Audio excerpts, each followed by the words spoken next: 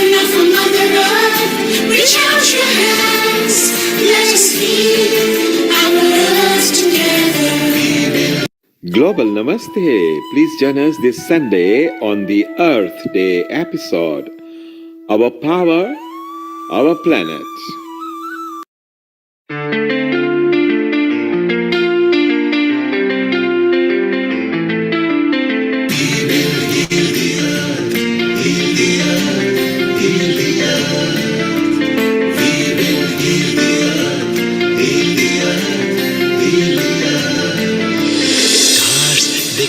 Stories which are brighter than yesterday. The streets have never been so quiet. The squirrels found a new hideaway.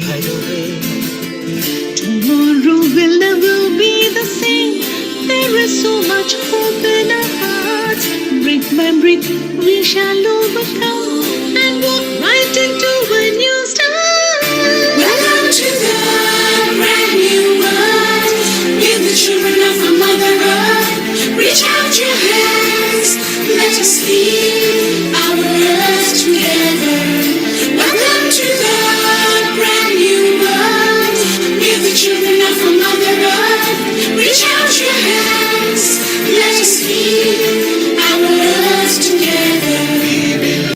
Global Namaste. Please join us this Sunday on the Earth Day episode. Our power, our planet.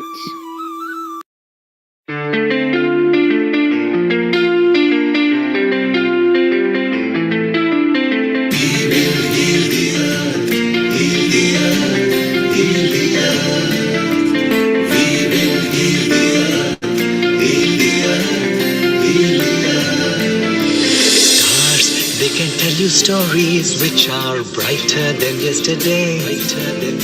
The streets have never been so quiet. The squirrels found a new hideaway. Tomorrow will never be the same. There is so much hope in our hearts.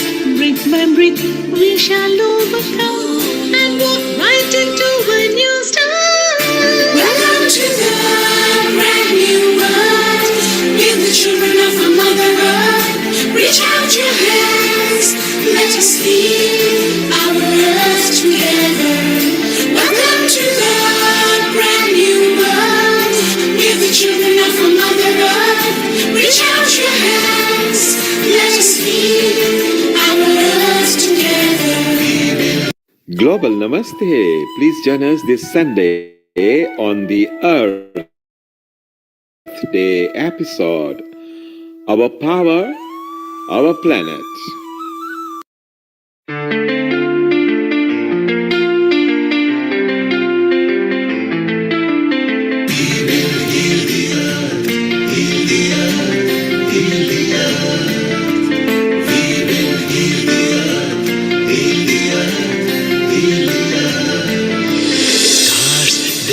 Stories which are brighter than yesterday.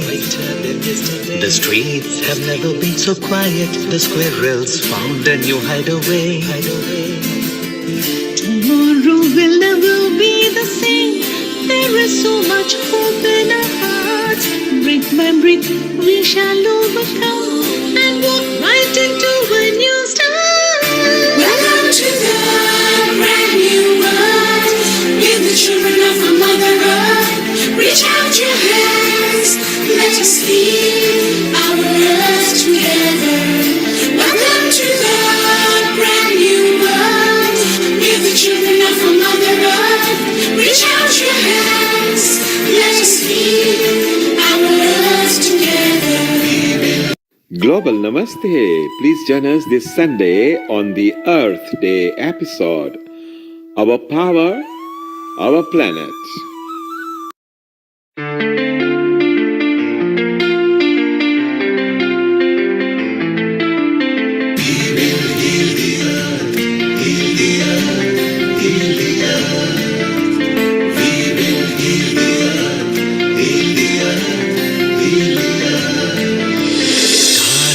can tell you stories which are brighter than yesterday. The streets have never been so quiet. The squirrels found a new hideaway. Tomorrow will never be the same. There is so much hope in our hearts. Brick by brick, we shall overcome and walk right into a new start. Welcome to the brand new world. We're the children of a Mother Earth. Reach out your hands. Let us heal our earth together. Welcome to the brand new world. We're the children of a Mother Earth. Reach out your hands. Let us heal our earth together. Global Namaste. Please join us this Sunday on the Earth Day episode.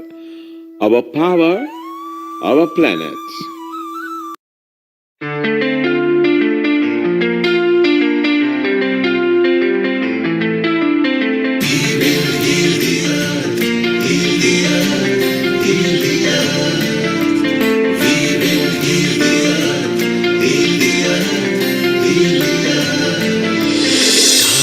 They can tell you stories which are brighter than yesterday. The streets have never been so quiet. The squirrels found a new hideaway. Tomorrow will never be the same. There is so much hope in our hearts. Brick by brick, we shall overcome and walk right into a new start. Welcome to the brand new world. We're the children of a Mother Earth. Reach out your hands. Let us heal our earth together. Welcome to the brand new world. We're the children of a Mother Earth. Reach out your hands. Let us heal our earth together. Global Namaste. Please join us this Sunday on the Earth Day episode. Our power, our planet.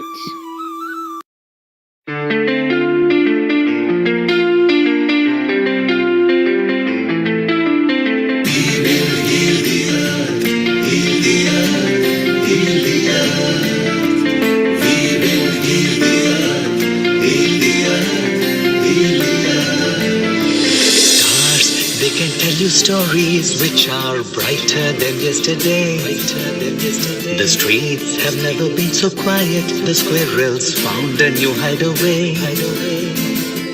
Tomorrow will never be the same. There is so much hope in our hearts. Brick by brick, we shall overcome and walk right into a new start. Welcome to the brand new world. We're the children of a Mother Earth. Reach out your hands. Let us heal our earth together. Welcome to the brand new world. We're the children of a Mother Earth. Reach out your hands. Let us heal our earth together. Global Namaste. Please join us this Sunday on the Earth Day episode. Our power, our planet.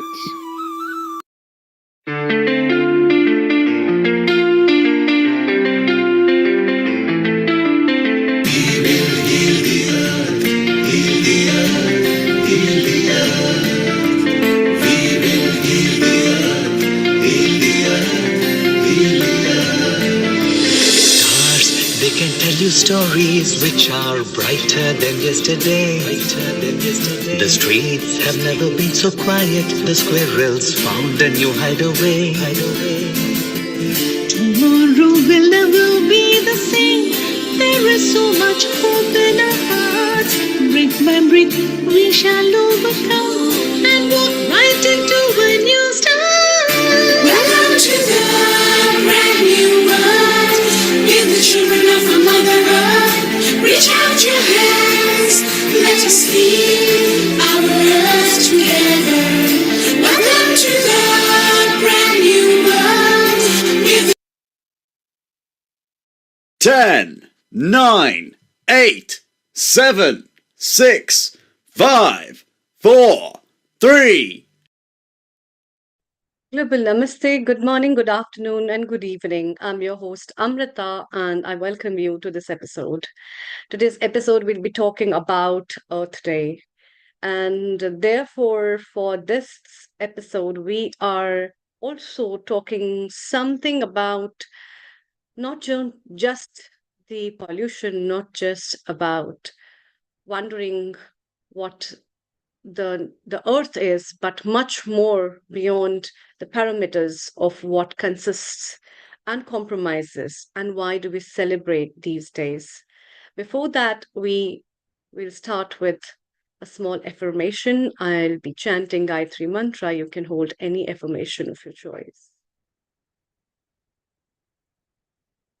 Om Om Bhur Bhuva Swaha Tatsaviturvarenyam Bhargo Devasya Dhimahi Dhiyo Yo Na Prachodayam Om Bhurbhuva Swaha Tatsaviturvarenyam Bhargo Devasya Dhimahi Dhiyo Yo Na Prachodayam Om Bhurbhuva Swaha Tatsaviturvarenyam Bhargo Devasya Dhimahi Dhiyo Yo Na Prachodayam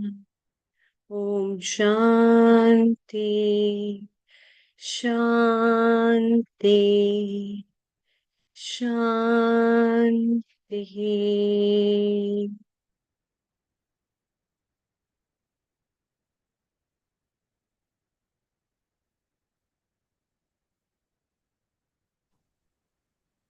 This mantra is a very pure mantra that is derived from Rig Veda, one of the Vedic scriptures and the holy scriptures in Indian philosophy. And this mantra is talking about Gayatri. It's talking about one of the aspects of nature and the sun. And the gratitude we all have for the place we are in, the place we are living, the place which has sheltered us. And that's why the Earth Day is one of those days where we talk and think about something to give as a gratitude for what the nature has given us.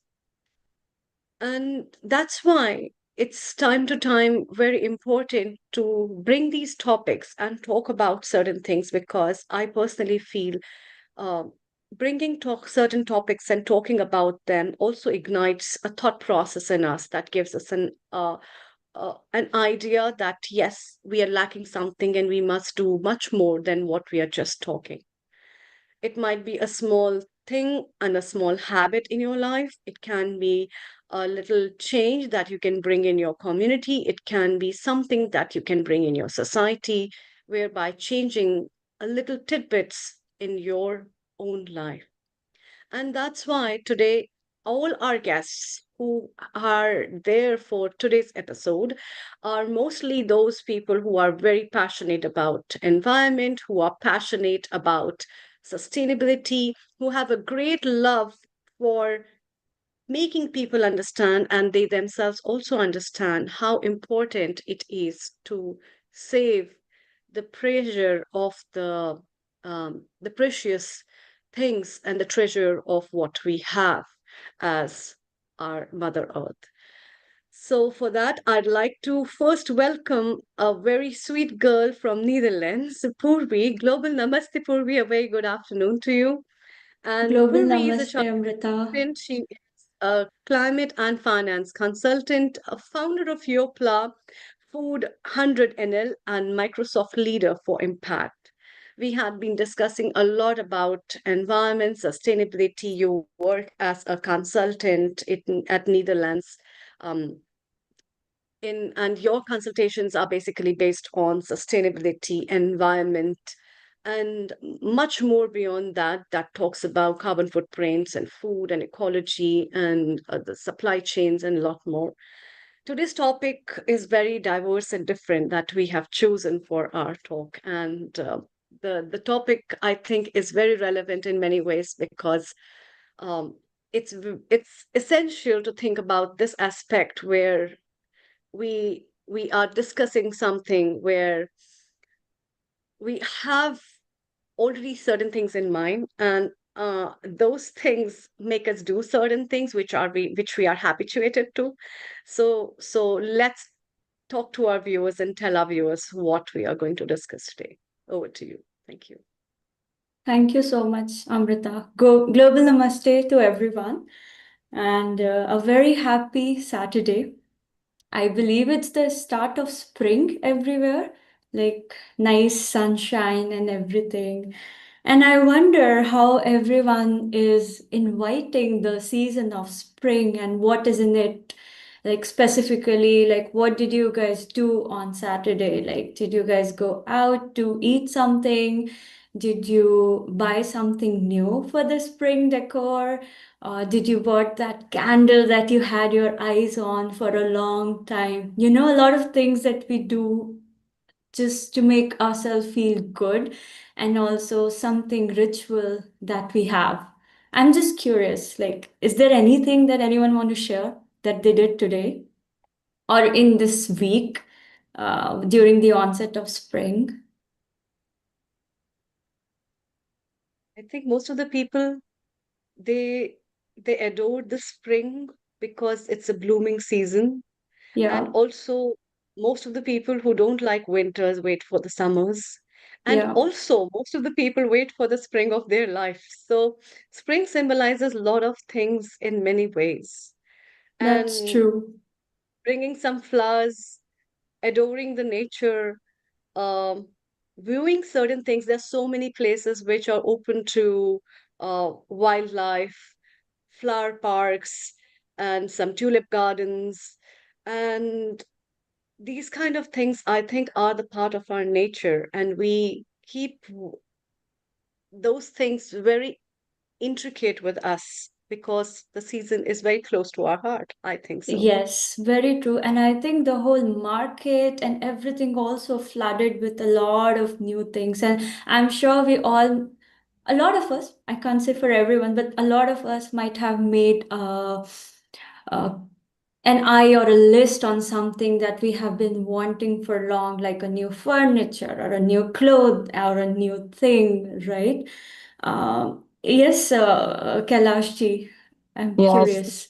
Global Namaste. Yes, so spring for me is very, very special. Well, I love spring because I see the daffodils coming up, popping up, and that is, that's a beautiful reminder that yes, it's going to be bright, beautiful. And for me, it's very especially important that it allows me to go out and be close to nature and take some walks as well. Because usually in the winter it's so hard, to go in the wind and rain and cold. But when spring, everything just blossoms and my heart sort of opens up and I just get this really energy, this special energy inside me, do Yes, things, I want to yes. do this, I want to clean the house, I want to go out, so that's what spring means with this, Thank something you. Thank you springs so much inside for me. sharing. Yes, definitely. yeah.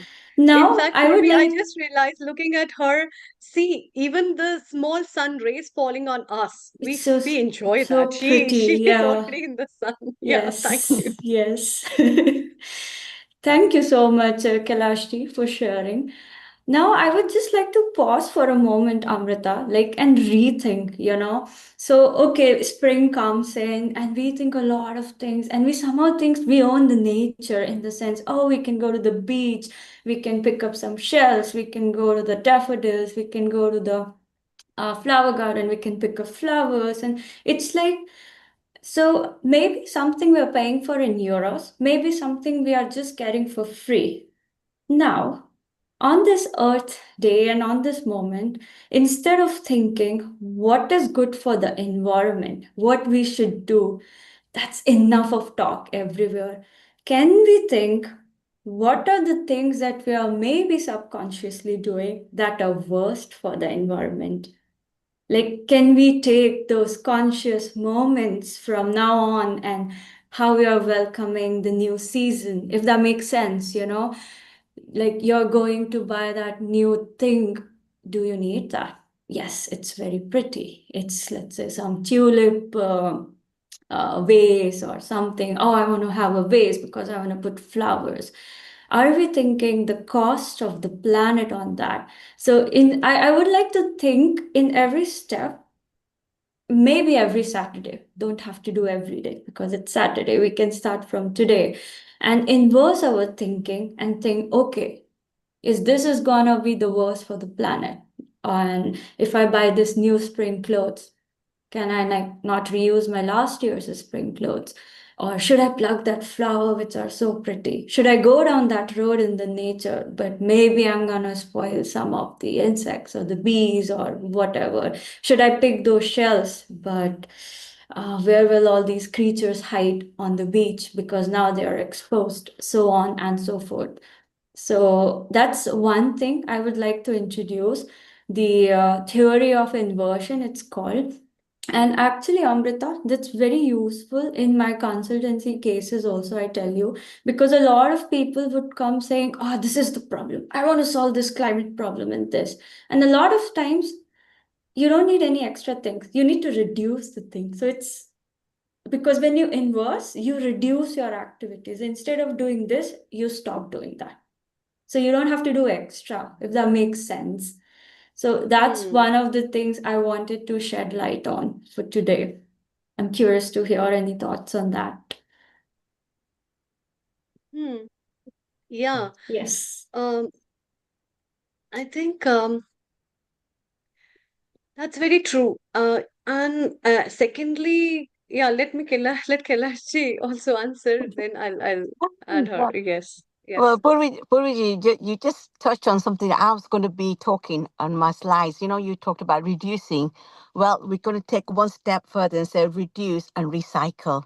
And that is the topic I'm that I'm saying going to be covering. refuse. I'm Yeah. not saying reduce. I'm saying Yeah, refuse. Can yeah. we just refuse Refuse, it reduce. altogether? Yes, Yes, absolutely. And where possible, like you talked about, say clothes, you know, as one of the initiatives that we've been working on is recycling the clothes, you know, making it kind of fashionable, redesigning them, maybe using batik and, you know, more dyeing it and, you know, reusing, you know, and like you said, refusing, whatever it is, but that is contributing to a sustainability. So thank you for that.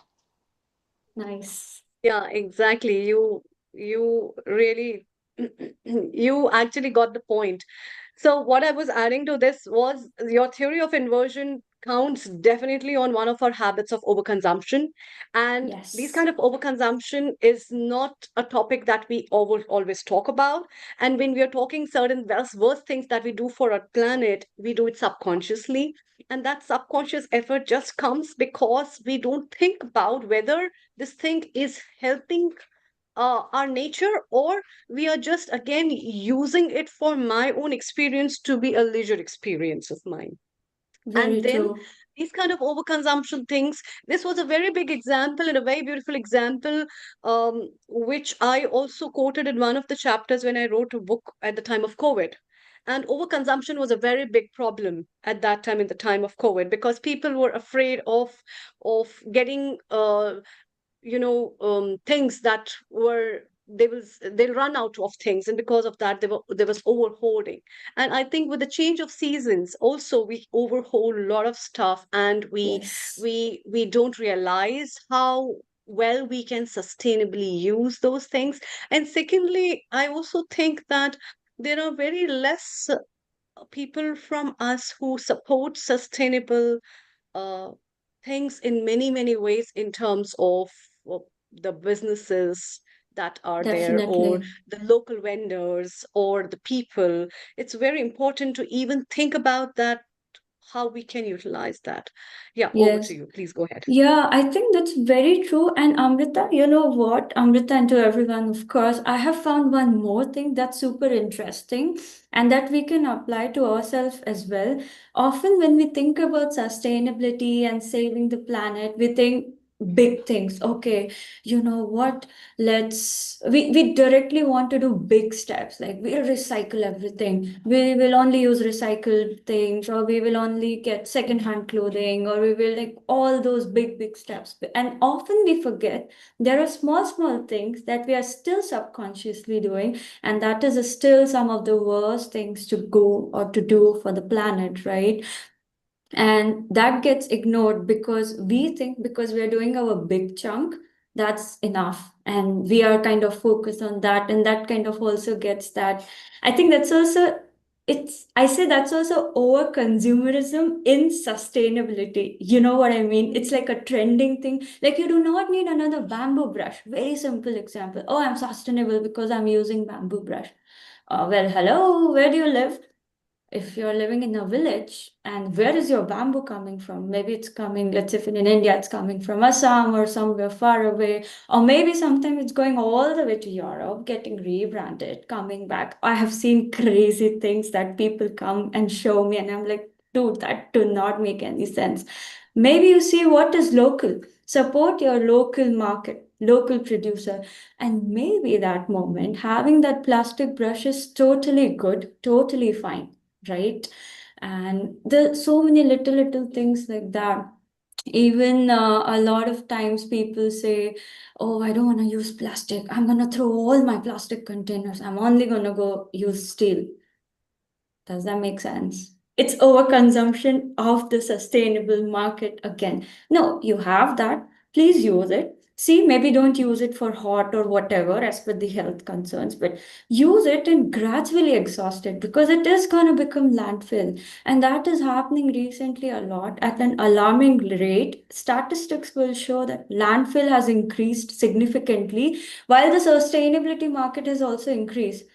Doesn't make any sense, right? It's such an oxymoron. And we think, oh, we are the torchbearer of sustainability. I think we need to think that. And that's where also we can pause, reflect, and start saying no and let go. So before there are like theoretically in research papers, there are these 9 levels of sustainability, and a lot of you will be surprised to know recycling comes in the bottom 50% of it. Mm. The first is always rethink, refuse, reduce. Then it comes like, Use, okay, like repair. recycle. Before recycle is repair, patchwork, right? Mm. Then you come like in anything, furniture or whatever. And then you're like, okay, nothing is happening. Now what? Sure, put it to recycle for sure. So, Yeah. yes, Thank Kailash, you. I That think. was very interesting. This just sparks one of the very big questions for me, which I also see in so many houses now. More than that, a junk of electronics has become a big hoarding ground in many Super good homes. example. So my Yes. question is very open to you, Purvi, as well as Dr. Kailash Parekh, who is our next guest. So do you think there are certain solutions that we can use? Because these gadgets of mobiles and trendy laptops and trendy keyboards and trendy mouse and other kind of electronics has become a big garbage in a lot of people's house, and you can see some of the other corners of your room and your storerooms being part of those electronic gadgets which will never be used, right? That's a Or it great may be question, television. Amrita. Yes, and actually, I was briefly working on a project on this also. I, yeah, you know about my project. So anyway, in recycling of the electronics or like reducing the impact, there are two things. One, there are startups which are coming up with modular electronics, which means, they have like deliberately made all our electronics obsolete. If you remember old Nokia phones, you could just swap the battery and it's good as new, right? Now they're doing it because it's called planned obsolescence. That's one of the things on consumerism, because then you are forced to buy a new phone. But there are new startups coming, and one is actually from the Netherlands. I've met the founder. It's called Fairphone. Basically, the whole phone is modular. Whatever breaks, you go and replace. And that is also happening with laptops and other things. So maybe support those founders, support those organizations. Second, there are a lot of local repair shops. They always have something spare that can go in your phone or in your laptop. That's also a good way to explore. A lot of times when you'll go to the official store, no, they will say, no, no, no, madam, don't do that. Madam, that's very Yeah. scary. Just go ahead and do that. What worse Yeah. will happen? Okay. So, Thank yeah, you. Thank you so much. thank you We'll so catch up much. with you, Purvi. Yeah, please stay around. And it's time to move to UK from Netherlands, where we have our resident contributor, episode producer of many episodes, as well as a regular contributor for the environment and sustainability episodes. Dr. Kailash Parekh, global namaste to you and your guest, Dr. Shorna, global namaste. Global Namaste, Amritaji. Thank you so much. Like I said, today is the Global Earth Day. And I would say that today, not today, but every day should be a Global Earth Day for us. You know, this is our Mother Earth, and we should be our all responsibility to protect Mother Earth. So happy Global Day to everybody. I am accompanied by my co-director, Dr. Shona Pal, so she'll be also speaking. But I just want to start off by saying that it was my colleague Dr. Shona Pal's vision and passion when she started this back in 2020 during COVID. I think she wanted to put her good time to best use. And because of her passion for the Mother Earth, that she started this. And because of what she was, because of all the values and what she was doing, it kind of attracted me as well. I said, well, I want to be part of this as well. She invited me to become one of the directors alongside Dr. Richa Soni, who unfortunately cannot be with us, but it was her brainchild that kind of got us all together, and with the support from Mrs. Trupti Ben as well. From she's, as you know, she's going to be speaking later on, and she's our president of the Hindu Forum of Britain. And without her support, we wouldn't be able to get all the funding to do the wonderful work they've been doing. So this little group organization was set up back in 2020 by Dr. Shona Pal, and it's called LEAP, which is like more. It's actually for the environment, with the environment part of a community organization. So we link up with community groups, especially faith and community schools, and we promote climate change and sustainability. And since 2020, we've been involved with some funding, obviously, to work with organizations and with schools. And I'm really proud to say that one of our vision and mission is to promote this within the young generation. And we've been doing a lot of work with schools, young children, with youths as well. And one of the initiatives that you will be able to see on our website is the eco-friendly booklets we've been doing. So you can celebrate festivals like Diwali, Eid, Christmas, but with being conscious of saving the planet and not using too many plastic or paper. And so there are links on our website that you'll be able to see that we've been able to sort of promote this, and the children have been fantastic. And taking that one step further, we've linked it to education, science. So what we've done, and what like Puri Ben was saying earlier about clothes and recycling, or being conscious of actually refusing, reducing. And that is really good. That's been a real eye opener today about those 7 steps, where possible, reduce before we go to recycling. So again, that was something that we're going to take away from Puri Ben's talk today. So what we've done last year, we had two workshops that we did with young people, and they actually use fabrics to look at how I can dye them, marble, also batik as well. And then with those, linking it with, organizations like charity shops, we've been able to get very, very recyclable clothes and recycle them. And they actually modeled that in a fashion show, which was watched by hundreds of people at the Civic Hall in Lancaster. As you can see some of the pictures there. And the children absolutely loved it. And it gave a very strong message that you don't have to go and spend all this money. You can recycle these clothes and save the planet as well. So there was a very strong message there. And it was very successful. And Kailash, So yes, your PowerPoint actually is on. Your PDF is actually on and playing now. Maybe you don't okay, see that in your screen. And you are yeah. talking about the recycled fashion where the pictures are there. So it's looking beautiful. Maybe you can Thank you, talk thank you very about it. much. So I'm point there. I'm just speaking as obviously as it comes basically. So I can't really, because I'm taking this call from a car. I can't see the screen very well, but I am just going to speak along. So like I said, we had these two wonderful workshops supported by Lancaster in the library. We had a very good turnout. The parents were involved as well, the schools, the teachers, the community. We've had MPs there, the councillors. They've been very supportive. So it's been a collective message there, collective support. And from this, we would, as you can see some pictures there, I can see our young, from age 5 to 16, 17, and to adults as well, have been showcasing those costumes that they have themselves recycled and remodeled. So there you can see the picture was well attended. We had a brilliant support and the message is very clear.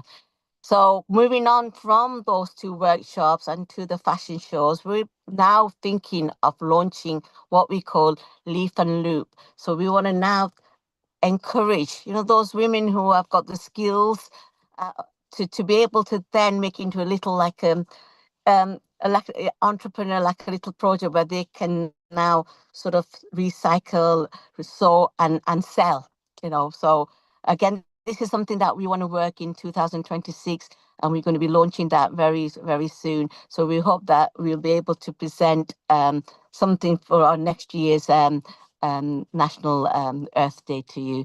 So this is, I think there's a slide here saying sorting and delivery collection sorting. So I'm going to hand it over to my colleague, Dr. Shona Pal, who is going to talk about the next steps. I think about the environment training toolkit that she was instrumental in designing, and it's been very successful. And as you know, our regular contributor, Mr. Deepak Valens, who actually was one of our participants, and he has been on the course and have found it very, very helpful as well. So one of the things that we did through our funding was to deliver two modules. One module was on the climate change, looking at recycling and all those different aspects of how we can save the planet, to this toolkit that every organization can use to save our planet. So I think it's time for Dr. Shona to do her slides now, I think. Thank you so much. Namaste, everybody. I hope you can hear me. Yes. If you can just give me a little bit of a wave if you can hear me. Oh, perfect. Okay. Kailash, thank you so much. Dr. Kailash Parekh has really taken us beautifully through the basic concepts. Can we have the next slide, please? Just one more, I think, because there was, because Kailash, I think, yeah, thank you so much. So Kailash has very nicely taken us through what Lancaster Environment Action and Protection has been doing. So there are various different ways in which basically we try to reach out to people, obviously partnering with communities.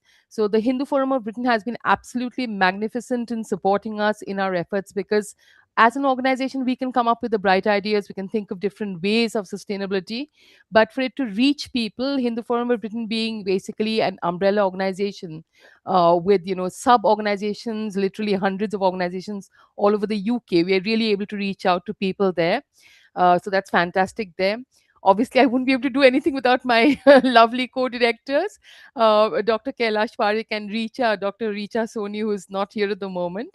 But very quickly, so just going on to the energy solutions. So what we are looking at is really, we have tried very hard through all the different activities of LEAP to keep to one core focus, and that is basically building the sustainable mindset. So, because literally anything you do as a human being on this planet, okay, is connected to our sustainability. So, the important shift that we've tried to build is that, can you move from whichever part of you feels the victim to whichever part of you can possibly become the hero.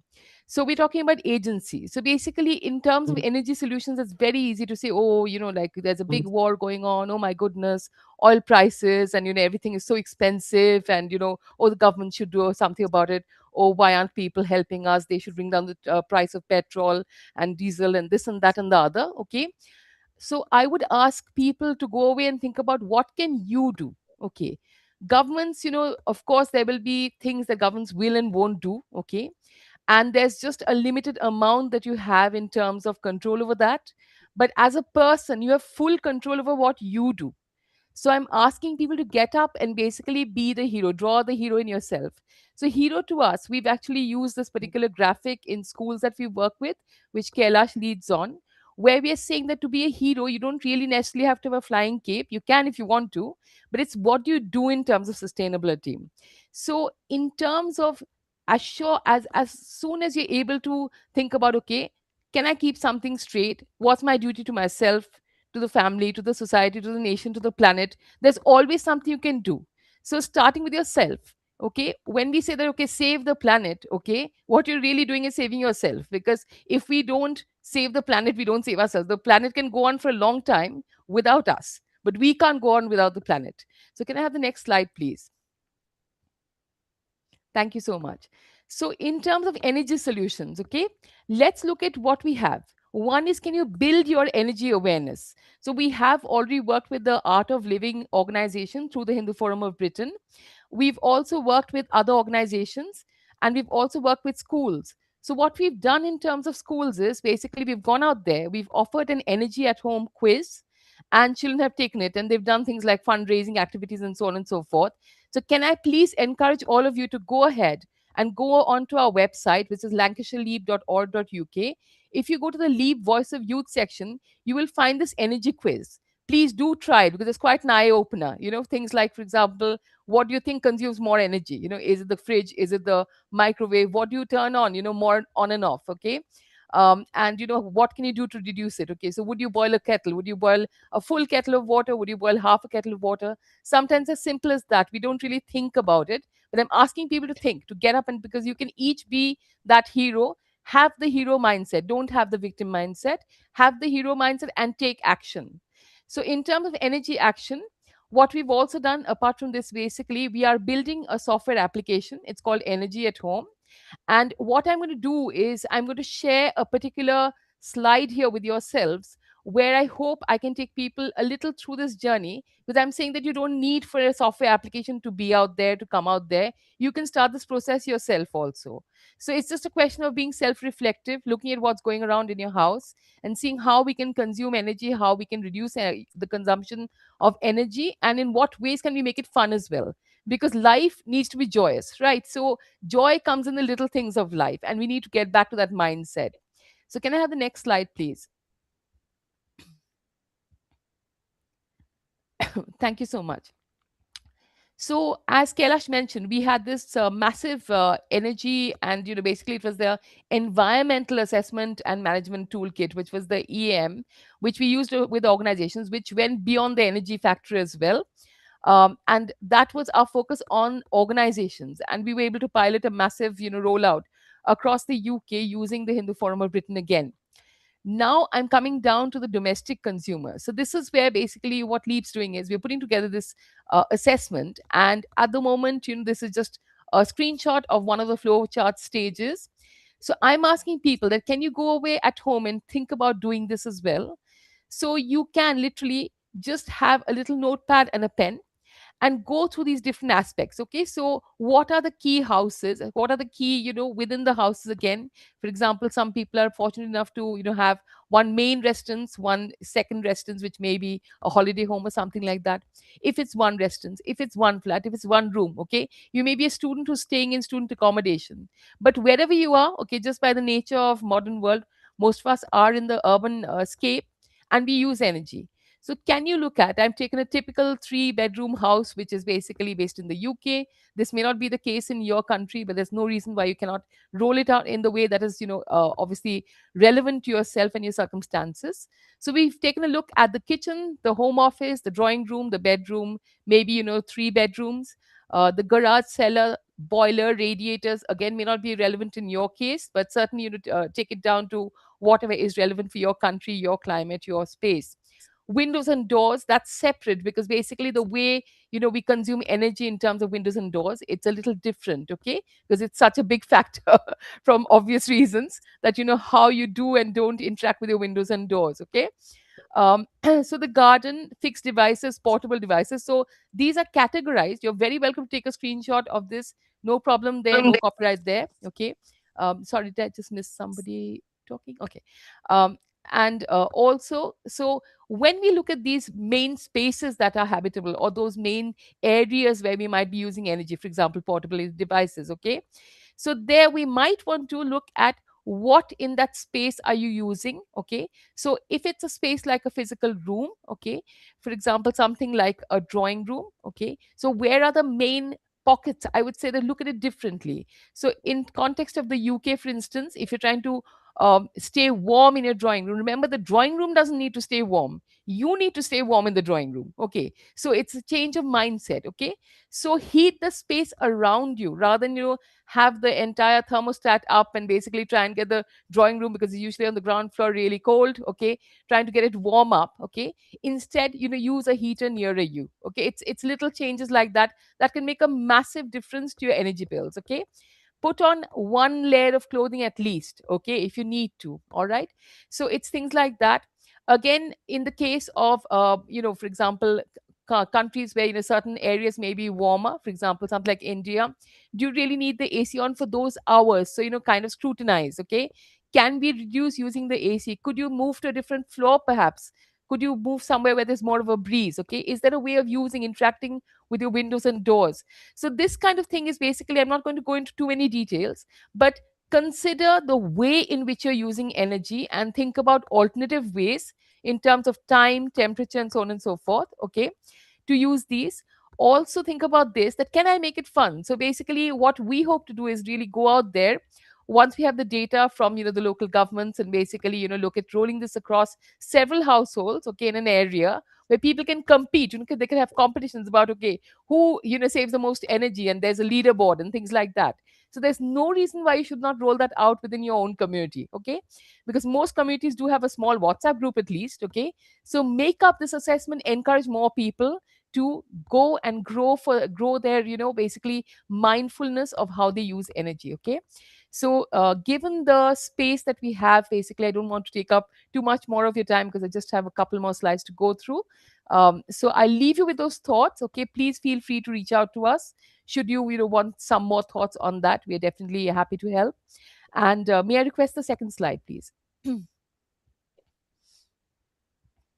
Okay, so I think again, in terms of time, I'm just going to quickly read. I think I do have time to read out because I'm aware that not everybody's screen may be working. Some people may be just listening in. So I will be just reading this out. But this is suggestions for saving on energy bills. This is again quite UK, prevalent, or countries where it's colder. But certainly think about. In fact, I would say again, screenshot. Very welcome to screenshot this particular, slide, and think about what would you consider as an alternative if you're in a warmer part of the world. Okay, what would be your alternative for basically saving on energy?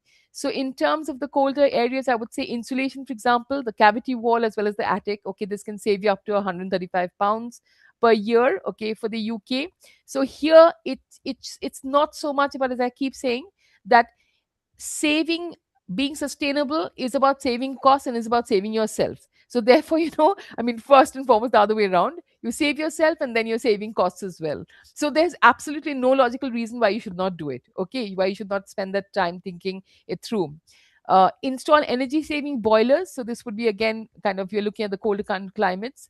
Draught proofing, so prevent heat escaping from windows and doors. So basically use your windows and doors in a proper way. So when it's summer, okay, don't have such draught proofing that you cannot take it off during summer. Okay, make sure you have that kind of ventilation going on through the house. And during winter, make sure that you do not have heat escaping from the same house. So we need to have that kind of efficiency. Using energy efficient bulbs and appliances. Turn off standby appliances. You'll be surprised at the consumption over the year. So please do turn it off. In fact, your energy quiz will give you some insight into that.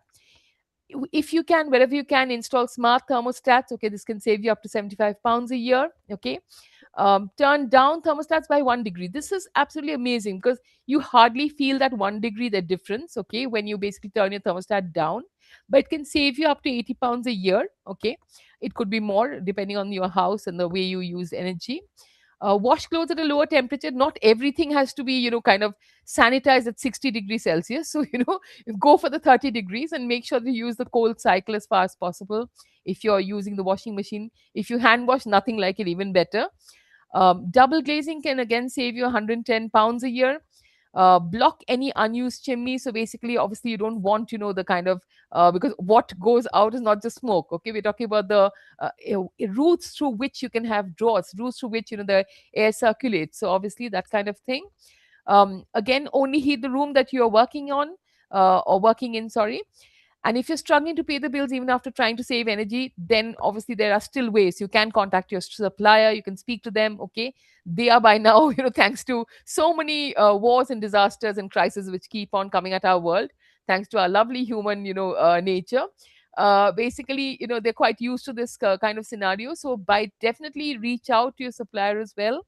And even things like taking the food out of the fridge to bring it to room temperature before you warm it. Okay, this applies all across the world. If you're using a fridge, please be mindful. You don't need to keep everything in the fridge till the last minute. You take it out and in a rush use the microwave, heat it in a hurry. No, okay, not necessary. All right. And in terms of the UK, again, there is a whole site, gov.uk/ improve dash energy dash efficiency, which does give you a lot of information on, insulation, cavity, and how to go about it, and so on and so forth. Okay. In terms of insulation particularly, but they also have other tips as well, and so do actually a lot of the energy suppliers. So I think that's kind of the end of my presentation. Can I just go on to the last slide?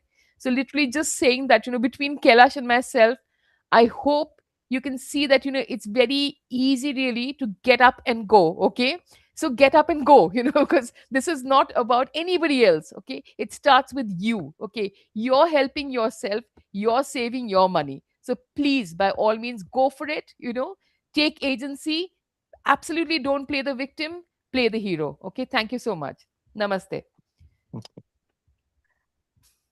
Thank you so much, Shona. That was absolutely spot on. I wanted to say that also one of the things we've been promoting, educating our children is the habits. Small changes lead to big impact. So again, like Dr. Shona was mentioning, this is something that we are going to be developing with our next brand. Thank you. Beautiful presentation, Dr. Sharna, and I really loved your tips at the last because they are utmost importance. Um, I come from the field of Ayurveda, and people think that it's all about medicine, it's all about traditional medicine. But then I have a very close knit connection with the lifestyle that is is being talked about in these traditional sciences and its connection with the lifestyle choices and sustainability. Absolutely, Amrita People ji. at that time were very much aware about their sustainable environments and preserving the nature and utilizing the things that as assets they have in the nature. And that's why these kind of lifestyle changes and the choices that we make makes a very big difference in our day-to-day life. And that's what your end note was, where we were talking about it's very important to train children, and Absolutely, the Amrita basic ji. lifestyle that we will teach them, they will learn. The basic lifestyle that we will follow will be the things that we will teach them ultimately, because they follow what we do, not what we say. That And is so. therefore, if on the table I ask my children to just fill the amount of water in the glass that they require to drink, so think before you're taking the water, think before you're taking the food in your plate. Also, are the small, small things that counts down for all this stuff. And yeah, utilizing a very small habit of taking things out of the fridge before you're heating. So even if you take them out half an hour, 40 minutes before, it will save a lot of energy. Soaking different kind of grains before you're utilizing saves the cooking accessories. So there are a lot of things on day-to-day basis. If we are mindful about our lifestyle choices, we can contribute indirectly without, I would say, going to any other of the places where we are showing that we are the ones who are the primary stakeholders of the environment and sustainability. But at home, I think everyone who is the lead of the family, and people follow him or her, can practice these things so that they can be implemented and given as a legacy for for the children to take away, to learn how to be sustainable and preserve the earth. Thank you so much for joining. Thank you so Thank much. you so much, Thank you. Amitaji. Thank you. So please stay around. We still want to keep on talking to you Yes. till we move to the next guest. So Kailash, I like the idea of recycling clothes because that's very important. Every human being have got lots and lots of clothes and everything. In UK, we've got cloth bank in a lot of supermarkets, etc. Do you think that that concept is really going to take over too much, or should we collect the clothes and give it to the countries which don't have any clothing or anything? Um, it's a really good, obviously, suggestion about giving those clothes. I mean, we do that anyway. We have a spring clean and we send clothes to wherever which countries they need. But equally, there is a market for recycling in this country as well. A lot of charity shops, they're doing a wonderful work selling those and to those you know people who need them rather than buy brand new clothes. So it kind of encourages us to restyle them, refashion them. And so Dr. Shona, myself, and Dr. Richa, we thought there's a market for it, and it will give some skills, and an opportunity for those women who are already sewing in their homes, maybe have an opportunity to start up their own little businesses in redesigning and recycling these clothes, and to make it more sustainable. Dr. Shona Pal, did you want to come and say a few words here? Because Yeah, that just was very quickly, really, what Neilji is saying is very important.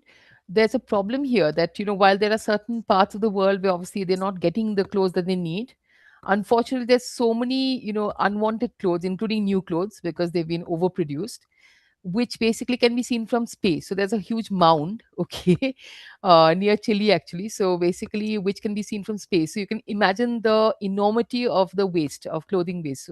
Obviously, like basically, it contributes to about 10% of global emissions. You can imagine the scale of the problem.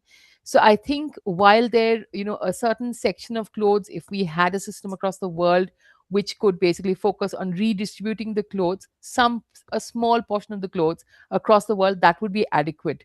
The rest, we just have to learn to stop buying new clothes and literally wearing what we have. And if you're getting sick and tired of your clothes, please reinvent it yourself. If you can't, then basically there are organizations like ourselves, there are individual ladies and all sorts of ways. Okay, even now it's comparatively quite economical to buy a little bit of dye and literally dye those clothes at the very minimum. And then obviously there are wonderful ways in which you can do batik and you can do block printing and all sorts to basically make sure that you use those clothes. But the answer is literally in making sure that clothes have to be reused now. There's no more, there's no scope for buying new clothes. That's what we're trying to say to people as well. And I think in certain countries, certainly it's already been kind of, it's moving towards becoming mandatory for people to use recycled clothes only. It's moving in that direction. And I think that's soon going to be across the world. I certainly hope so, because there isn't a solution. You can't produce and buy more new clothes. It's just not sustainable at all. It's not going to be And, possible. So, and coming from LEAP, one of the projects that I like, which struck a chord there, LEAP and Loom.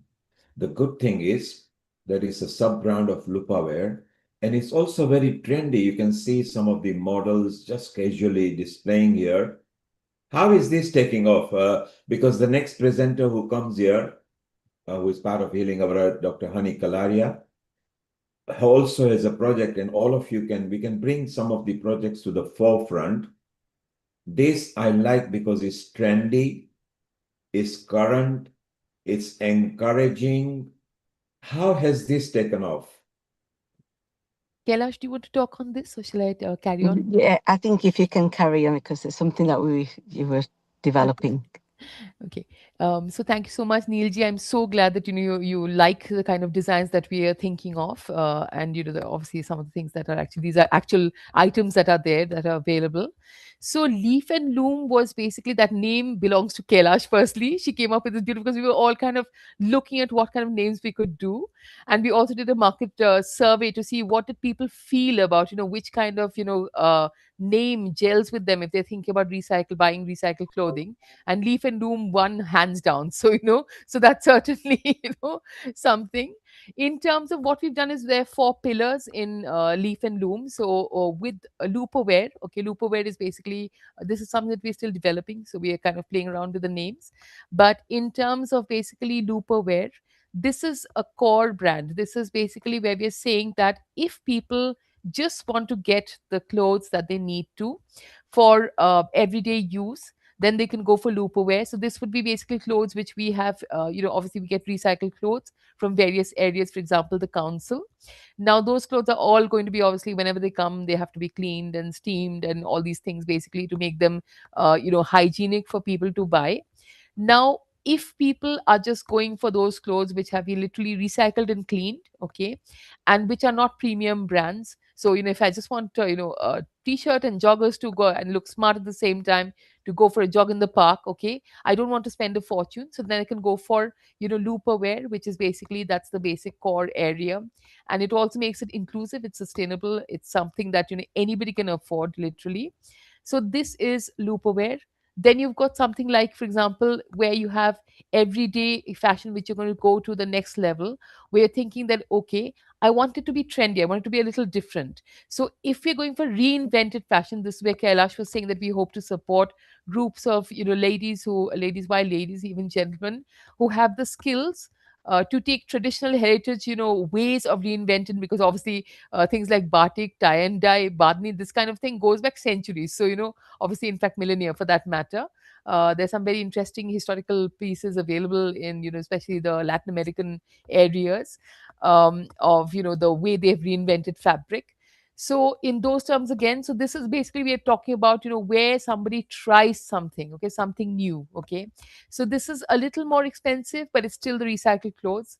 Then you have the premium brand, so something where, for example, let's say if somebody wants to go to a wedding and they are bridesmaid and they don't want to spend a lot of money, okay, then they can go for another one, which is basically where, another pillar, you might say, of the leaf and loom kind of loopaware branding, where they are paying a little more certainly than the everyday loopaware kind of stuff, but it's still way cheaper, okay, and certainly way more sustainable than going into, a premium kind of shop and picking up these very expensive bridesmaids clothes which you'll just wear once, for example. So that's another pillar. And the fourth and final pillar, I'm very conscious of the time as well. I'd love to go on, but obviously, so here we have the fourth pillar, which is basically Everlast. So, Everlast, okay, the idea being that, okay, we can still have something which is a new cloth because, okay, there may be some industries and certain people, certain segments of people who really need that. They need the time to transfer to another skill before they give it up. So, let's say tailoring, for example, okay. So people who are used to cutting and making new clothes, okay. So then if we are considering a new piece of cloth, we have to think about first and foremost whether it will last literally forever. So, so being very careful in choosing the cloth. We already know, I think, a greater number of us who have basically certainly grown up in India are very familiar with cotton, if not everybody, okay. And we know that it will last decades, okay. If you look after your cotton, it will last decades, okay. So certainly the cotton will usually the cotton salwar kameez or the sari will outlast you. Okay. So cotton will carry on long after you're gone. Okay. So we're talking about everlast in those terms. So these pieces which will come, okay, from wherever it may be, they will never be produced in an industrial environment. Okay. They will be produced by individual tailors, okay, who are tailoring that piece. Again, it will never come by mass transport because this is a privilege. If you own a new piece of cloth, it has to be seen as really a privilege that you're going to pass on to your next generation. Okay. So we want that to come only in that way. So no massive transport. Okay. It has to come literally on the plane if it's being produced outside that country with a passenger who went on a holiday. So, not something like, okay, like, right, I'm getting, 10 new pieces for business and I just randomly pick them up, watch which are the cheapest suits I can get. No. Okay. Thank So we're you. talking about there's a particular journey. Okay. That journey will be given to the customer also, that this is how your cloth was produced. And by the way, X liters of water was used in producing this cloth. So please make sure that you look after this properly and so on and so forth. So this is Everlast. Okay. So that's a very tiny small and very privileged, we will say, it's not necessarily expensive but privileged, okay, Thank you. pillar of our thing. So Thank you. this Thank is you, kind of Shona. talking us through where we are. But thank you so much. Thank Thank you, you. Shona. Thank you. It's wonderful. Now we're going to go to the next session. Is Purvi loved the idea because she loves anything that is sustainable, that is recycled. She loves that. So Purvi, we'll have a quick comment, 30-second comment from you. Then we go to Dr. Hani Kalaria, who actually is nice. So if you can introduce yourself. So Purvi, you, Shona, Kailash should get together. Amrita can facilitate and bring out the projects. And then we got some other projects which Hani is going to talk about. So I think I can see women empowerment in sustainability and earth over here. Purvi, let's have your 30-second comment and then we go to Hani.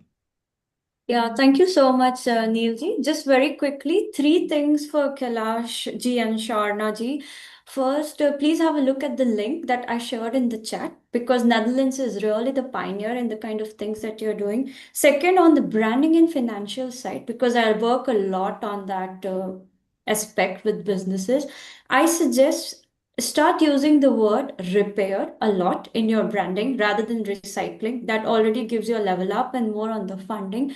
And third, please also explore subscription based model from your site because that's quite trending. For that, you can use countries like France and Denmark and also Finland. If you would like to know more, of course, just WhatsApp me. You can have my contacts from Amrita. Happy to help, but love it. Good luck. Thank you very much. Thank Purvi, you so let's much, do Purvi. Much Purvi, let's appreciation. do Purvi, let's do something better. Mm-hmm. You, Hani, Amrita, Kailash, and Shona have an off Zoom chat, not on this live session later. Yeah. And then let's explore this as a healing project because that's what Healing Our Earth likes. It merges people from different countries with idea. And Purvi, you have also got a business model on this. There's a marketing model, of course, repair. Our parents and grandparents, in your case, your grandparents, etc., Yeah. they used to repair relationship, items, cars, clothing. They used to Relationships. art there. Very true. Yes. And today the world has changed because either because we are earning or because we want to throw things away and we have peer pressure because the next person is wearing branded stuff. We wear it Mm-hmm. once or twice or thrice, particularly the ladies which have got these expensive saris which they can't wear every day, Yeah. once a year or so. So there is a very good project in over here for sustainability. And stay around. Let's talk to Honey and you'll understand why. Honey, who is a multifaceted person with talent and was one of the first pioneers of the dancing industry here in the UK from the Bollywood point of view. I know her for over nearly 35, 40 years now. And now she's spiritual, philanthropist. She also go and sits on some of the boards and an ambassador. She's, of course, a very senior part team here at Healing Our Earth. A global namaste to you, honey. And a global namaste to you too, Neil G. And of course, the wonderful people who are joining us here today, from Shona Ji to Kailash Ji, Purvi Ji, everyone who's been talking about such amazing environmental initiatives. So congratulations. And of course, a global namaste to all our wonderful green people, I would say, around the world, people who love the environment, people who want to protect our earth.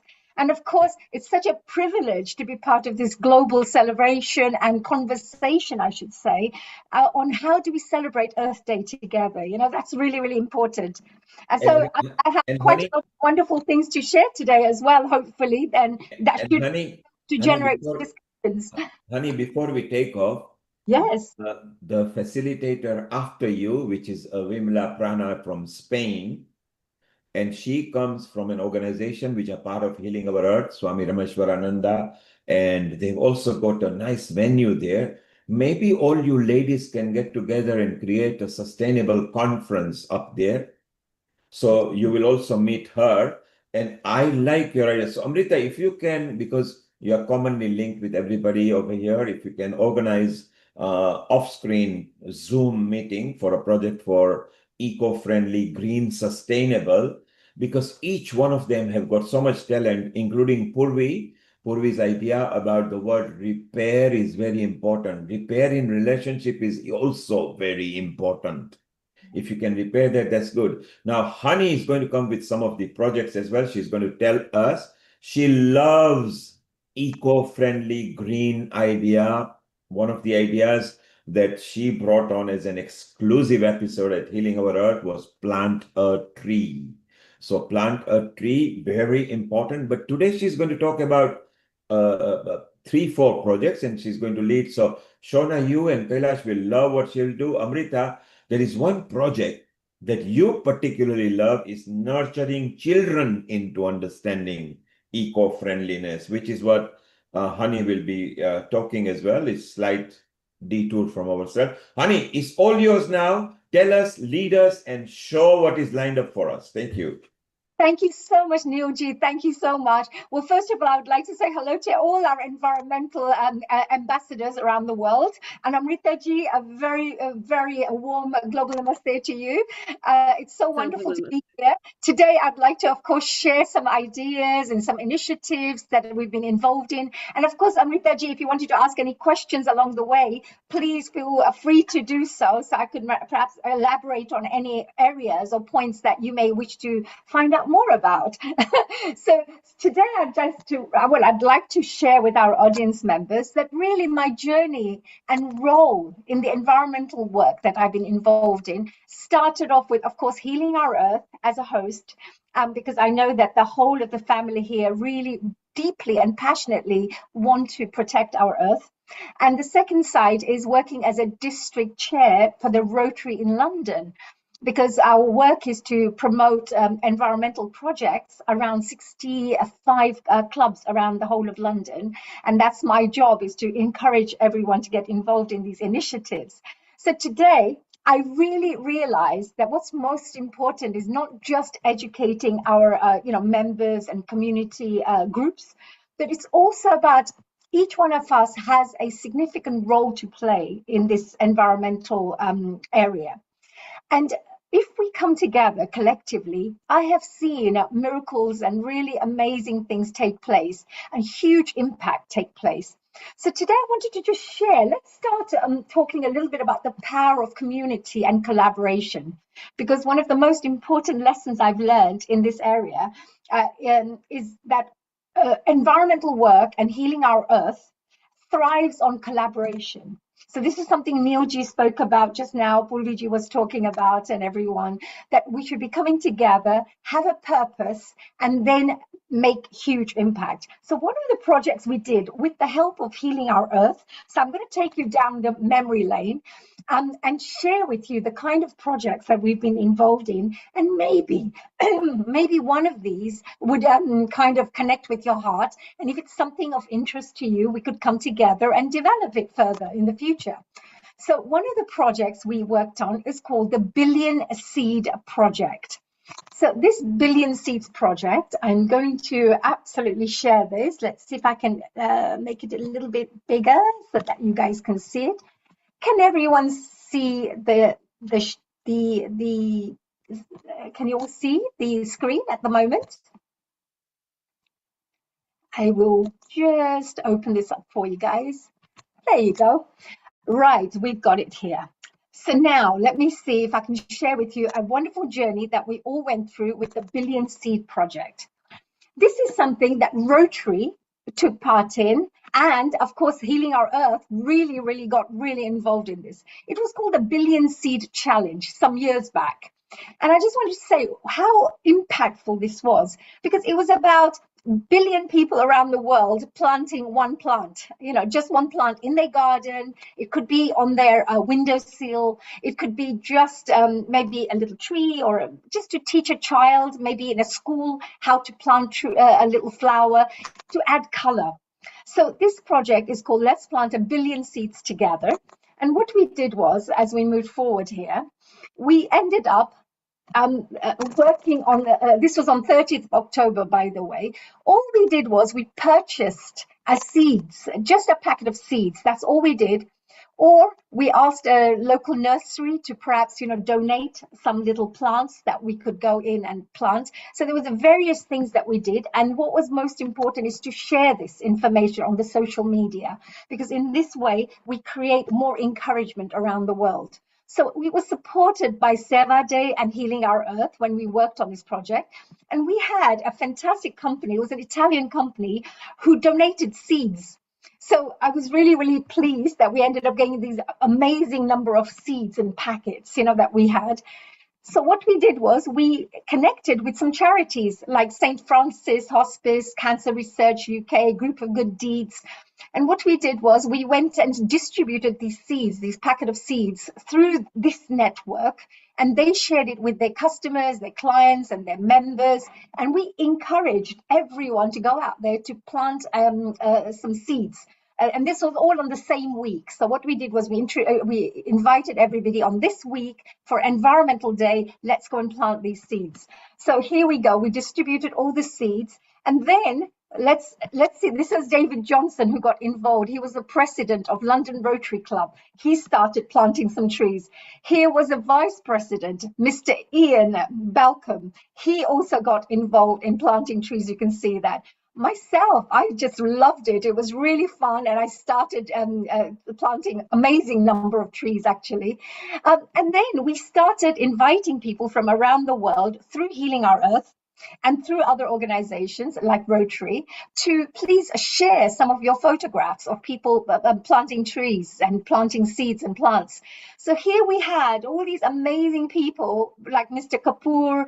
We had, of course, our one and only Lakshmi Vyasji, who also joined us. We had Talla Mashru. This is from our Healing Our Earth group, who started sharing their photographs. We sent out press releases as well. So what I did was I sent out press releases to all these various media outlets, which was amazing. And we ended up getting some great coverage. And here was one of the coverage we received in Videshi, which was done through Healing Our Earth, through our Healing Our Earth contacts. And I was amazed at the kind of article we got. This was Videshi UK News. So the aim was to ensure that we encourage and inspire people that something little that each one of us can do can create a lot of color and a lot of impact around the world collectively. Here was our Healing Our Earth. We did our whole wonderful interviews, which were all lined up to talk about this environmental project. So I'm just sharing that there was one little idea, let's plant 1 billion seeds together. But the initiative ended up creating some real major results for all of us, around the world. So here we go, me as well, planting my little bushy little plant, which looks like my bushy little hair at the moment. So that's one of the projects that I thought would be great to share. I hope you guys enjoyed that. I have another project that I wanted to share with our audience members, because every little idea can be turned into a big idea with the help of collectivity and unity. Like, we have an amazing platform called Healing Our Earth here. We have an amazing organizations that we're connected to, like Rotary and other organizations that are here today. If we all combine our forces, our efforts together, I think we could really to this world.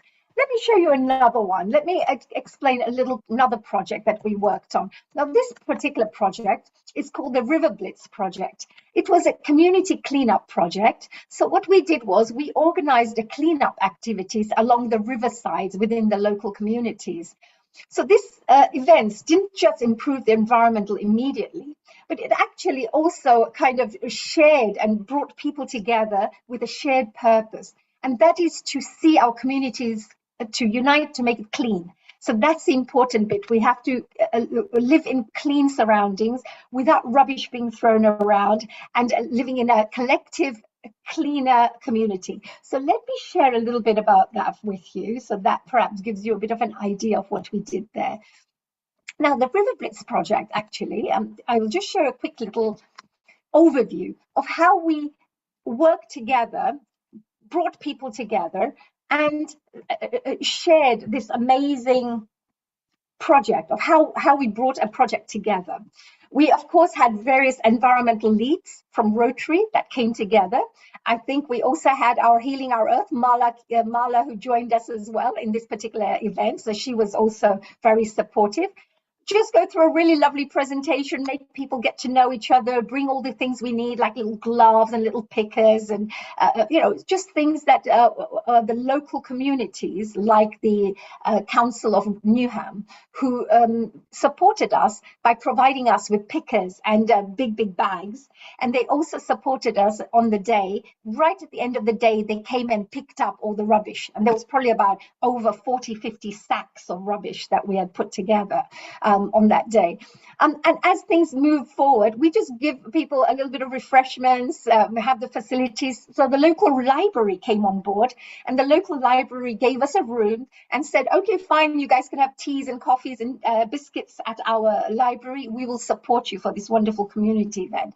So what I'm trying to share is it became like a social event. It became like a fun event. It wasn't just, let's just go off and do something hard. It was more about having fun and at the same time cleaning up the streets and the riverside banks. And then, of course, at the end, we had beautiful photos, and we shared that with the local media. And again, that also helps, because if you come together and, we just make sure that just that one press release goes out to your local press, another 200,000 people read that story and get inspired and encouraged to get involved in something like that. So this particular one, the River Blitz, was really, really exciting, because it's people who love water, people who want to keep their local areas clean. So if you can look at this particular flyer here, I'll just share that with you. This was what we shared on the day. And in the future, if we wanted to come together, we have one happening in June. So it's either, this was in the 23, then we did another one 24, we did another one on 25, and now we're doing one on 26, coming together. So if anybody's interested, on the 6th and 7th of June, we are choosing one of those dates, and that will be shared probably within a week of which date, depending on the library. It's probably going to be the Saturday. So if anybody wants to come on board with our Healing Our Earth team, then you can do that as well. And then as we move on, we have various other ideas, like creating a peace garden, because nowadays there are so many issues related to wellness, mental health issues. Well, you'd be really surprised to know that the environment plays a huge key part, of course, with the well-being of people. So the Peace Garden, which is called the Samarpan Peace Garden Project, it's very close to my heart, actually, because I follow the Samarpan meditation path. But it's I would say, a space that's created, really. And we want to actually plant trees and have flowers there and turn it into a beautiful nature, peaceful haven. That's what I would say. And of course, we would be offering free meditation, wellness activities, any kind of things to support spiritual growth and community bonding as well. So that the environment and protecting the earth doesn't have to be just go out there and plant trees and enjoy beautiful nature spaces, but it's also about bringing people together and enjoying spiritual growth. So let me share something else here, which I think would be quite useful for everybody. Oops, I've lost my little line there. Can you all see me? There you go. Right, so I'm just sharing a little bit about the Peace Gardens. Now, the Peace Gardens are really, really great because it's from an empty space, something that's literally empty. What you end up doing is you end up building flowers, trees, whatever you want to do. You can create something very beautiful from nothing. So a presentation, here it is. I just wanted to show, I'm just trying to find it for you. Sorry, guys. There you go. I found it. Yes. So this particular presentation, I think you would like, because you will see what the idea was. The idea was to, can you all see this? That's the Samarpan Peace Garden project. So this is all about creating landscape gardens. We are raising funds at the moment. So, honey, at the moment we are looking at your desktop and thing. If you could click it in, so thank you so much. I am So peace garden, that sounds very important and very useful because yes, what's inside? Yes, exactly. If you maximize that, Thank you. Can you all see it now properly? yes, we can Yeah, see thank if you you. just maximize the screen, you see the double arrows going opposite each other. Okay, let's see this again. I'm going to open it first because it will be easier to open it first and then I can. Yes, no worry because we still got time when we go to Spain and then we got time after that and then we'll go to India, we got time there. Oh, that's amazing. Well, hopefully we should have something here. Is that working better? So we are sharing the screen, just maximize the screen. Either put it in a slide mode or just put the opposite arrows up and it will go to the maximum screen. Uh-huh. While we are doing it, that's on a peace garden, is it to get peace of mind or is it to grow things and then feel good about it? Actually, it's all about, working with the community to set up a meditation center and Mhm. then inviting the local communities to encourage them about the benefits of meditation, to help them to try meditation out. And if they don't want to try the meditation, it doesn't matter. You can still come in for silent, peaceful time in a beautiful surroundings. So the actual nature area that we are talking about is to promote health, mental well-being, and I think it's also about fresh air because we talk about prana, we talk about all these wonderful benefits that you can get by getting involved in. So I just wanted to, by the way, sorry, I just wanted to get this. I think there's too many of my things open. That's why. Sorry. No Uh, problem. You can close all and then keep one ready. And don't worry, we still have time a bit later because we want to talk in deeper about this. yes. And also want to take opinion of Anukul because this also goes with the science and tradition. Nowadays, people are in requirement of such projects. So one thing we want to do, honey, Yes. you, Purvi, Vimla, Amrita, Kailash, and Shorna, Yes. all present over here. Mhm. We've got some tangible projects. We can summarize them, and either one can lead a particular project and then make sure that they get the like-minded people in, which will be beautiful. So this is the Samarpan organization one, the Yes. meditation garden. Yes, this is a summer prayer meditation one because I just wanted to actually share. Look how we Yes. have we could come together as communities and help our local communities create these kind of spaces, which are good and will be there for years to come as well for people to enjoy. So the more you help a space mature, for example, the older the trees get, the better energy you will get from these trees and better healing qualities, healing energy you will receive, from the soil. So here it is our summer prayer meditation, which has now been created, by the way. We've already raised enough funds for this, but you can see you create a nice, lovely design. You start with the idea, you start with the vision. And then as we move forward, look at the projects as the landscape gardens, you have to come out. This is all the ideas I've created and I passed on to the Samarpan meditation group to say, look, how about creating a space like this? And they love the ideas. And So honey, they have actually appointed you to lead the garden project, haven't they? Because you've yes, got the vision. yes, absolutely. And that's why I wanted to say that when we do any kind of fundraising, which I'll be just sharing at the end about the Please Plant a Tree, Yes. all the funds that we are raising are going towards these kinds of projects. They're being donated to all of this work that we are doing. So when people can come on board and support and get involved by just sharing a link with their friends and maybe donating £1, which I'll be telling you a little bit about, we can really collectively create some real amazing things. So here you go. I just wanted to share that all these things, it's a whole project I have to create first. All the even maintenance work, everything has to be taken into account as we do this, how the funding would be done, surveying, designing, gardening, and then finishing off. It all requires funding, of course. So there are all budgets. It's about £200,000 to £300,000 project. But this is the kind of targets we could work on. Here's the gardening committee that we work on. And of course, Healing Our Earth is a very big part of this.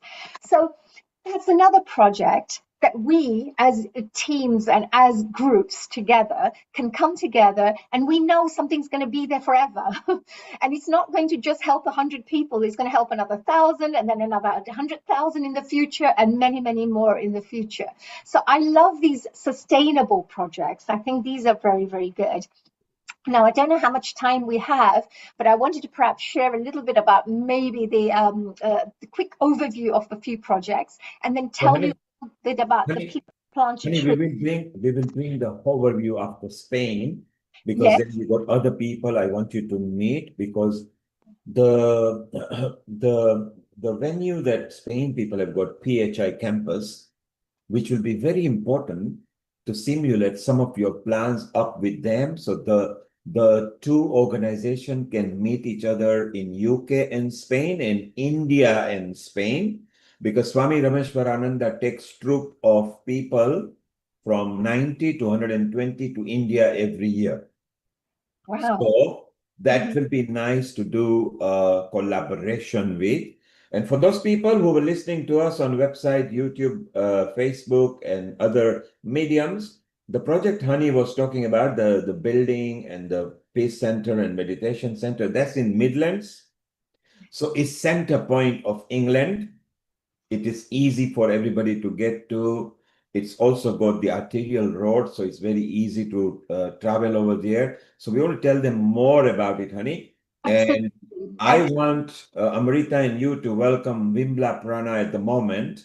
And Amrita, if you can set up during your break today a live group, because most of them are on Telegram, okay? If you can create a group for this just eco-friendly, sustainable Earth Day ideas and project, so we can get that going. And maybe Honey will be nice to coordinate that, because she's very deep into it. So Amrita has saved some of your admin time. Now, Wimla is new to Healing Our Earth. This is her first project. She's also got an exciting project lined up for us. And after Vimla, Honey, you will summarize and we go to Golo, Yes. because what has happened on the earth at the moment of fuel crisis, the Brahma Kumari has got one of the biggest cooking project, which doesn't require LPG gas and things. So Wow. that will be again useful. Let's bring Vimla over here and let's introduce her. So she's there and a part of a PHI campus, which is a beautiful campus down there. She's going to tell us more about it and her project. ¿Cómo está, Wimla? Muy bien, gracias. Global Namaste, dear friends of Healing Our Earth. Namaste. Global Vimla, namaste to you, Vimlaji. Thank you very much. Hani and Amrita are your co-hosts today.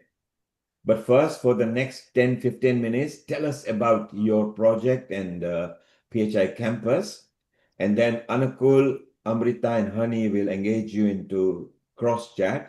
And Amrita, also Vimla is on Telegram. So if you could head her to the Earth project, please. So that'll be useful.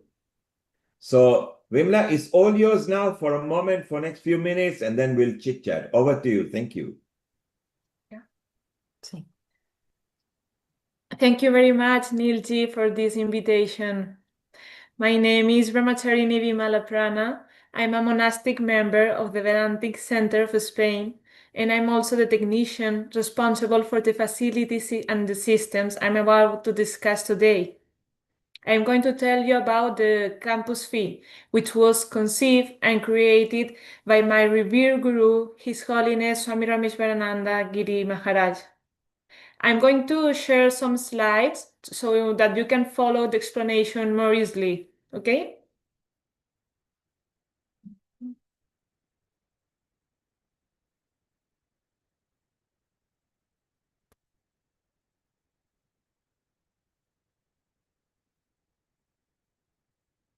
Campus fee is located in Sierra de Gata, in the north of Cáceres, western Spain. It is a place designed for people seeking to live in harmony with the natural environment, protecting it, and being part of it.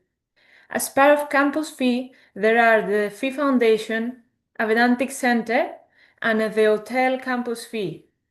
One of the pillars of the Phi Foundation is the practice and development of Yoga Vedanta and meditation through the activity of the Vedantic Center. The Hotel Campus Phi supports this purpose by hosting people who want to participate and create synergies under the same umbrella. Here we operate under a model of energy self-sufficiency and a water reuse systems that allows us to be a fully off-grid seaside.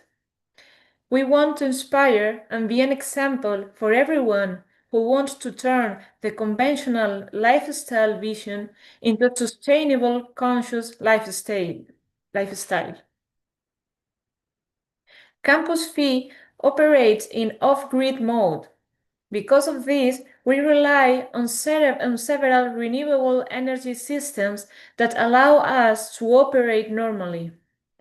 In terms of electricity, we mainly rely on solar photovoltaic energy.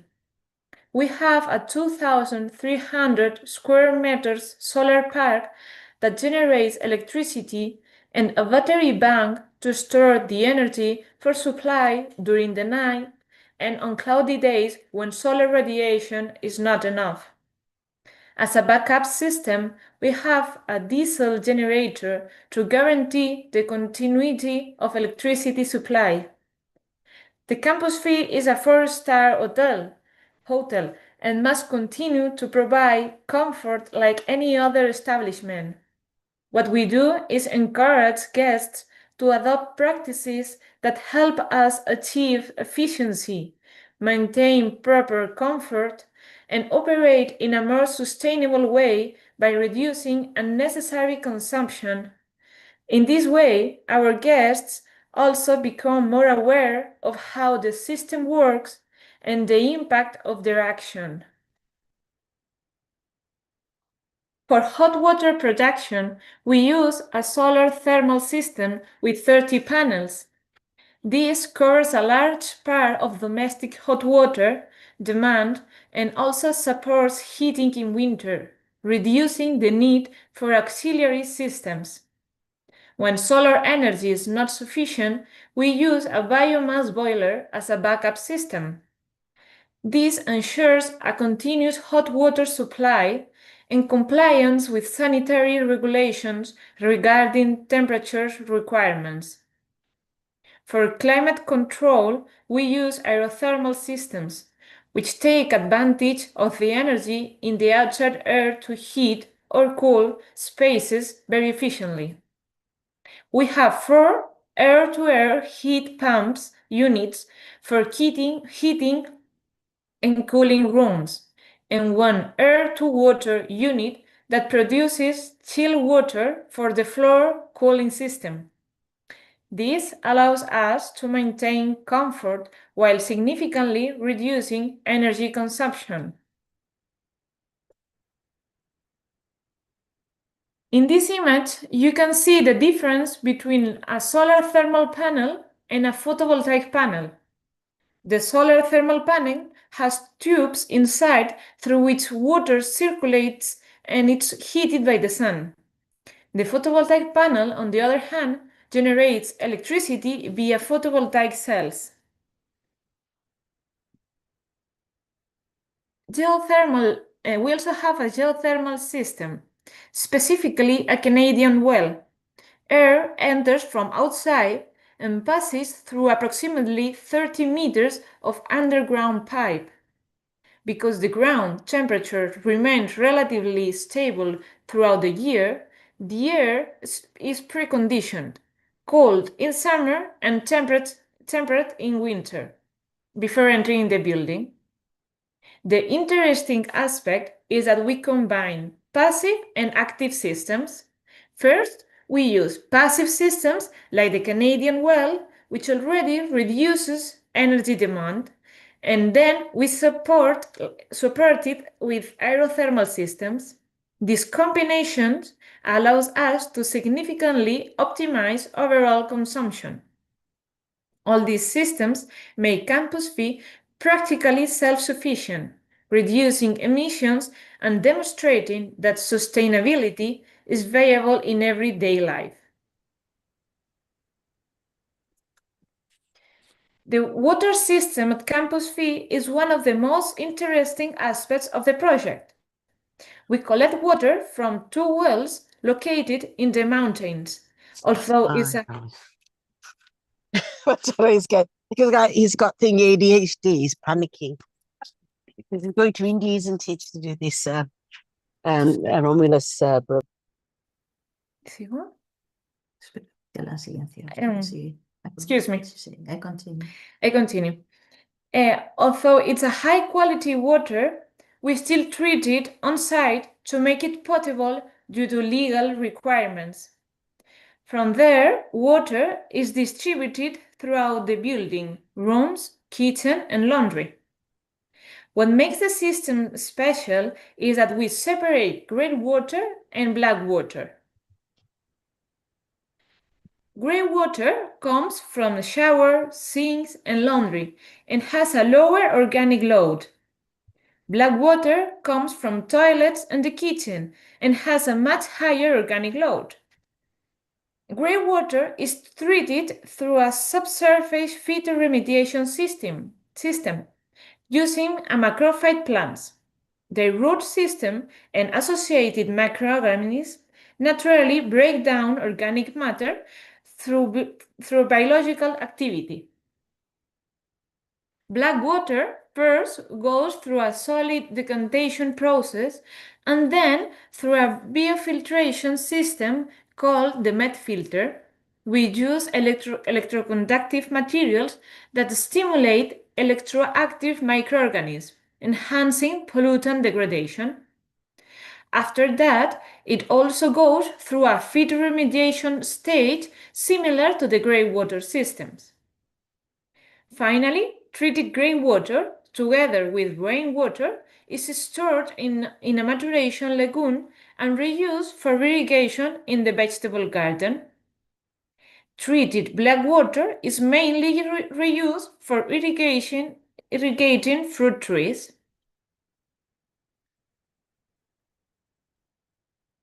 Within the campus, there is a specific work line focused on agriculture and land management integrated into all the project. We apply regenerative agriculture approach aimed at progressively improving soil fertility and ecosystem functioning. The vegetable garden is managed through crop rotation, companion planting, permanent soil cover, and the use of on-site produced organic fertilizer, such as bokashi compost, reducing dependence on external inputs. The hotel kitchen organic waste is also composted. These plant scraps are transformed into compost and added to the vegetable garden soil in order to improve soil structure, fertility, and biological activity. In this way, the organic matter cycle is closed within the system, reducing waste and external dependence. We are also converting scrublands areas into grasslands through selective clearing and vegetation management.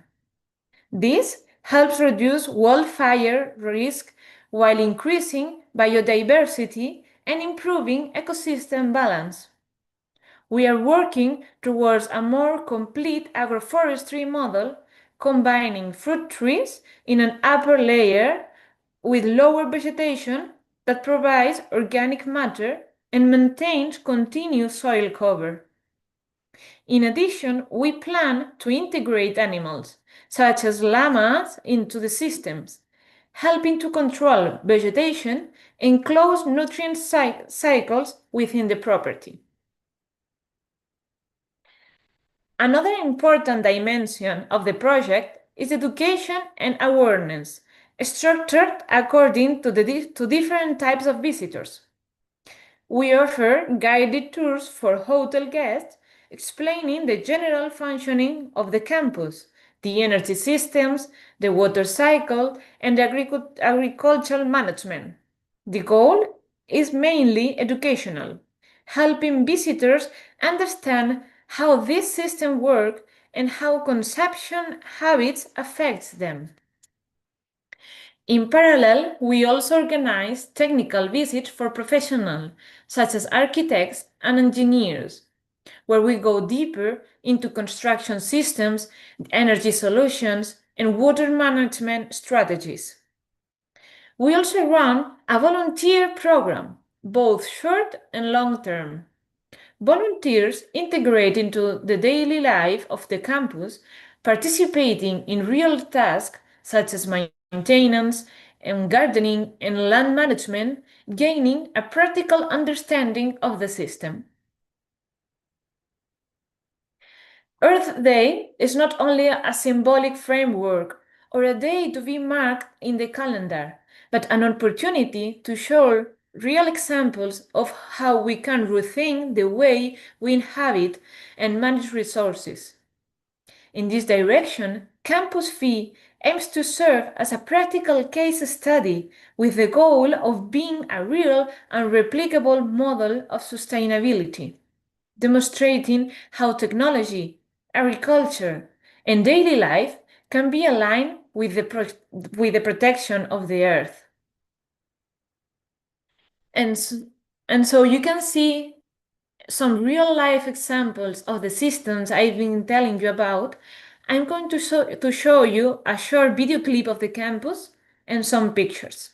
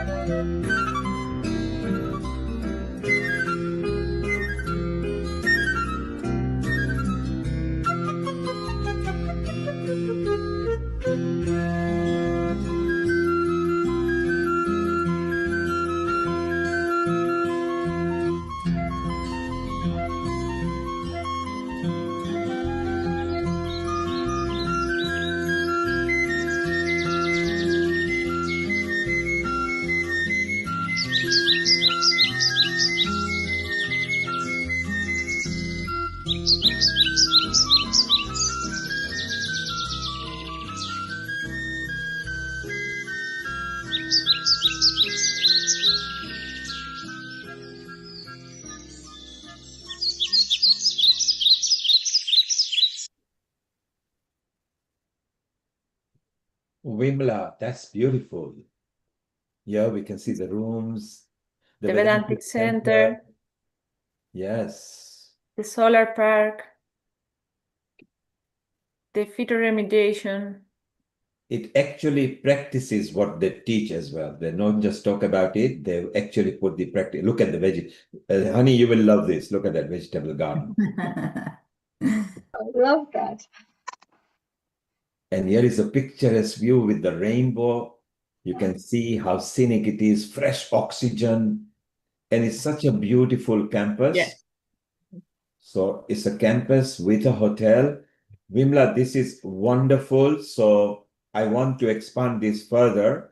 Anukul, if you make the note first, this is the same campus we talked with Swami Rameshwarananda, with Agni Hotra and Ulrich was there. And honey, for you, this could be a beautiful center where you can do an exchange with Melton Mowbray and Spain and learn something from Spain because they are several years ahead, which we can implement at the Melton Mowbray in conjunction with the Brahma Kumaris, where the next contributor is coming in a moment, Golo Pils, who is a master at solar energy. So, Anukul, if you could initiate in-person conference in Spain with Ulrich Agnihotra and Earth and Sustainability because it goes together. Then we also have Golo Please and other team visiting because he'll be back in Germany and it'll be easy. And Ulrich is actually going to be back in Germany shortly. So this can be done tail end of or mid of November. Swami Rameshwarananda's team has sent a package where it can be more feasible to do. So it's so wonderful. And honey, you also be part of this outreach so that you can do an exchange, not just the garden, but other projects and meet the wider team because at the monastery, there are a lot of people involved who have got a lot of affinity to India and the Vedic science and Indian knowledge system. So here is an opportunity. Amrita, most of them are on Telegram, so you can set the group, then I can guide. Not necessary for Sure. me to be there. You can set up a WhatsApp group. So, Anakul, you actually saw the solar power use. You saw the campus PHI, which is a hotel as well. 4 weeks back in the Agnihotra episode, you actually met Swami Rameshwarananda, and then Swamini was there as well, who assists in everything. And Vimla, you will be part of a group chat with Amrita, Hani. These are all the leads. Amrita is a senior lead and she's a convener of SATA. Anakul is also the convener of the SATA organization, Science and Tradition Association, which Swami Rameshwara already knows about, Swami Rameshwarananda already knows about. Now comes Hani, who is part of Healing Our Earth. She does some project and brings in project to Healing Our Earth. She loves working on the funding modules as well and from the philanthropy. So isn't it wonderful that we are all connected through this animated Zoom meeting where we can connect with each other and all our projects have got synergy in this. The new one that Honey is working on behalf of Samarpan, but then she's not just working on that project, she's also involved in other Earth projects. Anakul and Amrita are already part of SATA, which is going to bring the module of Earth, where Sudhir Sharan, whose specialty, and he's here in about an hour's time. So we are all on this platform. Anakul, first let's have your comments because you were keenly observing. And when the birds were twittering and PHI campus, we loved what we see. Anakul, your comment first. As it happens to be, I've visited that particular center, PHI, on the internet quite a few times. And I've made up my mind to visit that place anyway. So there is no escape from it. I have to visit that place. But what a fantastic way of coming in contact with nature because we are nature ourselves. And the instant we separate ourselves from nature, our entire tendencies will change. So I think we can get better only when we are connected to nature. And again, seeing Hani Kalaria's presentation is just amazing how all things come together. And the particularly the dependence on things like solar energy, using the local energy to produce the things, and as what do you call Neil, you were saying about uh, the various not using the normal gas for cooking, etc., from Brahma Kumaris. It is something that we all need to learn in the current days. And as we have got further and further away from natural use of stuff. But it is fantastic, Vimla, to see your that place. We would certainly like to visit that place. I have no doubt that I'll be visiting sometime with it before the middle of next year. Brilliant. And Anakul, shortly, Golo is the one who is doing that presentation. And what an apt time in this day and age in the war going on. So he has been working on, he's a solar expert and he gives expertise on renewable energy. And shortly I'm going to introduce, or Amrita will introduce Golo. And Golo will say hello to Vimla because Vimla, your solar project and Golo will go hand in hand. And so, Anakul, if we plan either a steering group meeting in Spain for a future conference or Agnihotra and Earth mini conference as we are planning because there are a lot of people from Poland, then Honey, you, maybe Amrita can pop in from India. Wimla, Golo, and a lot of other people that who are in Poland can create and maybe set up a memorandum, because we also have physical place. Mount Abu is a physical, large solar outreach. Was one of the first one where Golo will tell us a bit more about it, and particularly the cooking. So it's so nice to intertwine with each other. Before we bring in Golo, just in a moment, and introduce to everybody, Honey, you were Yes. very keenly watching. You observed everything, that there was a physical hotel, there was a physical place up there in the mountains with a fresh air and beautiful environment. And they do Sattvic food as well, by the way. The food is so beautiful down there. Yeah, What was going on in your mind? well, first of all, I just wanted to congratulate you because, of course, it takes a lot of effort to put all of this together and to find such a fantastic, space to build this. It looks absolutely stunning, and I know over the years it'll grow and grow and grow. And you never know, we may be able to do some landscape gardens for you there as well. Come together Yes, why not? collectively Yes, thank you. and build a beautiful space there, which I love doing anyway, creating those kind of things. But what I wanted to say was, first of all, I love the birds in the background, like Yes, music. I really felt I was there, being there. The second thing I really liked was you mentioned something about the University of Consciousness. Is that what you call it? The University of Consciousness. yes, That's so important in this day and age with the things that are happening right now.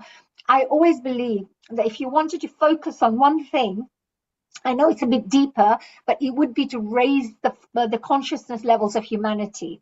So if we do any work together collectively that helps to raise the consciousness levels of humanity, it's one of the best gifts you can give to the earth and to the world. Because as soon as people become more conscious, they'll make better decisions in the world.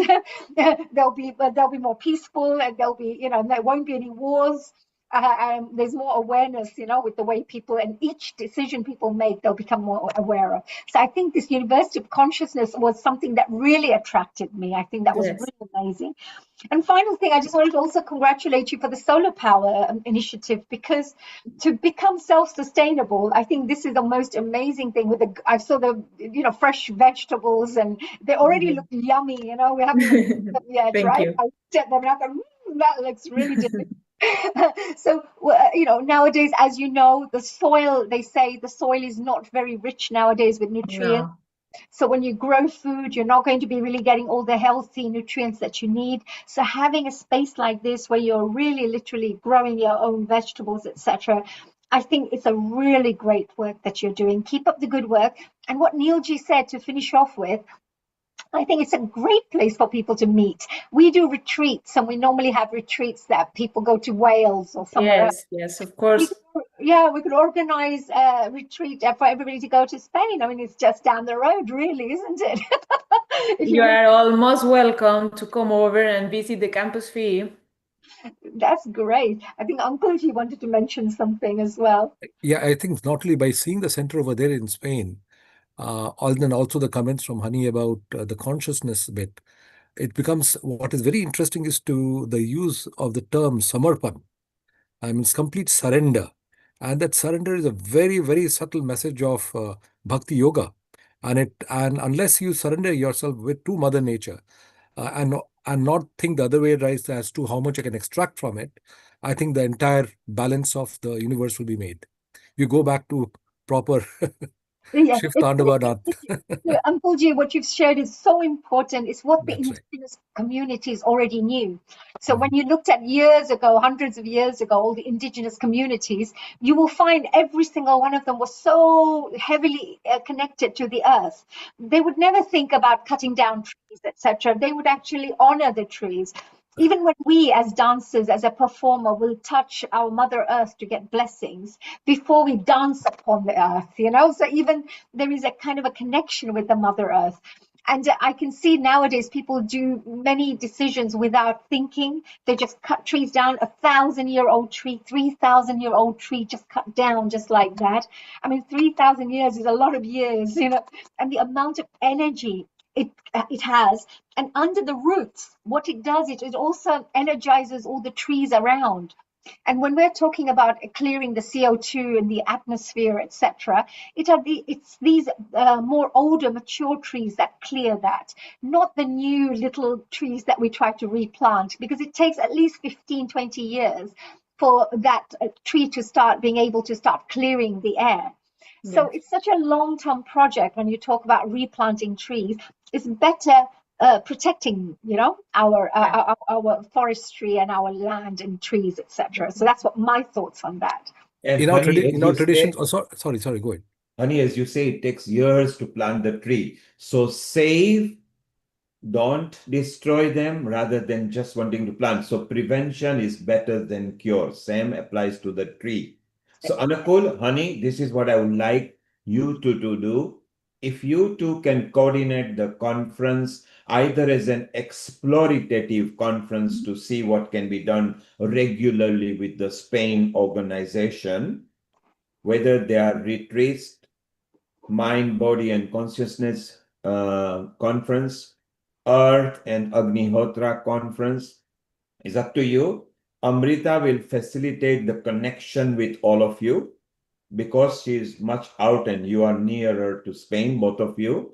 And then if you could involve Venkata Joshi and Ravi Banot, and I'll be giving you 10 more names. Let us all fly in a group with Swami Vareshwaranda and explore and sit ideas. He's very keen and work out timings where we can either do quarterly a year or twice a year or annually and learn from each other.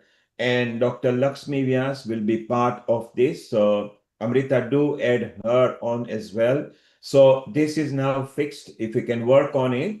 And at this point, Vimla, the presentation was beautiful because it very clearly explained what you have done, what the Thank you very much. visiting That will people be fantastic.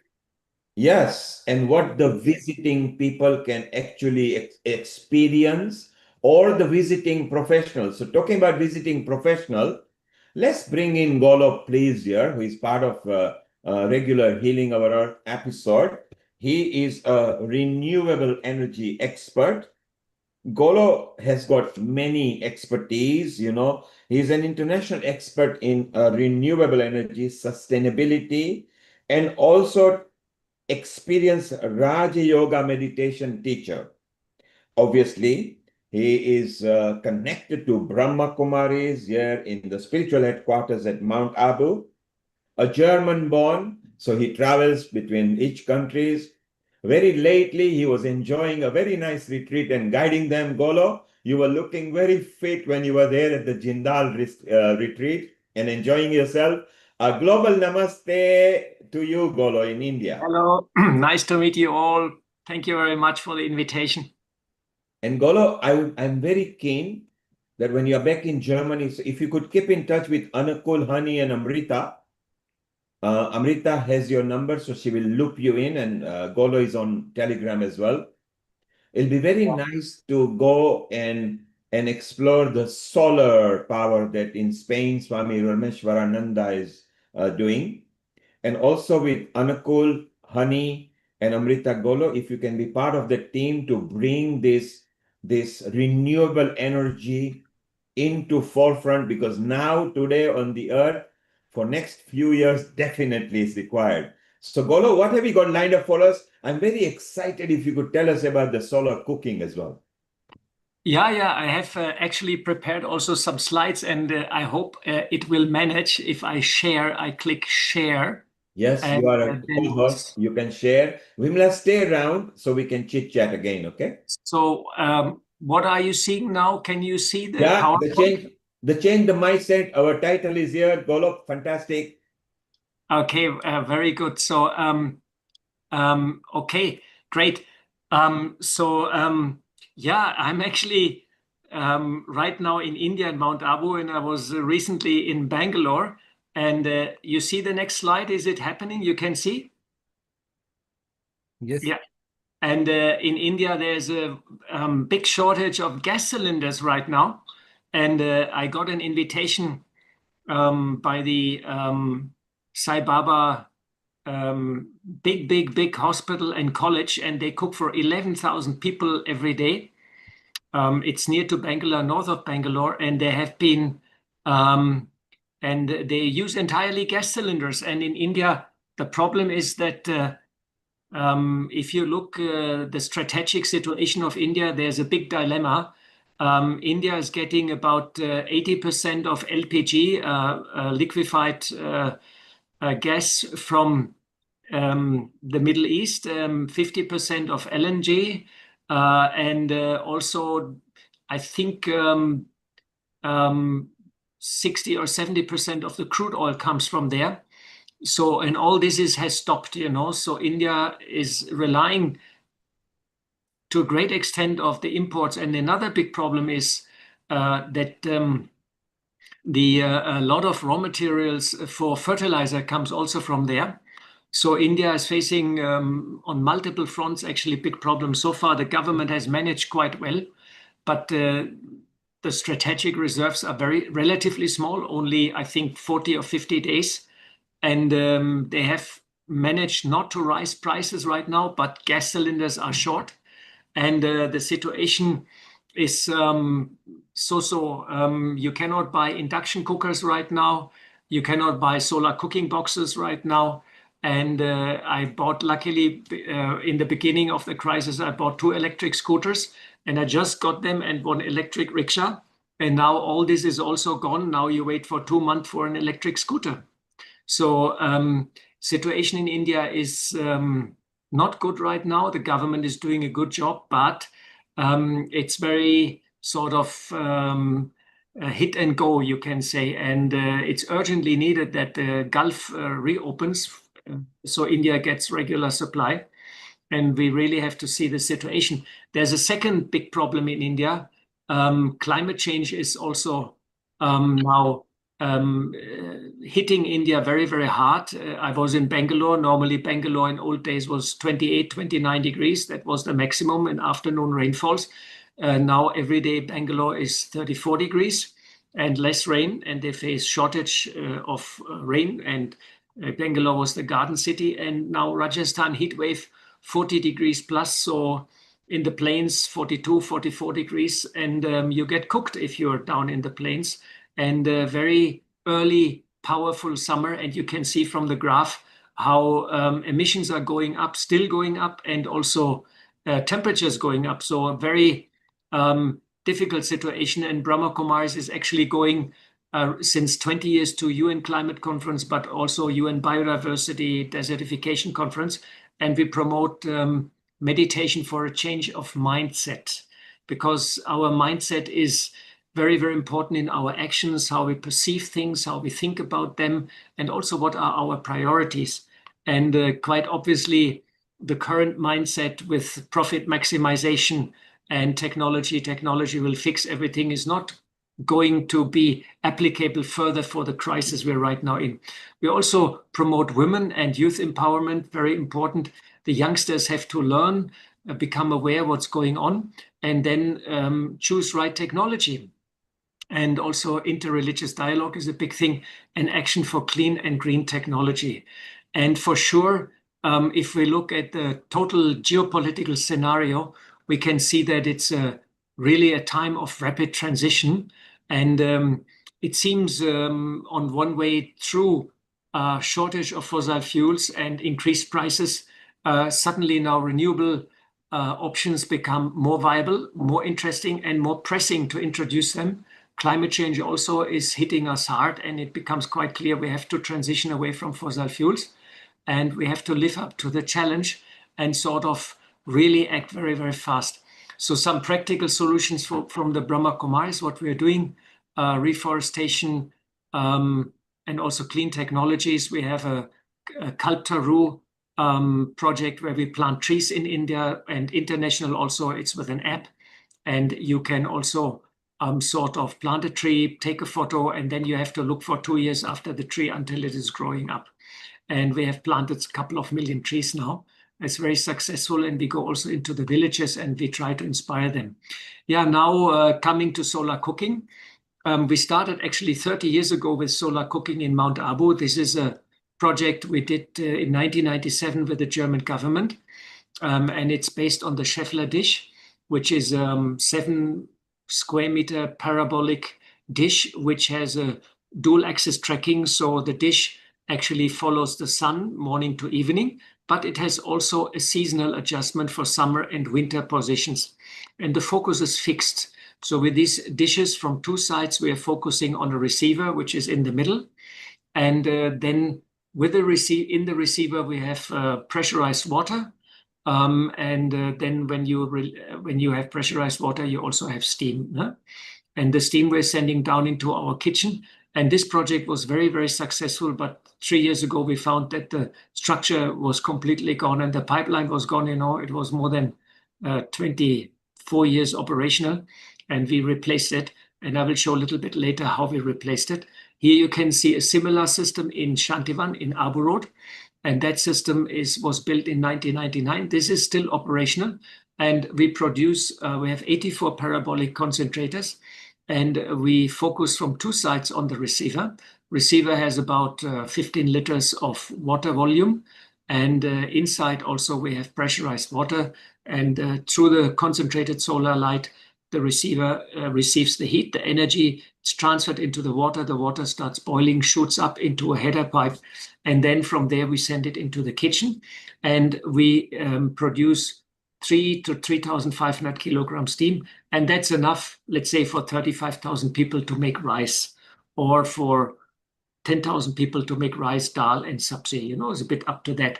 And the system efficiency is quite good, 40%, and the cost at that time was 250,000 US. So many, many times payback of that system. And it's actually still operational. I was just yesterday down in Shantivan and I discussed with a brother of if we should replace the mirrors after 15 years or leave it as it is, because it may be running another 3, 4, 5 years before it becomes obsolete.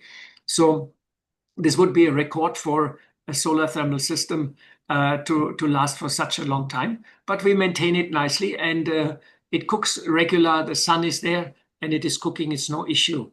In the recent years, we also have gone very big into photovoltaic, and we have installed all over India more than 500 photovoltaic battery system with 3 to 4 megawatt. And at the moment, we're installing also 700 kilowatt in our campus. And we're trying to go completely on solar, and I will show also the new solar system we're doing. Here you can see our Shantivan campus, and on the right side in the bottom you see the solar cooking system, which we have installed there. And we cook for all these people with the power of sun. Some years ago, we also installed another solar thermal system with the German government, and the specialty was that we have thermal storage, and it was India 1. It is a 1 megawatt solar power station. And specialty, we have thermal storage running with a turbine, and we got funding from German government, Indian ministry, and also did research together with Fraunhofer Research Institute. And the Brahma Kumaris was also supporting the project. And you see here a photo with the dishes. And you can see in the background Mount Abu, and we have totally 770 dishes. And these dishes are based on the Scheffler dish, but is a modification. Here you can see a close-up, and each dish is about 60 square meter in size, about 15 meters height, has 600 parts. It's all curved. And this dish has dual axis tracking, means daily adjustment, seasonal adjustment, and we can change the shape of the dish also, so it's built flexible. This all has to be done, so the focus is a fixed point. And in the focus, we have a receiver with 2.5 tons of cast iron, and we heat up the receiver to 500 degrees. And the project is running quite well. And we also produce their steam, and which we can use for turbine, but we can use the steam also, of course, for cooking purpose. There's no problem. Here you see a total picture from the top, and we added meanwhile also huge photovoltaic fields. We added some 3 megawatt of photovoltaic and run the plant now hybrid with photovoltaic. And this is now actually the latest project we have just done in Gyan Sarovar, where we installed 200 kilowatt of photovoltaic. We store the energy in lead acid batteries, a little bit old-fashioned, but they're still quite good, the lead acid. Newer system now, we're going for lithium batteries. And we have an inverter also with 200 kilowatt. And now comes the new cooking system. We're actually cooking with huge induction cooking vessels. And you can see here the photo. This is a 300-liter induction cooking vessel, which approximately draws, when it starts, 30 kilowatt. But then when you cook, the power goes down to 15 to 12 kilowatt. And the beauty of this induction cooking is it's very fast. Efficiency is 90%. You can use AC power, which is also very, very good. And so you can use photovoltaic, produce your solar power. You can use this photovoltaic energy for cooking. But if you don't cook, you use the solar power for your campus, for water pumping. So it can be a very nice hybrid system where you use photovoltaic and AC power for induction cooking. In our campus in Om Shanti Retreat Center, we started 2 years ago with induction cooking, and we actually now have installed 8 vessels there and completely cook for up to 2,000-3,000 people with induction cooking, very successful. And once the cooks are gone to induction cooking, they don't want to go back because there's no extra heat in the kitchen, there's no smoke, and it's not dangerous, no open flame, and temperature control is also excellent. And in induction cooking, you can easily go up to 250, 280 degrees. So you can also fry, which is very easy. So it's very versatile. We have also wok-shaped vessels and all sorts of things we can cook with this. And we're very, very satisfied. So induction cooking seems to be the future. And power generation with photovoltaic, because that's the option. It's very cheap. Here, another option, we installed a biogas plant. We have waste management and waste segregation. And what you see is we bring the waste to our biogas plant. We segregate it, sell off glass, paper, cartoon, and plastic, and all the other things, and metal. And the organic matter we crunch, mix it with water, pump it into the digester, which is running on fermentation with bacteria from cow dung.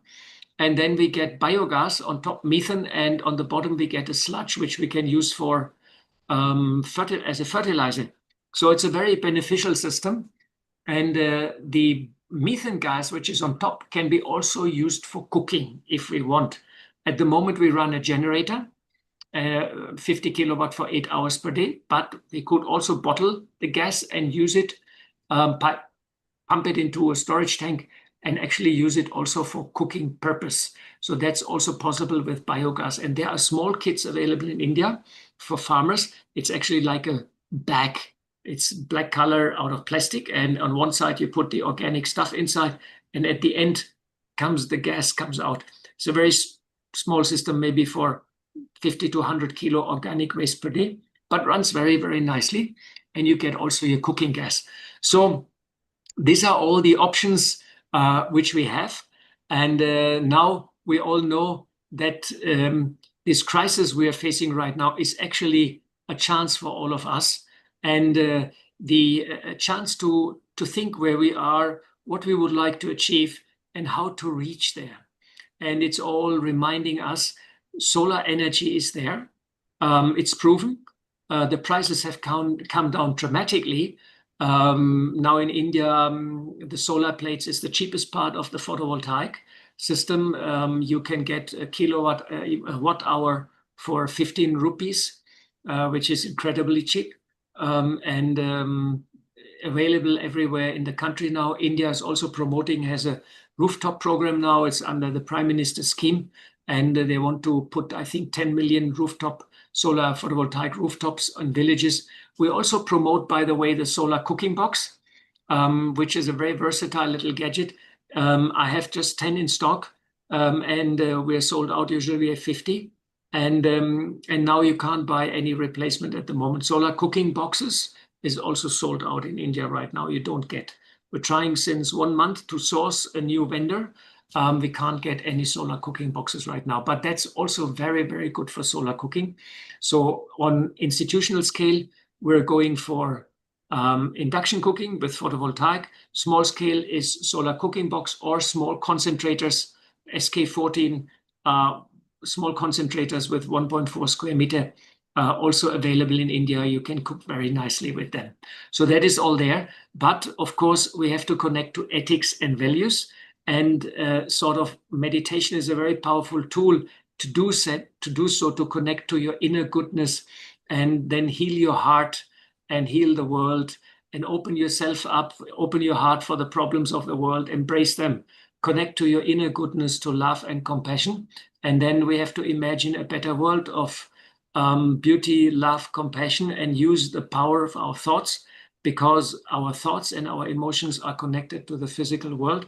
And what we see in the world is our observation. If we change our observation, we start changing the world. And so it all starts with our thoughts and our feeling. And it's important to reach out and bring the light to everybody. Technology is available. Funds are actually also available, I feel. It's just that we grab the opportunity now, this crisis, make the best out of it. And all human beings have to rise to this challenge and use renewable energy as much as possible. But foundation is to change the mindset and share love, compassion with the rest of the world. And we have a lot of web pages where all this stuff can be seen. And thank you very much. And I stop sharing here. So I hope it worked out. That's a bit sharing my story, and that started 35 years ago in India. And now we're the biggest institutional user, and a lot of people ask us for advice right now, and especially the shortage of cooking gas in India, and also to some extent also of fuels. Sometimes in Mount Abu we get petrol, sometimes we don't get. This is like a catalyst, and people are just waking up and say, oh my God, we should really now go in renewables. And the problem is we're 1.4 billion people in India. Now, if everybody wants to go in renewables, you can imagine what happens on the demand and the supply side for that gadgets, It's like everybody's sold out, and nothing is going on right now. So it's a very interesting scenario and situation right now in India. But I would say it's favorable for renewable energies, and the high fossil fuel prices are also favorable for transition towards the clean technology. But it's so important that we understand it all starts with our mind, with our feelings, and we have to initiate a healing of ourselves, and then we actually can start moving forward. So that's a bit my sharing for this Earth Day today, and I'm very happy to be with all of you. Thanks very much, and Om Shanti. Golo, what a wonderful presentation. Golo, first I want to ask you a question. So what is the shelf life of a solar panel? Photovoltaic now is almost 20 years. They degrade, but they give now guarantees of, let's say, 5% per year, or so, 5% after 10 years. So if you have a solar panel of 500 watt, after 10 years, you still have a guarantee to get 95%, 90% output. So they're pretty stable now. The technology is actually matured, and on the photovoltaic side, you get sometimes problem when the monkey jumps on them, or somebody throws a stone. But actually from the performance, they're pretty stable and pretty good. We have plates here we're using now 20 years. They still have 70, 80% output. Yeah. And can they be repaired, or are they then destroyed or recycled? Actually now, because now already they're so long in use, now in China and in Europe, they come up with solutions for recycling them. But for example, we use old plates for building sheds. You can use them for car park, for shadow elements. And it's a valuable glass, so aluminum you can take off and sell it. And the glass you can use for making a roof material, a waterproof roof material, So yes, everything is possible. They can be actually recycled. Actually, you have to get the lamination from the backside. You have to scratch it off, and you can reuse the glass and the aluminum frame, And inside is silver paste. It is pasted with silver paste and silver has gone up tremendously in value. So I think recycling of the silver paste becomes more and more of interest. So yeah, I think they're working on it. And I think in China, they already came up with a factory where they recycle all the material of the solar plates. That's brilliant. Golo, stay around just for 5 minutes. Anukul will come to you just in 5 minutes. Honey, can you do your summary and conclude? And then Vimla, Golo is somebody which will be very nice to plan a visit with Anukul and Amrita and Honey, who will organize that. Honey, let's summarize a couple of your projects and everything and say hello to Golo, which Of would be very course. nice to keep in the team because he's not just an expert in renewable energy, but he also knows the peripheral expertise as well. Absolutely. Well, first of all, again, I would like to say a very big congratulations for sharing such amazing things. I have had the pleasure of visiting Mount Abu and seeing this with my own eyes. I also saw those pots, you know, the one that you were showing with the cooking. Oh my God, they are huge, really huge. And I can't believe how many people are fed for free every single day. So that's also such good work that the whole team there at Mount Abu is doing. So well done, and Om Shanti to all the wonderful team members there at the Brahma Kumaris. Yes, the work that you're doing with the solar panels, I think the questions Neil asked were very good. I think they were excellent questions because I sometimes think that many years ago, when I used to have a phone, it was like a brick. You know, it was really heavy. And I used to have a mobile phone, and that was years ago. And now you have these sleek little, you know, phones, which are so quick, so efficient, and it has so much memory. So I'm sure along the years, now that the more solar panels are going to be used, they're going to be, you know, they will develop further, they will be improved. And I'm sure, you know, like you said, with the recycling side, it may last instead of 20 years, 30 years, 35 years.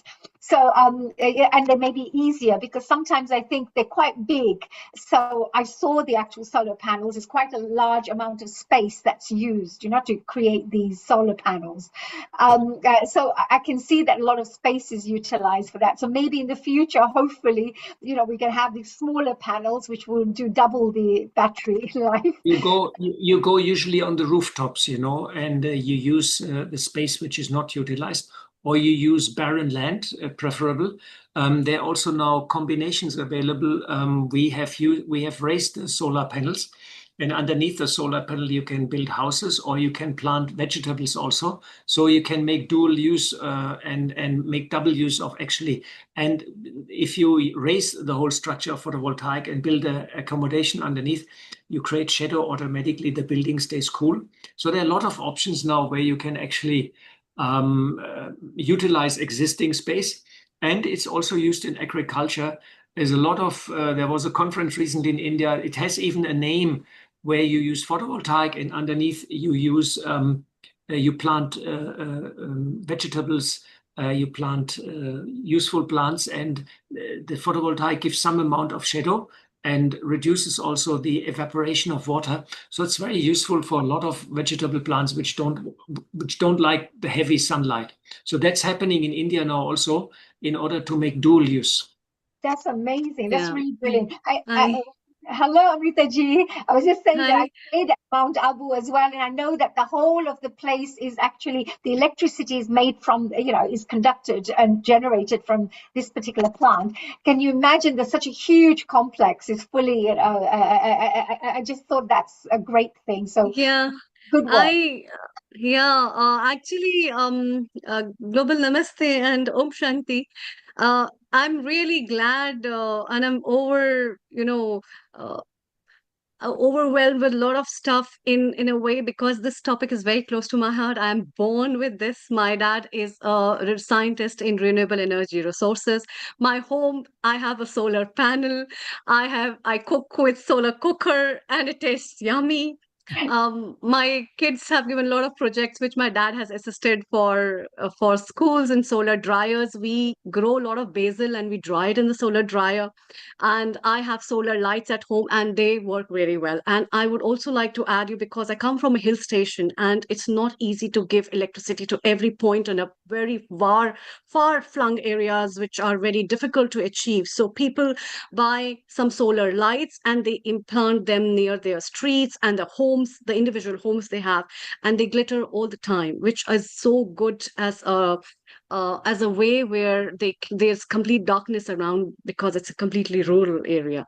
And I also I'm very close with these projects of using the biogas plants because my dad's primary work is with the biogas plants, and he was the advisor to Government of India for various projects in Amul and other places where utilization. So in the villages, most of the time I've seen how people have a kettle and they preserve the cow dung, and then we have manure, and then with the biodigesters, what kind of microbes will work, and then they used to have a good cooking. And I think the food is very different to taste when it is cooked on an LPG and it's cooked on a biogas plant. And that digester manure is very the slurry is used for agriculture. So they are planting, they are doing agriculture, and it's utilized in a very good way where people are really happy in the rural areas. And there's very big projects with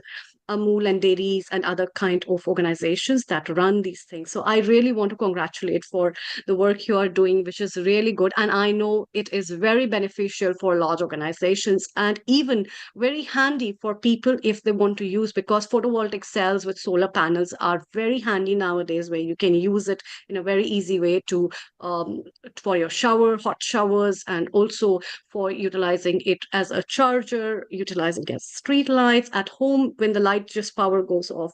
It's really beneficial. So thank you so much.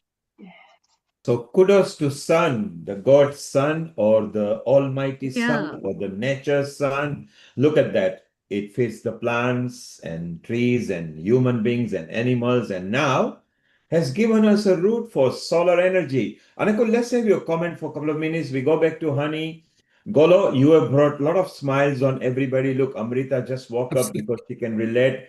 Her father is her hero, and she can relate from that point right to what you have done. Honey has been to Mount Abu. Of course, I've been to Mount Abu, and Dadi Janki personally took me around. And when the project started, and Brahma Kumaris are part of Healing Our Earth anyway, so we love our connection with them, which is so beautiful. Anukul, your comment, you were observing very keenly and getting excited as well.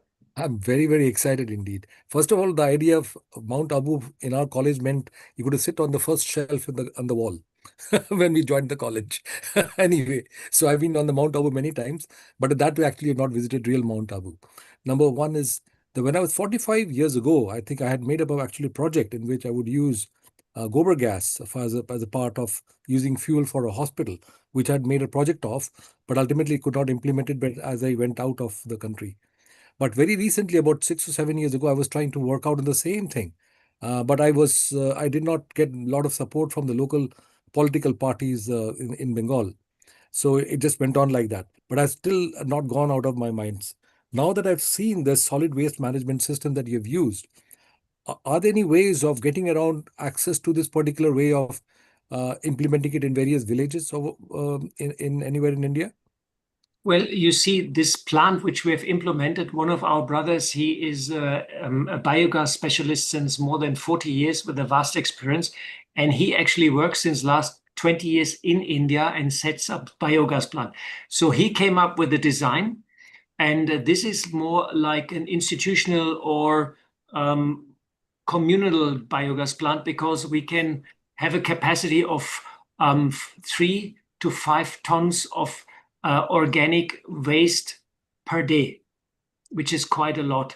And this plant also is, it needs a bit of an operator, and it needs a bit of, a team to run it. Once it runs, everything is fine.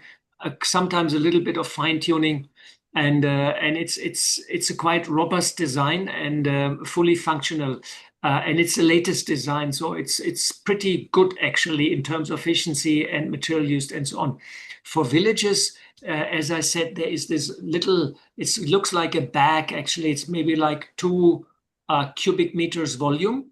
It looks like a bag, like a black bag, and at one side is an opening. There you can open a big screw, and you put all your organic waste inside. And at the other side, and then inside, you have cow dung. And in the bag itself, the biogas is being produced. And there comes a little pipe out at the other side, and you bring it to a special methane cooker. And then you can cook your meal with that. This is also relatively cheap. It's not so costly. And this is for villages. That's for villages, and that's readily available. I don't have now the technical name, but if you look up mini biogas plant, probably it will show up in Google. Yeah, I can also help you, Dr. Anukulji. So there is Central Council of Agriculture Research in India. And under that, we have various projects that are granted to every state. Under that, the village panchayats, they hold the projects. And through the university, they get the grants to take up the projects to particular homes. So there's a target of particular villages where the panchayat can take. And under the panchayat only, we have the grants of the government, where the government under the renewable energy resources gives certain like they give some sale off with some kind of subsidies to the people who are using those things, and on subsidy basis they can plant solar lights, they can have the biodigesters. So all that can easily be done through the Central Council projects under the university. So Yadavpur University would be the best university under which the project can come to West Bengal easily at your place in Kolkata. So this is amazing. Anukul, answer is yes. Keep in touch with Golo. Amrita will set up a group chat as well. Brahma Kumari is our patron of Healing Our Earth. So you see Sister Jayanti every 3-4 weeks over here on Healing Our Earth. Honey has been there. Anukul, you can even visit there. We can have a meeting here at the Winston UK headquarters or Cambridge. I will be coming to UK most likely in the end of August, and we also organize in Oxford a green retreat with Sister Jayanti and Maureen in the first week of September. So Anukul, there you are. Lock those timings, and Oxford is where we wanted to carry out some outreach. Sister Jayanti and Maureen, again, they're both a part of Healing Our Earth. I'll give you direct connection over there so you can connect to them. See, this is the beautiful part at Healing Our Earth. We connect countries, we connect expertise, we turn them into a project. So, honey, because you are very keen turning them into project and maybe also probable funding as well.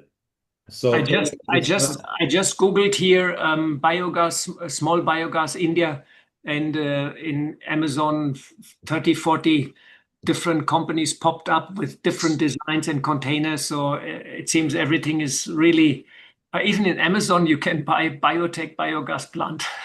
So you can even in Amazon now. So amazing. And Golo, you're looking very well, because if for those people who have seen Golo on Healing Our Earth many times, he's 3 kilogram lighter. He had a good fun up there just very recently last week, and we were chatting, and then he sent me a nice video over there.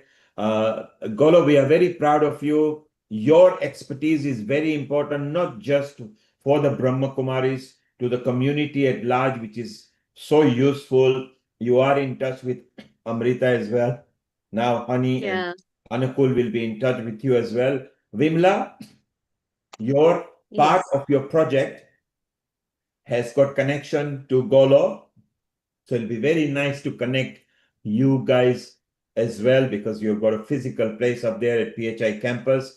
So Amrita will facilitate that. And together, let us not only help our organization, our community, but the globe at large to create a better community. Honey, for next 1 minute, some conclusion from you, and then we are going to go to Rotarian Lal Gohel, who is our regular senior host and a producer here. He is going to bring a bit of different flair. He loves organ donation, so he likes He likes treating Earth with keeping people's organs happy, but today is going to involve the Earth part of it. So, honey, Thank if you you. conclude, and then Amrita, we can welcome Rotarian Lal Goyed. Wimla, thank you, muchas gracias. Thank There Muchas in gracias, Spain, Vimla. and keep in touch, and we'll keep in team. Golo, stay around a bit if there are any questions, anything to answer. Honey, conclusion from Yes. you, and then we Thank, go to Rotarian Lal thank Goyed. Thank you so much, Neilji. Well, Vimla ji and of course Goloji, thank you very much for joining us here today. Thank you, Neilji. I just wanted to maybe wrap up with a little bit of my information that I wanted to share with the audiences and our Healing Our Earth family. We spoke about the Please Plant a Tree project, and it's a very amazing project because it's useful, because I believe that whatever we're trying to do right now, we have to educate our young people to follow this. We have to educate our young people to understand the importance of protecting our environment, our earth, etc. So one of the projects that we worked on, which is called, of course, it's called Everybody Plant a Tree. I just wanted to show you a quick little flick. I know I've got just a minute here, but this is one of the projects that we've been working on with Rotary and with Hailing Our Earth. And it's called Everybody Plant a Tree. It's a music campaign for reforestation programs and educational programs. And what we are doing is we've created a beautiful music, which is called Everybody Plant a Tree. I'm going to show you just 30 seconds of it, and then I'll share a link with you that if all our family members out there, our organizations, etc., would like to come on board, all the funds that come through from this particular program are then shared. They're actually shared on 4 various initiatives. So one of the initiatives I just wanted to share with you is this one that we've spoke about. Here it is, Rotary in London, environmental projects. We wanted to plant 1 million trees, of course, to protect our nature. Second thing is we wanted to deliver environmental education in schools, which is very, very important through a Saving Our Planet project.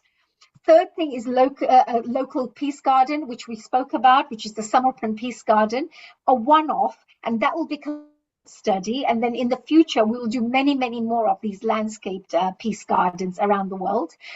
And finally, promoting art and creativity to protect our planet. So this is to actually ensure that we encourage young people, artists, dancers, musicians, to perhaps use environment as a subject, that when you use music and dance, you can share very powerful messages with the world and the audiences. So this is to encourage that. So I just wanted to share one final thing here with everybody. Here is a website. It's a website where you could actually visit. This is the fundraising song that we're talking about. Here it is. I hope that we can just play a few seconds of this.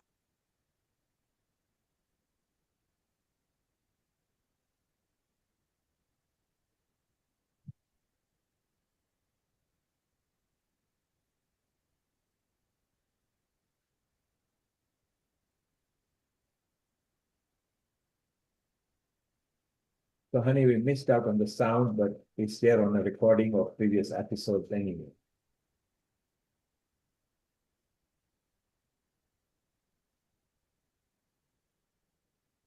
That was Honey herself presenting that with Twang Twang and Planetary. So Twang Twang is a very good artist.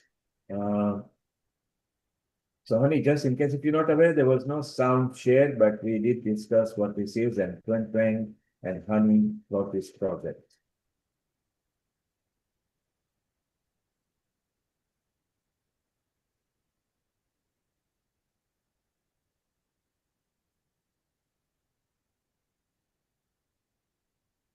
There you are. Twang Twang is actually encouraging children as well.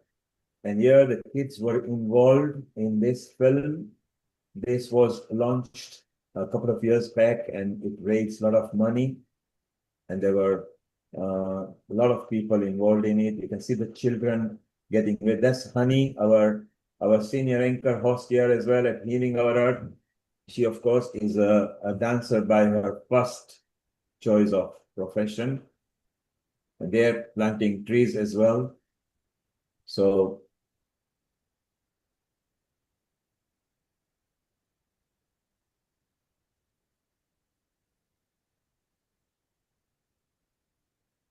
okay, honey, that's good.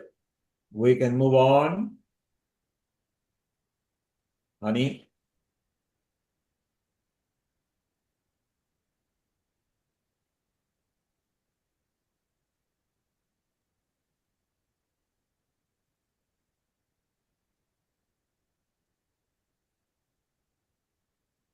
Okay, honey, maybe you were not hearing us, but there was no sound, but I gave a running commentary of who was involved and everything.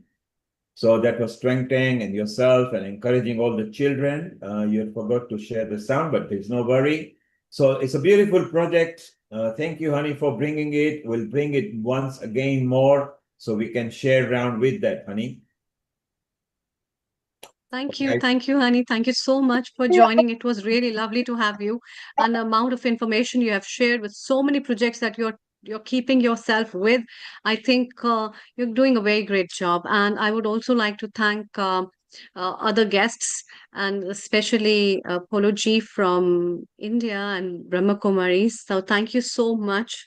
And I would really like to connect with you again. And if some help my dad can give you, and because it's very close to my heart, I'll be really happy. So thank you so much, and I wish to visit you all someday. Thanks a lot, and global namaste.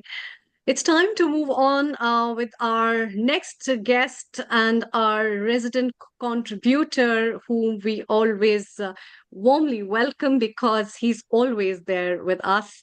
Rotarian Lal Goyal ji, who has joined us from India. Rotarian Lal Goyal ji is a founder and charter president of Rotary Club of Organ Donation International and chairman of Organ Donation India Foundation and GAN. And today we are talking about Earth Day. You are very tremendously involved with the organ donation lead, and you talk on various subjects in relation to how our health is our wealth, and our sustainability is also our wealth. So over to you for a couple of minutes with all your guests. Most welcome. Global Namaste. Global Namaste, Amritaji, and thank you very much, Neil Kumarji, for again giving me the opportunity to address you all. Today is a very auspicious day. We are celebrating Akshaya Tritiya, Bhagwan Parashuram Jayanti. We are observing World Liver Day, and we are also celebrating Rotary International founder Paul Harris' birthday. Now, on this very, very important topic on Earth Day, my views are, I'm a proud Indian, a proud member of the Rotary Club of Organ Donation International, and proudly associated with Healing Our Earth. Healing our Earth, healing each other. Every year on April 22nd, the world pauses to honor our planet, to reflect on the fragile beauty of the earth we call home, and to renew our responsibility to protect it. Earth Day is not just a celebration. It is a call to action, a reminder that life is precious, resources are finite, and what we leave behind defines our legacy. At the Rotary Club of Organ Donation International, we believe this message extends beyond forests and oceans. It speaks to the human body itself. Just as the earth sustains life, the human body holds the extraordinary power to give life, even after death. One organ donor can save up to 9 lives and transform up to 75 more. A donated heart brings hope. A liver restores strength. Corneas return the gift of sight. Each organ is not just a transplant. It is a second chance, a renewed story, a life reborn. The earth gives endlessly sunlight, air, water, without asking anything in return. Organ donation reflects that same spirit. It is humanity at its most selfless, its most profound. This Earth Day, we urge every individual and every family to take a meaningful step forward, along with caring for our planet, by planting trees, conserving water and reducing waste. Make a pledge to give life. Register as an organ donor. Share your decision with your loved ones. Across India, thousands continue to wait for a transplant. Many will not get that second chance in time. This must change. And it begins with awareness, with conversation, and with a single courageous decision. As we mark World Liver Day today, observed globally on April 19th, this year's theme, Solid Habits, Strong Liver, highlights how everyday choices shape our health. Yet, despite increasing awareness, millions across India continues to suffer from liver disease. For many, a liver transplant is not a choice. It is their only chance to survive. The gap between those waiting and the organs available remains vast. Organ donation can bridge this gap, transforming tragedy into hope and giving families a second chance at life. As we also mark the 6th anniversary of our Healing Our Earth initiative, we reaffirm a powerful truth. Caring for our planet and caring for human life are not separate missions. They are one. This Earth Day, let your legacy live on. Give life. Thank you. Now, I would like to invite my first panelist guest, and he is Professor Dr. Pramod Pathak. Professor Dr. Pramod Pathak is an international corporate trainer, public speaker, blogger, and columnist. He is the former professor and head of management studies at the Indian Institute of Technology, IIT, Dhanbad. Professor Dr. Pramod Pathak. Dr. Pathak, you are a person whom I found that you can speak on any of the topic very authentic, with full authority. And when I spoke to you about the Earth Day, you immediately said yes. And I know that being you are in such a place that is called Dhanbad, where the beauty is there are lots of mines, lots of greenery, many things are there. And I am sure that on the Earth Day, that is very, very special for all of us to know your views. So, Professor Dr. Pramod Pathak, please. Thank you, Lal Goyal ji, and a global namaste to all the participants and viewers who are there. First of all, I'm expressing my gratitude for giving me this opportunity to talk on a very important subject, which should be close to everybody's heart.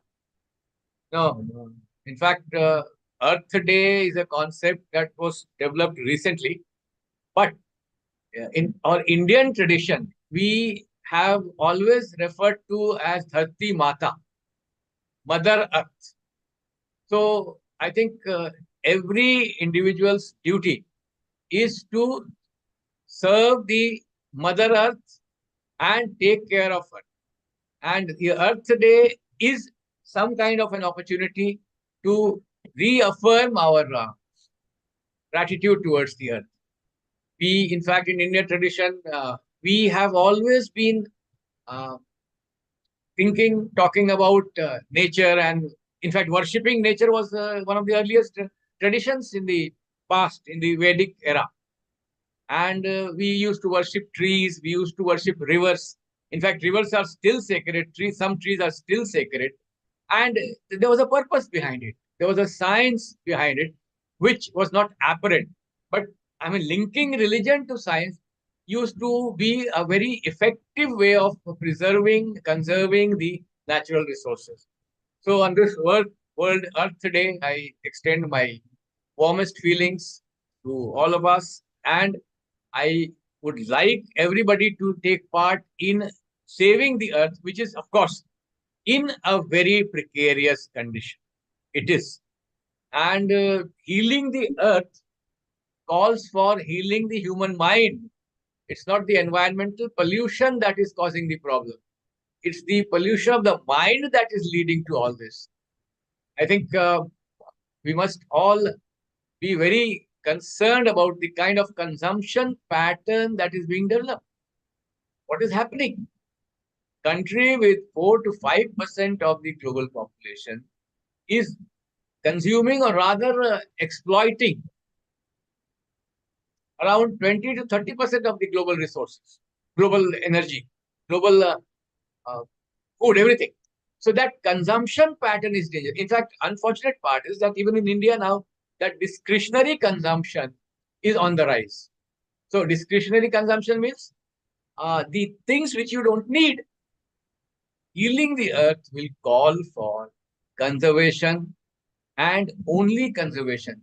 Wasteful use of resources is dangerous, and it has brought us to this situation. In fact, uh, I was there in the previous session also, and there was a discussion on forests. So I would like to start my deliberation from forests itself. In fact, forests appeared on Earth some 390 million years ago. Before that, there were no birds, no animals, and in fact, when the first forests appeared, there were only millipede-like insects who moved around. Birth of forests brought the revolution of life. In fact, earlier the carbon dioxide levels were too high for plant life to develop. It was only after another 150 million years or so that CO2 levels dropped slowly and plants emerged with the pores or stomata to absorb CO2 and produce oxygen, making it possible for more life to emerge. And some 6 million years ago, the first humans emerged and forests were their first home.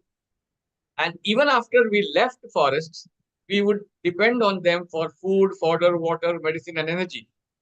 But now the problem was that once power was discovered, the world transformed. And the same transformation threatened the very forests. So I think forests need to be revisited again.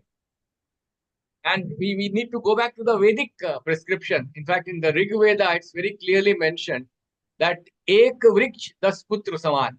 That means one tree is equivalent to 10 children. So that concept was there. That ideal was there. That means the message was that plant as many trees as you can. That is what is not happening. In fact, rather than that, we are cutting trees rampantly. I mean, without any consideration. Over the last 10,000 years, the world has lost 1/3 of its forest cover. And since 1990, Earth has been denuded of 10% of the forest cover, more than 400 million hectares, as humans' need and greed has grown. And that is just one part of the story. Rivers are dying. And rivers are dying because there is a new business altogether, controlled by the sand mafia. So in order to mine sand from the rivers, they are allowing rivers to die, forgetting that most of the civilizations perished because of the rivers were dead. All civilizations, I think, arose around riverbacks, and they perished when rivers dried. So the relationship between forests, rivers is basically what we call very crucial. And in fact, the earth is now in serious need of a reconsideration. In fact, what I would suggest is that, I mean, these Earth Day or World Environment Day or these days are not helping much. We have come across a stage where awareness is not enough. We need to go a step ahead of awareness. It's now time for action. What is going wrong? That has to be considered. In fact, in the modern world, for the first time, world leaders, they assembled together in Stockholm in 1972. And that was the beginning of the concern for environment, and the World Environment Day started. 72 to, I think, 2025. 1972 to 2025. Things have not changed, and climate has changed. And it is very simple. Why has climate changed? Because human beings have not changed. So it's time to change human mindset now. It is now important to shift from exploitation of resources to utilization of resources. That is what is needed. We are still exploiting the resources, and look what is happening. In fact, even in India, what happened was that in the last few years, the drought is affecting more than 17 states. Earlier, it was only 2 states which were normally affected by droughts. Today, we are affecting more than 17 states, all because of rampant human action. Gandhiji was very right in pointing out that the earth has enough for every person's needs, but it is not having enough for even one person's greed. So it's the greed that is doing the damage. It's the greed that is killing the Mother Earth, and that is where we need to contain. The problem is consumption versus conservation. That debate is very important. And it is high time we focus on conservation now. The kind of resources that we waste. What is happening? I'll just give one simple example. The technology is doing a very huge damage to the resources of the world. Just a simple technology, the reverse osmosis installation in homes. To get 1 bottle of water, we waste 3 bottles. And there is no, remorse or concern. We waste it. In fact, even that water can be recycled. No one is thinking about that. The kind of food wastage that is taking place. The what we call the luxury trades where they offer meals. Look at what is happening in the morning. Kind of wastage that is there. So there is need for all these things to change. Ethical consumption. Consumption which is only useful for our survival, for our existence. But the vulgar consumerism is creating all the problems. It's vulgar consumerism. Okay. So I think it is very, very important to change our mindset. And of course, there's just one simple instance I will quote. Yeah. We in fact are associated with leading technological institutes spread around some 230 to 40 acres. And there are some 17, 18 departments. Every morning, the people from those residences, it's a residential campus, they start their vehicle, reach the department, which may be more or less 300 to 500 yards. And lunchtime, they go back again using the same vehicle. Post lunch, again after having lunch, they come back. And in the evening, when the office is closed, they go back. Now, all this petrol or diesel can be saved very easily. And you can imagine what is the extent of damage. So this is just one simple example. Yes, Dr. Pathak. Thank you very much. This is what I wanted to say. And there are many more things to say, but yes, of course. Yes, time is short. And so thank you very much, Dr. Pathak. That also is a resource which is to be valued. Yes. And you have rightly said that the need is there, but greed should not be there. The need, the earth is ready to give everything, but not for the greed. Thank you very much. Time is short. That's why I have to cut. I know that you can speak for hours. No, it's all right. Thank you very much. Time is also a resource and valuable one. Yes. Now I would like to introduce my last but not the least panelist guest, and she is Rotarian Asha Janardhan. Rotarian Asha is the past District Secretary, Rotary International District 314, Mumbai. Her leading project, the Green Zones, supported by Rotary Club of Bombay, Chembur West, an initiative born out of concern over growing waste and environmental degradation. The project actively engages school students, empowering them with awareness and practical knowledge of sustainable behavior. Today, collaboration with over 90 schools impacting nearly 1 lakh students annually and nurturing young change makers within communities. Welcome, Rotarian Asha Janardhan, on our very, very special show that is on Earth Day, on this Healing Our Earth. And this Healing Our Earth is a platform which is telecast live on different platforms across the world, and very respected platform, which every Sunday they are organizing meetings on a different topics where the people are coming, giving their views from across the world.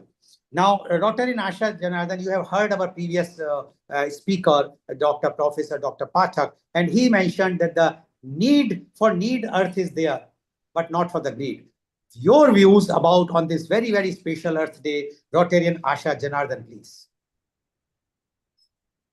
Greetings to each one of you from different parts of the world. Thank you, Rotarian Lal Goyal ji and Healing Our Earth Foundation for giving us this opportunity to present our thoughts. Could I have my... Yeah, can you play this? Yeah, you can play the PPT.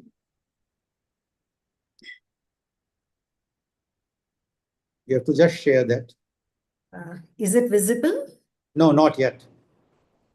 Just a moment, please.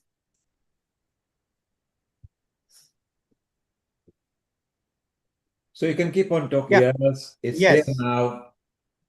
Yes, it is there now. If you could maximize, we are looking at your desktop rather than. Okay. So if you could always select your presentation and then share, okay?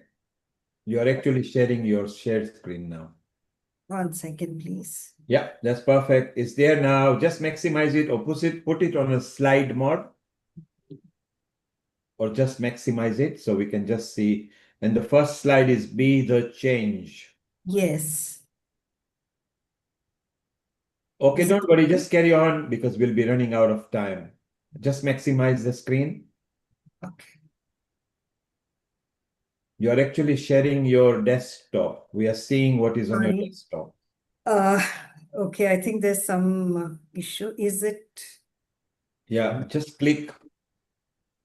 So if you go to the PowerPoint and maximize the screen, so only there because you're sharing. Sorry, unfortunately, there seems to be some confusion.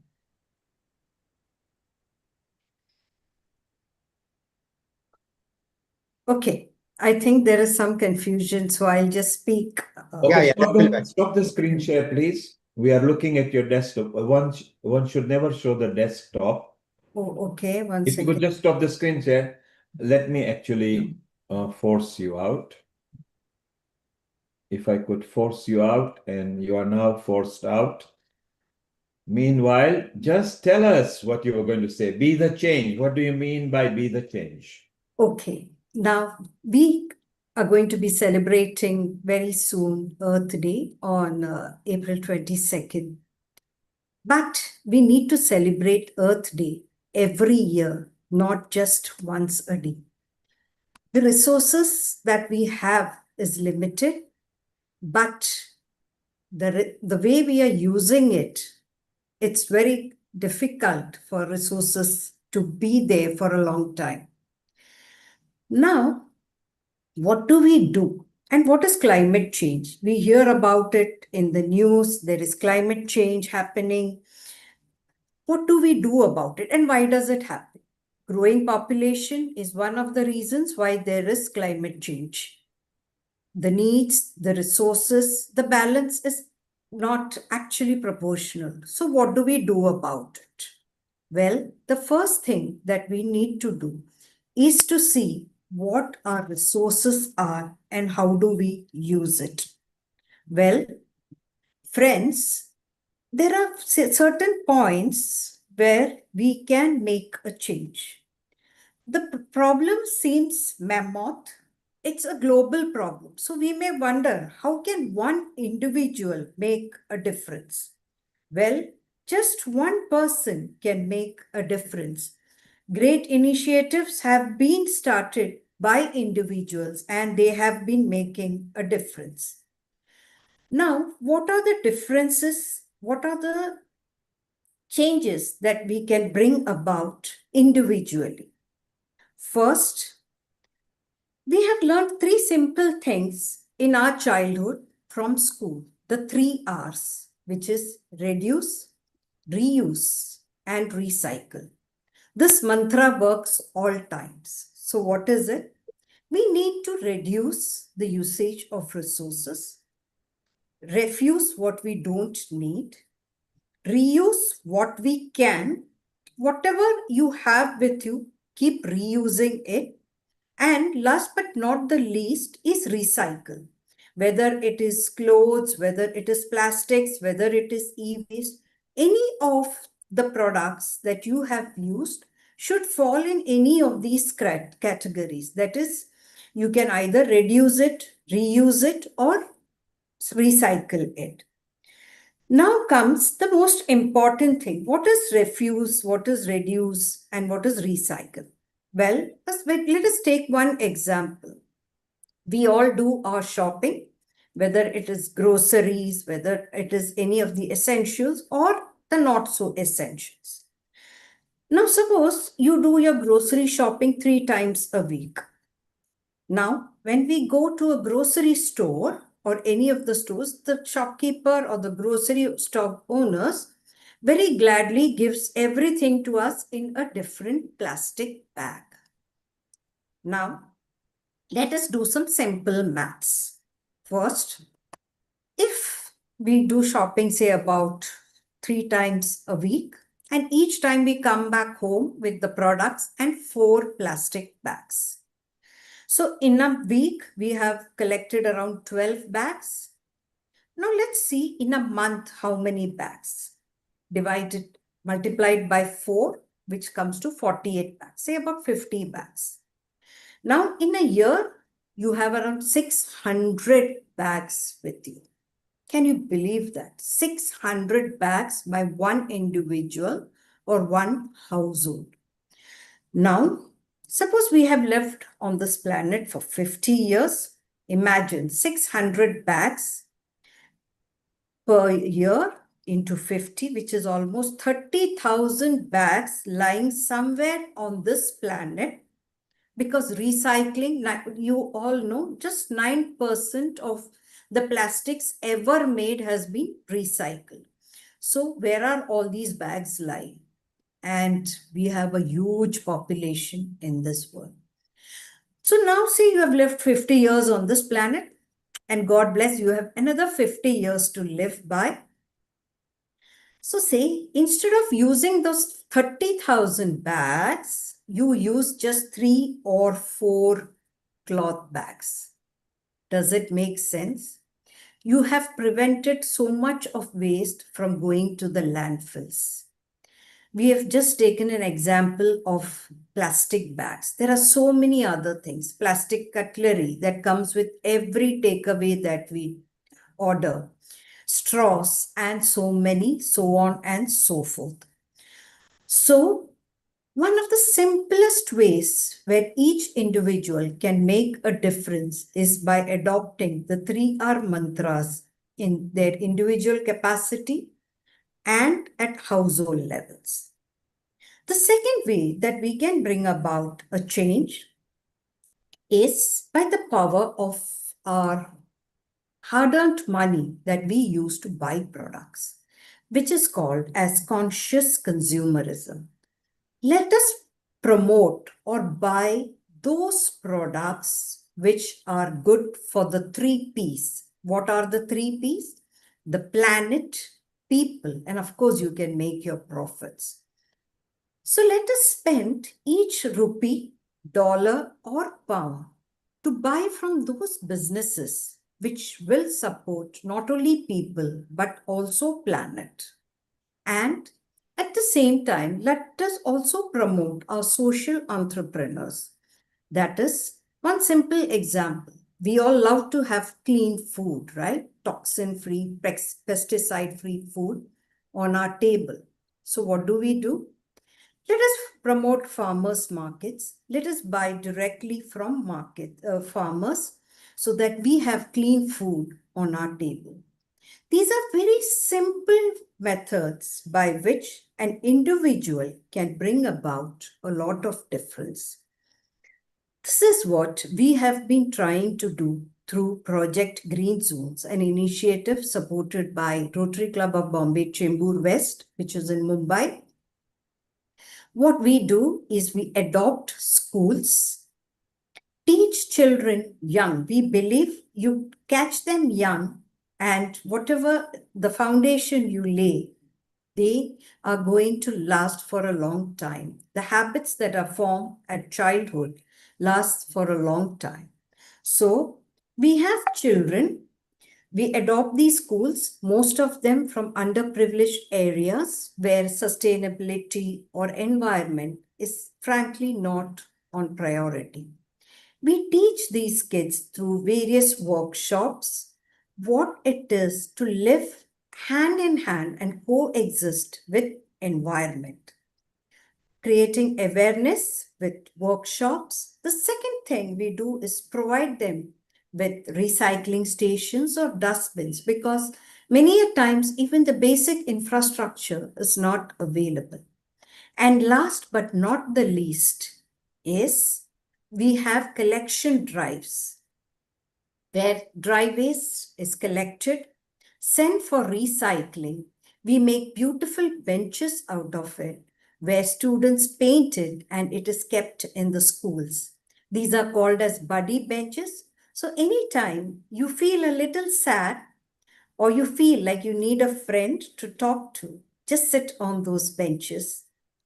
Through this initiative, students, I'm sure, are becoming the future eco-friendly citizens of India.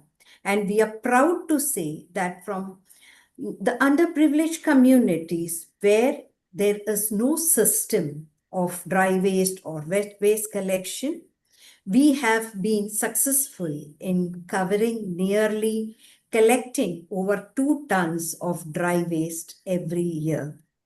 Thank you so much for this opportunity.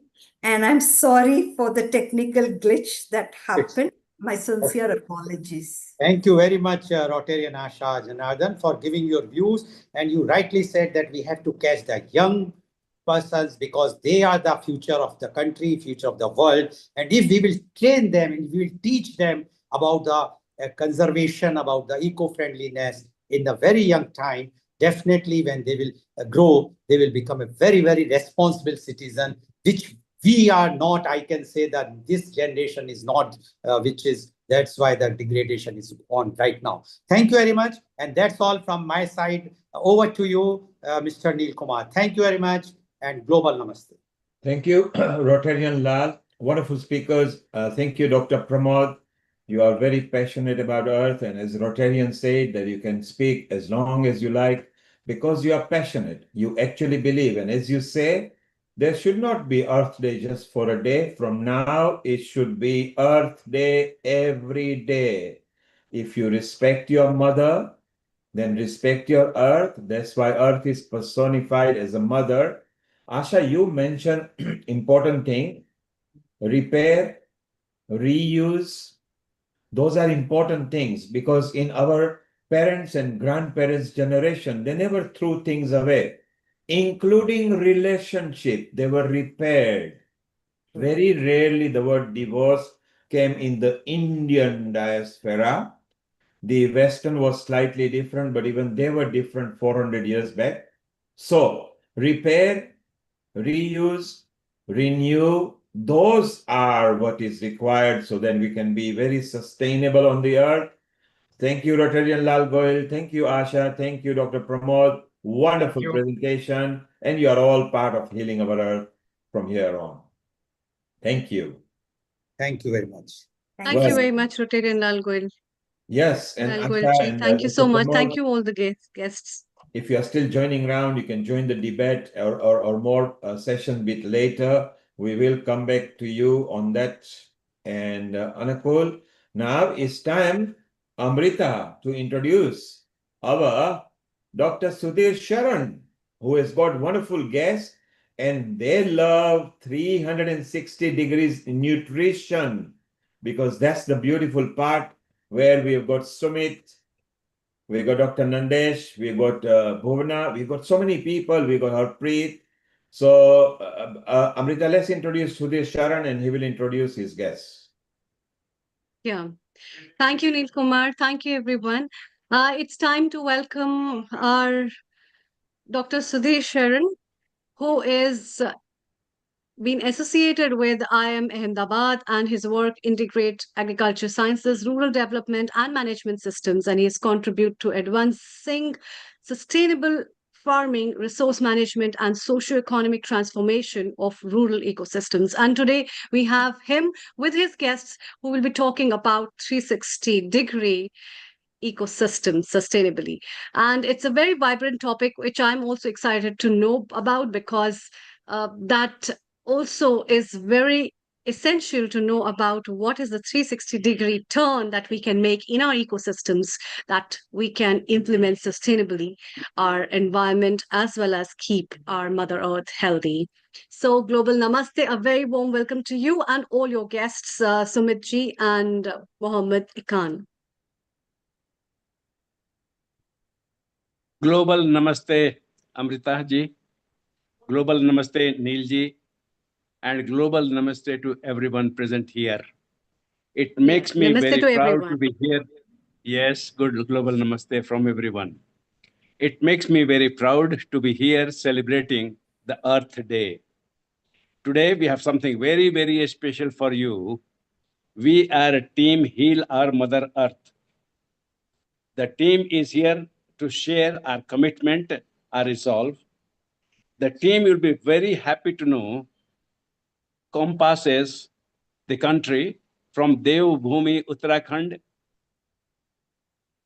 to down in God's own country, up north to down south.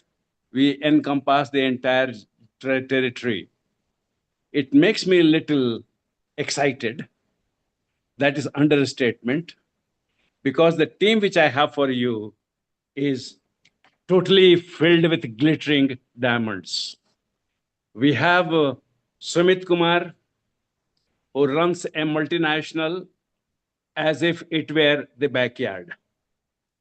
We have Dr. Bhuna, who knows medical biochemistry and nutrition as if it is a school play. We have Muhammad from Lakshadweep, who is only few decades old, but then he's dreaming of making this universe a fit place for his son Rehan and beloved wife. Harpreet is one of the entrepreneurs from Devbhoomi. He is here with, you'll be surprised, his beautiful wife and a son who will do something to you.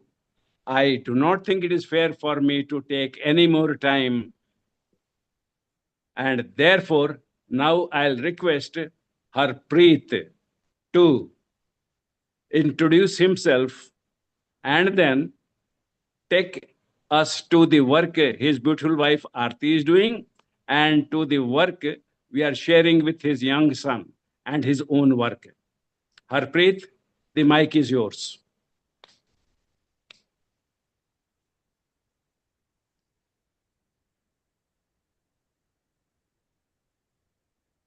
Please kindly unmute yourself. It will help if you unmute yourself.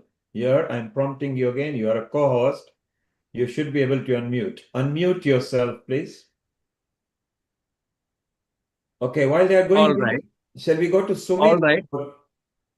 Yes. The India Kaushalya Farms. That's there. Hello, Harpreet and Aarti. So they're not unmuting, but let's go to Sumit while they try to unmute. Sumit? Yeah, they are not unmuting, Sudhir, but let's not waste time. Let's go to Sumit. Yeah. Hi. Good evening. Can you hear me? Yes, we can hear you. We can hear you. Okay. Good evening, everyone. It's such a pleasure being here to see such luminaries, and it's really an amazing thing. Dr. Sharan had promised me a lot, but this is clearly more than that.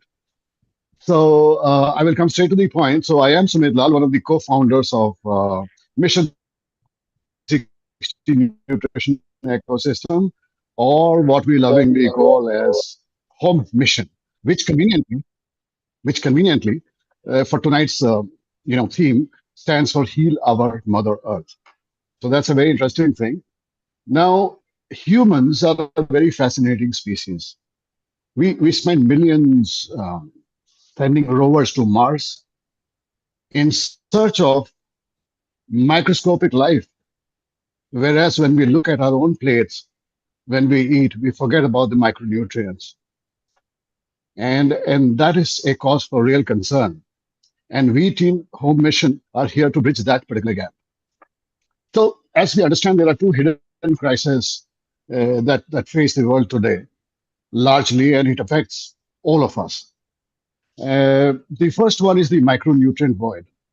And when I say the micronutrient void, the thing is, even if you look at families who are very well-to-do, the children, they have lots of calories, all the calories in the world they have available to themselves, but they do not get what really matters to them, what their body really craves for, nutrient dense nutrition. I mean, that is completely lacking. So uh, that is, we eat over processed food, which probably has more travel experience than all of us put together in the room. I mean, you never know what is coming from where, which part of the world, when, how. So it is something that we really need to look at. The other crisis is, of course, the continuity gap. And when I say the continuity gap, and you will see the brilliance of the name Home Mission here, is when the children come to school, we teach them all about sustainability, slogans, their posters. There's so many things happening, green earth, and loads of things happening. But when the school bell rings at the end, the children run home, and there goes your continuity. So that these are two really big crises that there is actually no bridge between the classroom delivery and at home. It is quite a crisis that these are two basic crises that we wish to address as Home Mission. And the solution that we find is behavior over information. Let's be completely honest to each other. Humans are terrible at doing what they are told to do. But when you practice, you become good at it. And that is the idea of this uh, home mission of ours. We catch the children young, we teach them, we make them see the impact of little things in life. It's like the butterfly effect. Small things will lead to big changes. So that is something we wish to work on. So we try and install habits in these children at the right place. So ours is basically a 12-month program at the minimum. So we what we do is we give the children what we call the earth in a box. We give them the earth in a box, and they are able to actually create what we call microgreens and baby greens among themselves. The good thing here, the very interesting thing here is these kids, who are like 12, 14 years old, you cannot explain everything to them one go. You teach them in the school, they forget at home, and it's a big problem. So once they handle this themselves, you know, they grow these microgreens, and then they realize that the microgreens cannot shout for help. Help me, I'm dying. They don't. If you don't water it, next day they're gone. And that is an explosive situation for them. It is like having a pet which goes away. Because for the young kids, they are so excited when they get up in the morning. The first thing they're going to do is they're going to run and see, Aaj kitna bada hai? How microgreens today? How do they look like? And suppose you realize that they are no longer there. They have completely dried up. It's a big explosion in their minds, and that, in a way, by 200, 2,000, 200,000 times is what we are doing to the earth. So that is something we wish to inculcate and show them the consequences. That is very, very important for us. The question is, why microgreens? Why microgreens? Why baby greens? So because there is completely a zero waste in our system. The system, I'm sure, the people who are going to speak after me are going to actually take you through the system. So I'm not actually going into details, but it is just a habit that we are inculcating in the kids to grow microgreens and consume them, feed them to other people. Every month that will happen. We give the earth in a box, and they manage that themselves. the parents, they get to see the development of the children. They see that the child is doing something special, and they are able to. It's visibly demonstrable that what they are doing. So what they are learning at school. So the entire ecosystem, is very happy. If you look at the principals of the schools, they're very happy. Saying that you know my kids are doing something really worthwhile. The parents are happy. The children are happy because we have a system in place which gives them ambassadorship and more badges and stars and etc. I think I'm running out of time, right? So So we thanks, Sumit. We yeah. get the general idea. I'll request that we unmute Harpreet now, because the things you have stated have a thread continuity from there. Yes, the dialogue continues. Can we unmute India, Harpreet, please? So they are not cooperating because they're not unmuting.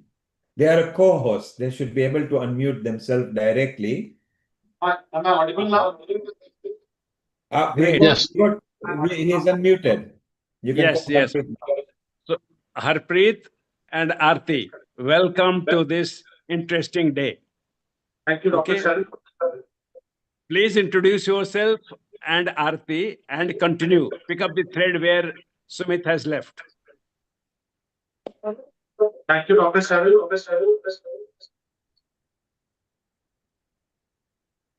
Thank you, Dr. Sharon, for giving us this opportunity. I would like to thank all of you for giving us such a wonderful platform to discuss this noble cause. So I will introduce myself, Harpreet Singh. I am from Devbhoomi, Uttarakhand, India. So I began my journey into organic farming in 2010 at the age of 18. Back then, growing organic produce was not just the biggest challenge. Marketing it was. So in 2011, I took a step forward and established a restaurant called Punjabi Handi, a place where every ingredient came directly from our own farm. So we started at a very small initiative, which has now grown into a chain of restaurants, all by the grace of Almighty and Mother Earth. Over the years, where the Heal our Mother Earth mission truly resonates, not just me, my whole family is contributing in this whole mission. So we have a connection with the land and has only deepened by years. About 3 years ago, we made a crucial observation that paddy cultivation was gradually damaging the soil health and increasing calcification. Yes. So we made a conscious decision that we stopped away the large-scale paddy production and shifted towards more sustainable crops like black gram, mustard crops, etc. Crops that respect both water and soil, because one truth remains constant.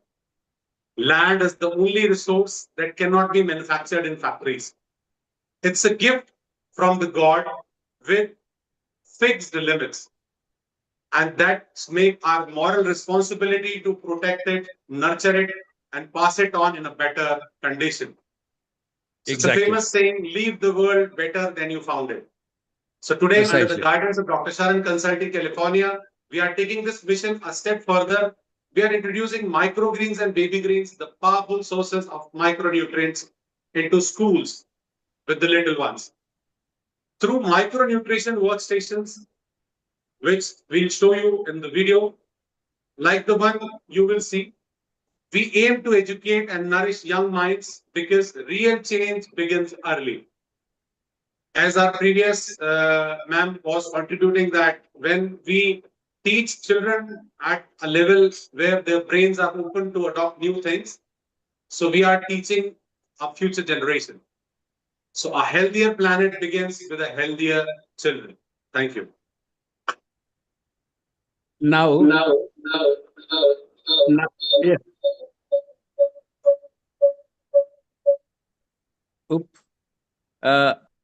Let us listen to Aarti, what she is doing as a Mission Earth project that she has. She has something very novel. She is trying to put nutrition in her body through a skin. So, Aarti, the mic is yours now. Hello everyone, I am Aarti, a proud champion of home system. Yes, continue.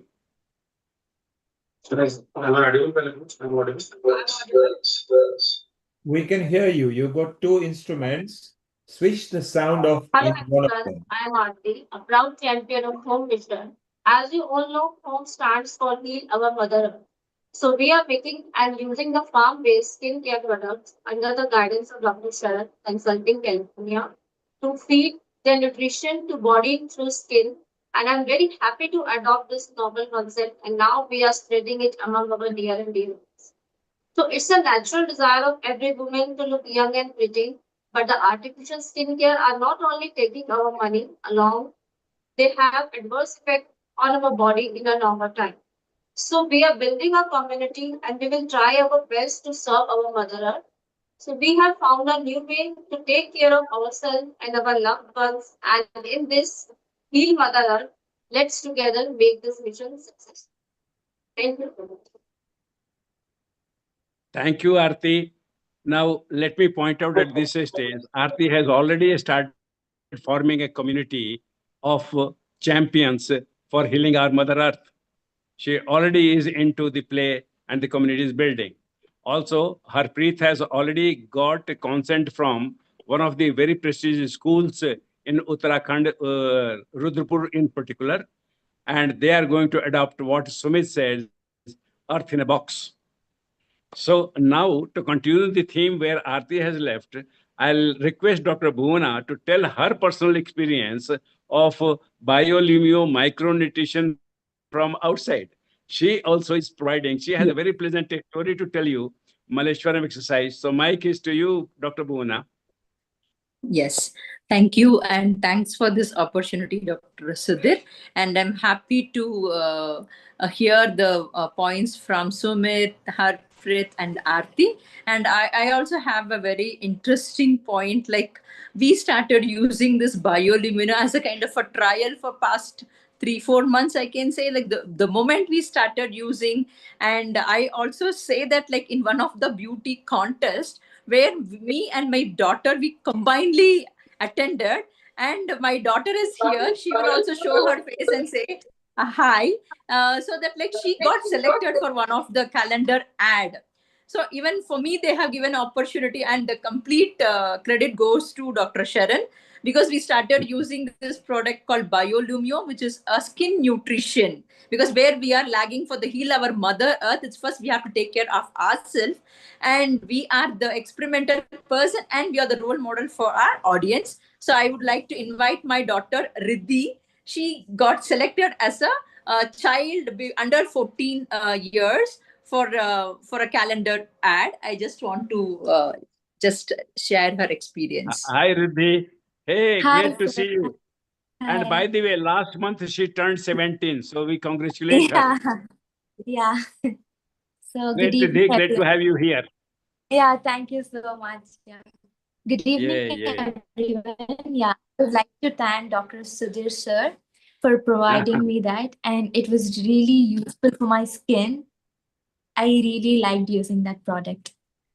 And also the And moment she started giving her to the friends, they are also very much happy to take this product for their skin purpose. And I think this has to be in a shape where we are planning. So Biolumio product is going to be the super duper product in to heal our mother health. Thanks for this opportunity. So Sudhir, Sudhir, yes, the proud yes, moment is that Bhuvana has started living legacy. She is already true, nurturing her child, who at this true. age, from 16 to 17, has taken the baton on. So can you imagine that there is sustainability, there is legacy, people are taking it serious. And if we go back to Harpreet and Aarti, they've actually practiced in their restaurants as well. So you see, first of all, organic in their restaurants. I think Harpreet has got a motto of Apna Farmer or something like that, which is so beautiful. So they're all starting young. So from where Sumit started, where he brought and the thread was picked up, let's bring in Muhammad here now. and then we will have a chit chat with everybody. So the beautiful part, Sudhir, is you have selected an entourage who are not just believing in sustainability, but also legacy, which is very important. So can you just do a mini introduction to Mohammed here, and then we can carry on. Muhammad will be giving you some very pleasant news. He is from Minicoy Islands, Lakshadweep Islands, and he's also in God's own country, Kerala, Neil. And before I hand the mic to Muhammad, let me tell you that ISKCON has a festival when they have dances, and removing the makeup is a tedious and painful process. Dr. Bhuna has a daughter who danced, and we tried to use biolumu for removing the paint, and the ISKCON people are going gaga over that one. Now, the story from Minicoy and Kerala. Muhammad Icon, introduce yourself and launch into your PowerPoint. Thank you so much. Thank you, everyone. I hope I'm audible. Yes, very much. First of all, I would like to thank the Almighty, then Sharan sir, Neil sir, and every single person who has joined here. For me, this is a very, very hard, overwhelming moment, because I represent a very small island in the Arabian Sea, which is called Lakshadweep, Minicoy Island. So it all started last year, April 14th, when my son was in the ventilator in the nearby, the hospital here, where I stay in Trivandrum. He happened to eat a sort of a breed of amla. It's not amla, basically, some sort of, I don't know what's the name of that. And he ate it so bad, he got allergy. And finally, what happened, the breathing got stuck. So we happened to rush him to the hospital, from there to ICU, from ICU to ventilation. So I made up a point, I need to feed. If I want to feed my son something good, it has to come from the Mother Earth. And with that, I would like to start today. And this is how the universe have brought all these people to my life. I'm so thankful. I'm delighted. So let me share my little PPT. It won't take much time. Max to maximum is 4 to 5 minutes. Okay. So share your system. Yeah, I hope it's visible here. Yeah, very much. Okay, so here we go. I have kept a beautiful photo over here where Earth is being dominated by people who are constructing industries, and on the other side, the Earth is asking for, give us more green, more green. Yeah, help me out with that. So this is the island where I come from, and I kept the project as Healing the Future of Lakshadweep Islands. We have altogether 36 islands, where 11 are inhabited now. Rest are with flora and fauna living very happily over there. So why I should do something better for my place, the question mark. And it all started with the story, how I came to this level. I was born in a fisherman's family. My dad is not educated. Mom is hardly matriculation. And we live so close to the nature. And nature gave us so much of good things, from the fresh fish to the best of the coconuts. And trust me, Minicoy is blessed with, not only Minicoy, the rest of the islands are blessed with a vast area. I would say out of 10 kilometers, close to 8.5 kilometers of the island is packed with these lush green coconut trees, where we are known by the center government that we don't use any fertilizers. These are pure, virgin, wild varieties of coconut trees. And this is where the whole thing starts. Now, moving ahead, this is what I do basically. I'm a consultant for the government as well as for the corporates. So I've been in this training industry for I love to talk to people. I love educating people. So these are some of my clients. So trained more than 200K engineering and MBA students, best of the institutes in India as a consultant, and some of the best countries across the world where I trained them on soft skills. So got a chance to represent UN G20 Summit, where I gave a speech representing Lakshadweep on sustainable development. And my topic was on skills and livelihood in Ireland. Moving on to the action plan of 33 islands of Lakshadweep. So I believe, yeah. So traveling all the way from there by ship, by train, and by car, reaching this event is not an easy job. So a long distance, and this is for all the youngsters who are sitting here. We need to make a change. So Now, why did I give such a little elaboration on about myself? Is because I believe that everybody is blessed with some sort of skills to get the people closer to make a huge change. I come from a small place, and I believe to make a change in a small place is definitely possible. So with that, I have given the name of this project, and all thanks to Sharan sir, who instilled the seed in me, saying, "Your people needs you, so you must develop something in the island so that they nourish their health, their nutrition, and create a legacy for the upcoming generation, as well as in Kerala." Okay, so my action plan on this Healing the Earth Day is number one. I'm going to talk about rediscovering the native nutrition. Now, there was a time when people loved to understand what the nature is providing us. We have varieties of coconut trees, we have noni, we have other few great, microgreens over there, where slowly it's been forgot by the people who are living there, because the new generation doesn't know what's happening and what has to be done. So I'm going to go deeper into it, and I'm going to create small clubs in every island where I'm going to talk and explain people on this, how to bring this back to life so that we can have a sustainable living in the islands. Next is from land to livelihood. As I said, coconut trees, varieties of product could be made. And the best part is we don't use any fertilizer. It's all pure, raw, natural coconut trees. We have 16 different varieties of coconut trees over there with different breeds. And the best part is we make coconut oils now, and we make virgin oils. We make the latest product that me and my unit, which I've started over there, is on coconut cider vinegar. It's absolutely good for the health. So what we are trying to do is to get the people equipped to make a livelihood out of it and take this to the world market. Now comes ocean and nutritional ally. Since our oceans are highly unpolluted, we are blessed with the corals and the coral fish, as well as the fish outside here, where deep sea and tuna. So this is another area which I thought if I can contribute something, and if we can keep the the lagoon clean, we can bring more changes in the earth. And for that, one of the initiatives along with the natives, what we have done is every year we have a lagoon cleaning day, where we go and clean the corals, where if there is any plastic or anything dumped there, we will take it and we dive and take it from the sea. So that's one area which we are focusing on. The next is education.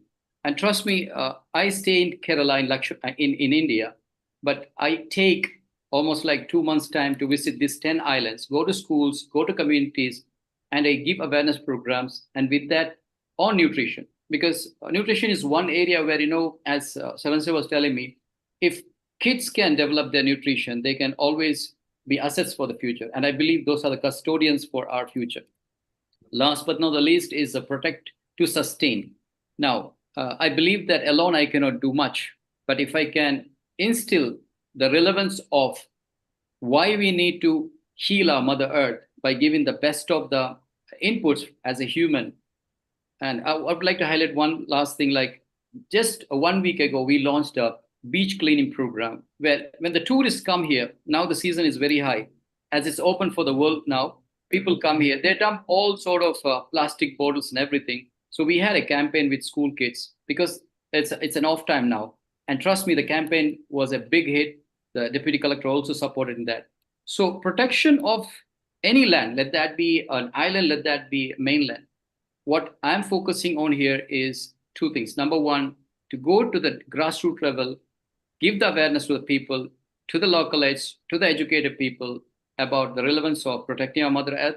Second thing, help the school system along with, as Sharan has said, to gain the nutritional value, which is really lacking in today's world. So this is it. Thank you so much. And very happy that I got this opportunity to present myself in front of every single person over here. Thank you, sir. Mamad. Thank you, Muhammad Aikan, for this beautiful presentation. And Neil, now this is what I said. We are leaving the philosophy, the mission nutrition 360-degree ecosystem. I'm too excited to talk coherently in the end. But Harpreet, are we ready with that 3.5-minute video? I think Neil, he's I want nodding. to show to all of us that healing our Mother Earth is a child's play. If that video plays, it is 3.5 minutes only, and it's a clean video. Me and a young boy of 6 will be celebrating his birthday on 22nd. Can you believe it? The boy's name is Hardit. His birthday is when we will be celebrating the Earth Day. Harpreet, what is the status? Can we play the video? So Harpreet, you can share screen. You are trying to talk, but unmuted, you can't talk. So share screen and share the sound. Whilst you are doing that, Mohammed, excellent presentation. I think you are the smallest union territory of India, if I believe so. Yes, sir. Yes. And the nice thing is that you also are going to the youth. Harpreet, you carry on to see if you can share screen. As soon as you share screen, we will stop talking. So, Mohammed, that's very good. And at this point, I want to also introduce a surgeon, an orthopedic surgeon, Anukul Goswami, who Sudhir has been talking to you, Sumit and Mohammed, because you are going to be part of another organization. Shortly, Anukul will make a comment, and then in about 5-10 minutes, we are going to bring Trupti Patel. She is the first Indian woman here from the highways, and she's a chartered member of there. And she's also the president of Hindu Forum of Britain, which is one of the largest here in the Europe. So Trupti is a keen environmentalist, so shortly we'll be going to her. Meanwhile, Harpreet, just kick in your video and share the sound. When it comes on, we will see that. So Sudhir, good panel you brought. And I feel Thank you, Neil. Sumit, Bhuvna, Harpreet, Mohammed are all very, very adaptable candidates for the SATA as well, which is very good. Anukul, you have heard them, and they would be very apt for that conference and an organization, wouldn't they? Absolutely. I think having heard them all, there are quite a few interconnectedness, not only because of the ecology, the environment, the type of plants and trees that they are growing, but more importantly, going on to the children to educate them. And talking of micronutrients and things like that is so very important because in our clinic, in my clinic, I mean, I see them so many times, the patients are obese, and it seems very unusual that they're getting all the nutrition on the side of the earth and yet they're not healthy. And what makes it so is obviously there's a huge shortage of micronutrients. And to find out that particular thing, usually in a standard hospital, nobody bothers. It's something. So it's something that we're going to be more conscious and aware of. And I think that's a very great job that Sudhirji is doing along with so many great people. I think it'll be worth listening to what they are advising us. And Anukul, that's why you can see why Sudhir chose the title Mission 360. That's right. Nutrition ecosystem. So not only the youth, so that comes the age, but he brought the whole cycle with Harpreet coming organic and actually putting into practice in his restaurants, where Mohammed is actually encouraging the youth and becoming, I think, Mohammed, you are from IIT Chennai as well, aren't you? No, I take sessions in IITs, different IITs and NITs across India. Yes, and that's beautiful. The fact that you did session there and some of the corporate clients, including Coca-Cola, it is nerve-wracking to speak in such a high profile. So Sumit brought an angle, so 0 to 90 degrees. Then came Harpreet, went to 90 to 180. In comes you and Bhuwana.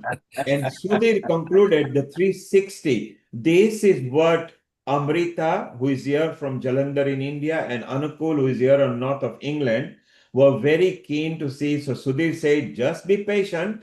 And on the Earth Day, I'm going to bring earthlings who are going to respect the earth, not just now, but as a legacy as well. So Sudhir, very good concept. I think. Neil, can we wish Hardit a happy birthday for 22nd, the boy? Yes, we can. The only happy thing birthday, is that, Hardit, from all of us here. Yes, we want to wish them. To proud parents, Harpreet and Aarti, we convey the birthday greetings from all of us here. Well, Amrita, you can sing maybe for them. Sing happy birthday for them. Go for it. Yeah, happy birthday. Happy birthday and many, many Yes, wishes Amrita, from go all ahead. of us. Please go ahead. Sing it. Okay, You you sing want me to so sing? well. Okay. Please What do. is the Please. name? We'll just share the screen. Ji, please. Host, please allow Harpreet to share the screen. Okay, Harpreet, wait a moment because you are using one screen, you want another screen. Just hold on a moment, okay? And switch off the sound on one of them. So you are a co-host over there, and now you are a co-host here as well. But switch off one of the sound and you can share screen. And then we'll go to Trupti. Harpreet, you are on a screen share, so you are a co-host. Yes, you are sharing and put the sound on.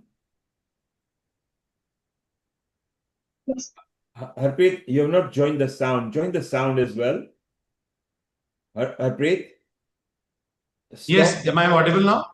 No, you stop the screen share and before you play the video, look on the left, it says join the sound, tick that yes so we can hear them.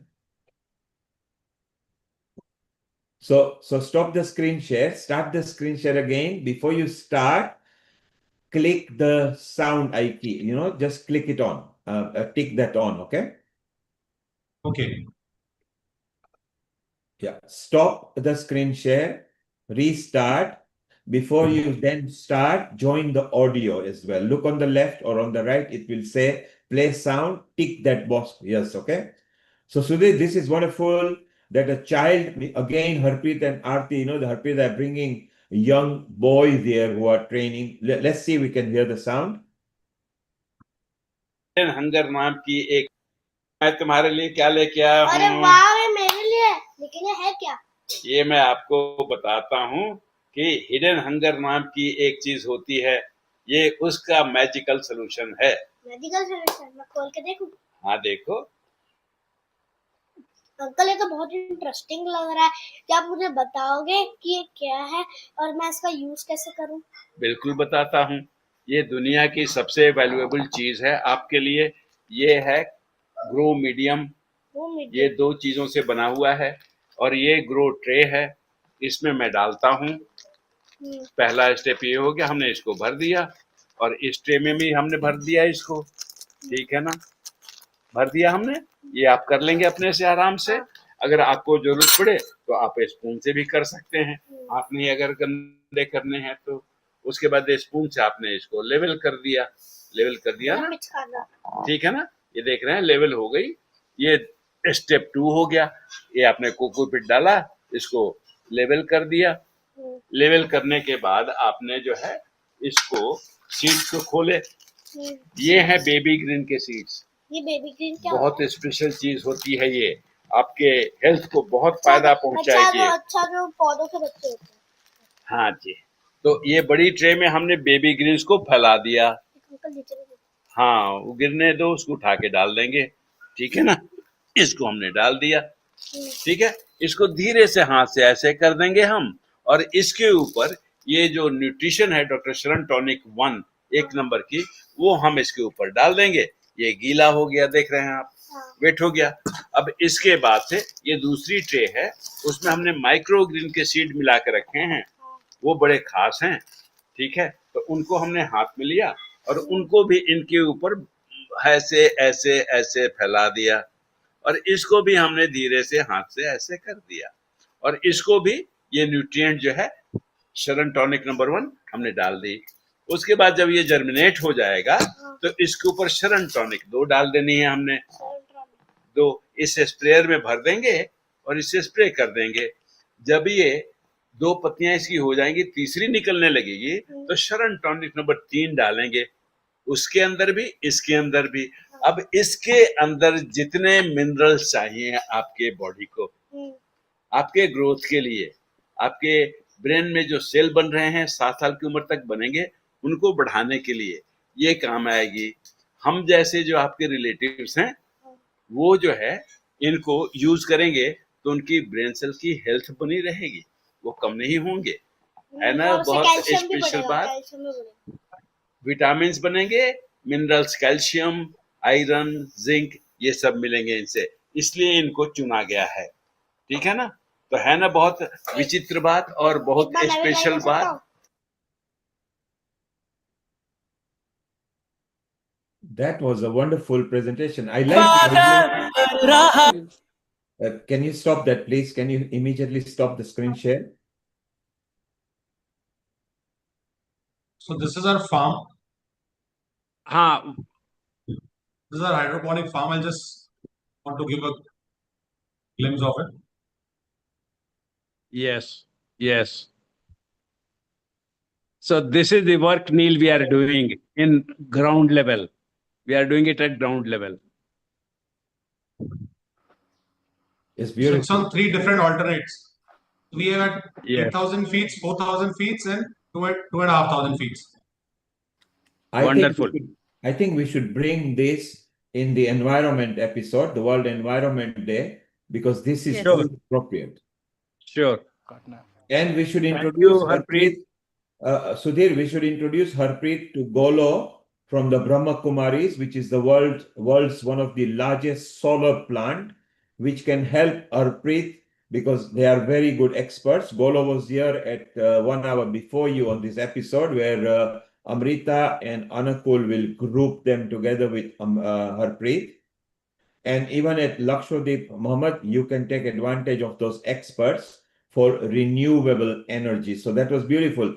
Sudhir, I loved how you got the child excited because it was like a play toy that will grow.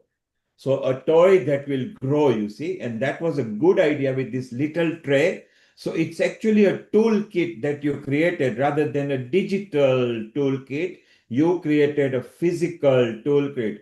Anakul, Amrita, I think this should be rolled out to Honey and others as well, so they can correlate. And I take it that the Sharon Nutrition Spray, Sudhir, is your trademark, is it? Yes, my intellectual property. So that's brilliant. So it's something that we own at Healing Our Earth. So we should actually exploit that productively for the home organization. And home stands for Healing Our Mother Earth. So today on Healing Our Earth, we had Healing Our Mother Earth organization. How very appropriate. So I love the fact that we started from juniors, right, up to the seniors. Let's get to the nursery level because the toy kit, I call it the toy kit, was exciting. The child was actually asking question because he was intrigued. And Sumit will be calling it Earth in a Box. Yes, and he actually resonated with that because he had an attention to it. So a very happy birthday for him as well. And maybe they are the future of the earth, and the restaurant chain maybe can be global. Harpreet and Arti, thank you. Stop with your restaurant chain. Maybe Amrita, he should be introduced to Nishant Chobe, the Michelin chef in Delhi.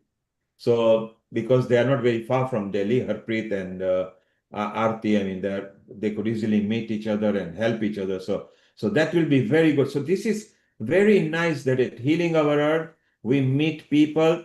We're going to have a quick chat with Trupti. Then we are having Agnihotra episode. We are actually going to do an Agnihotra ceremony at 6:30 UK time, which will be 11 o'clock India time, and that will be like 1:30 New York time. So this is what we do at Healing Our Earth. Sudhir, fantastic. And if all of you can stay around, you'll meet some other people from different countries that you can actually share your projects and ideas.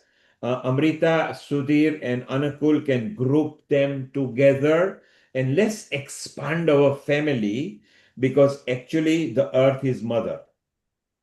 So Thank your you. home title is beautiful, Sudhir. I love your toolkit because that should really go right up to nursery level and the children. And for the adults, we can do bigger boxes for them where they can grow And bigger. can I say one thing, Neil? Yes. Next year, all the inputs will be produced by me and Harpreet at Dev Bhumi Rudrapur.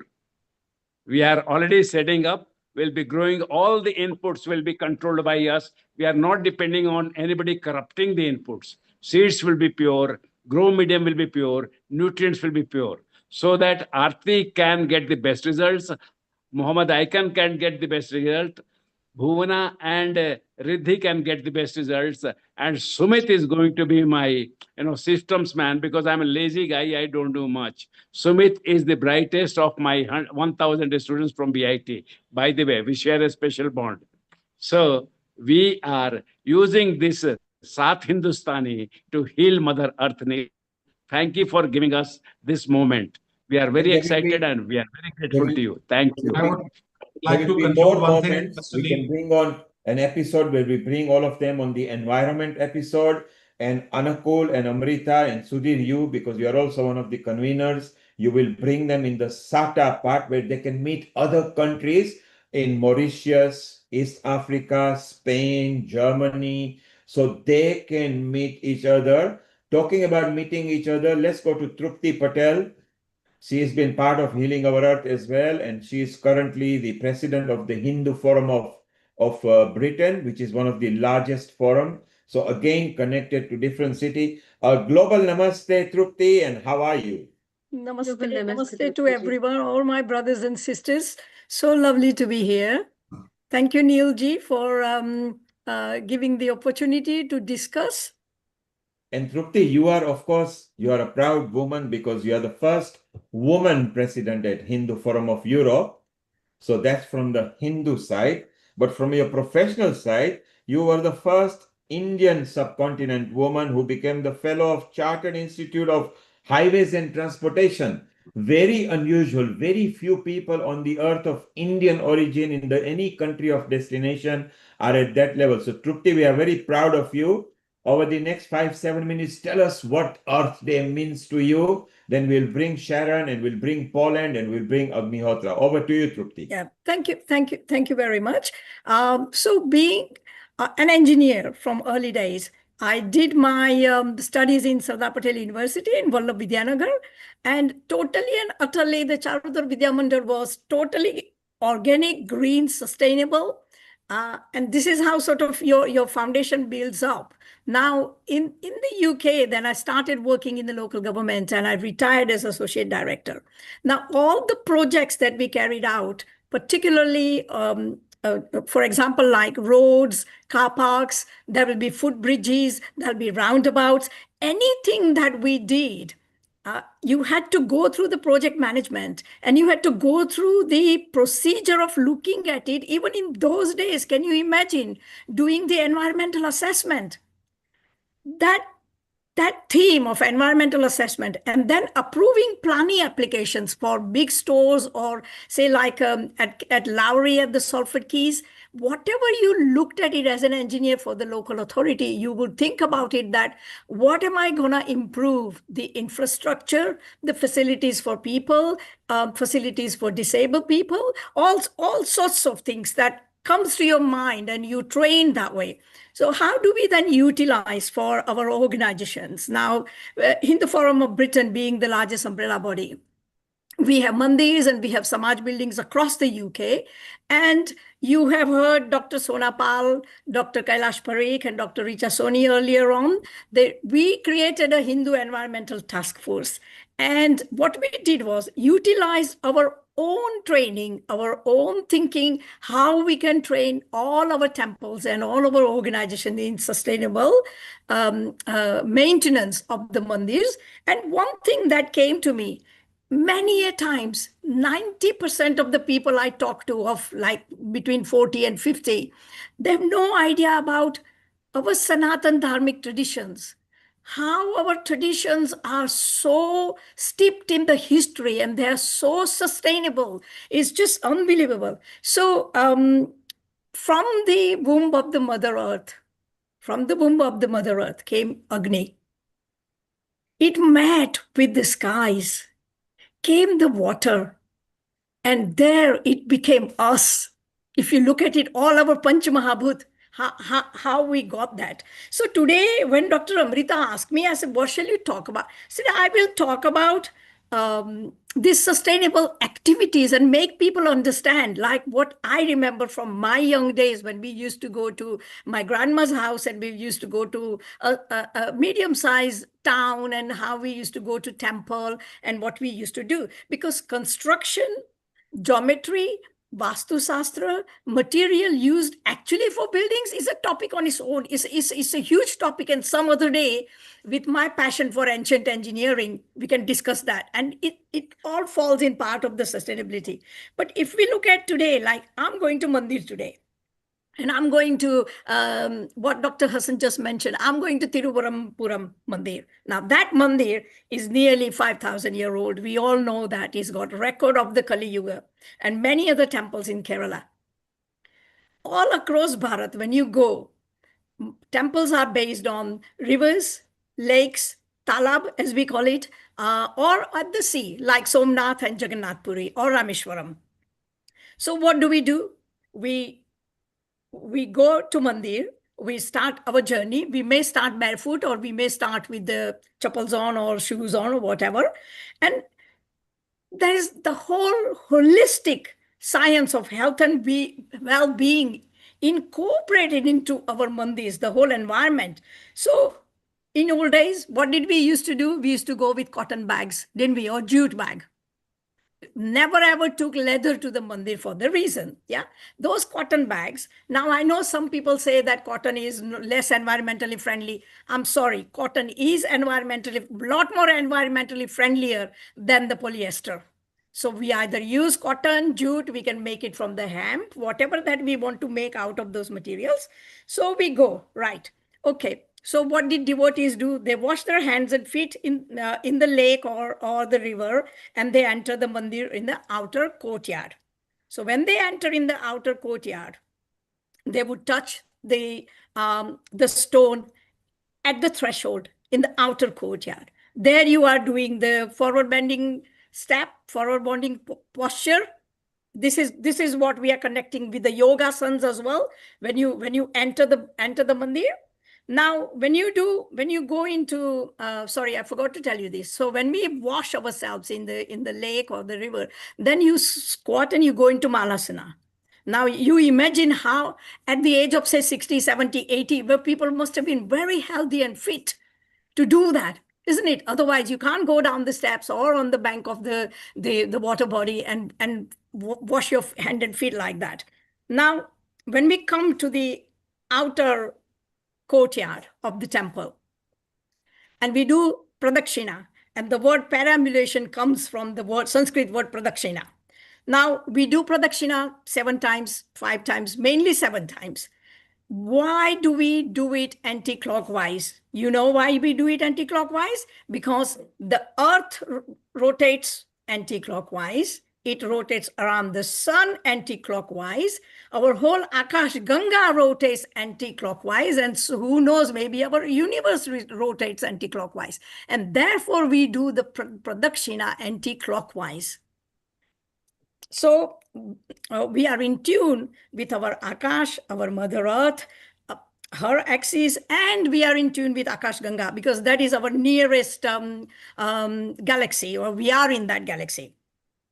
Now, when we are in outer courtyards, most of the people know we feed Gaumata, we feed Mandir elephant, we feed sometimes there is a bird thing as well, yeah, and we also feed many a times monkeys as well when they arrive. So the whole sustainability in terms of feeding, buying the right amount of or right quality of the grain, what we need to feed, then feeding them, and then those animals, when they go out in the fields and whatever, and probably regerminating. But the whole idea is that sustainability in Sanatana Dharma is not just only for human beings. We think about the whole Vasudhaiva Kutumbakam, meaning not just human being, but the whole environment and the jeev around us, or the insects, birds, everybody around us. Now, when we buy the puja material, always they are sitting in the outer courtyard, and they've got flowers, they've got all different puja materials and the thalis and everything. You imagine the whole system, what the Ayodhya Mandir is doing to the whole economy. we are feeding mainly those women who are sitting there in the outer courtyards of the temple. They are actually selling these things. We are giving them the very noble and sort of like a very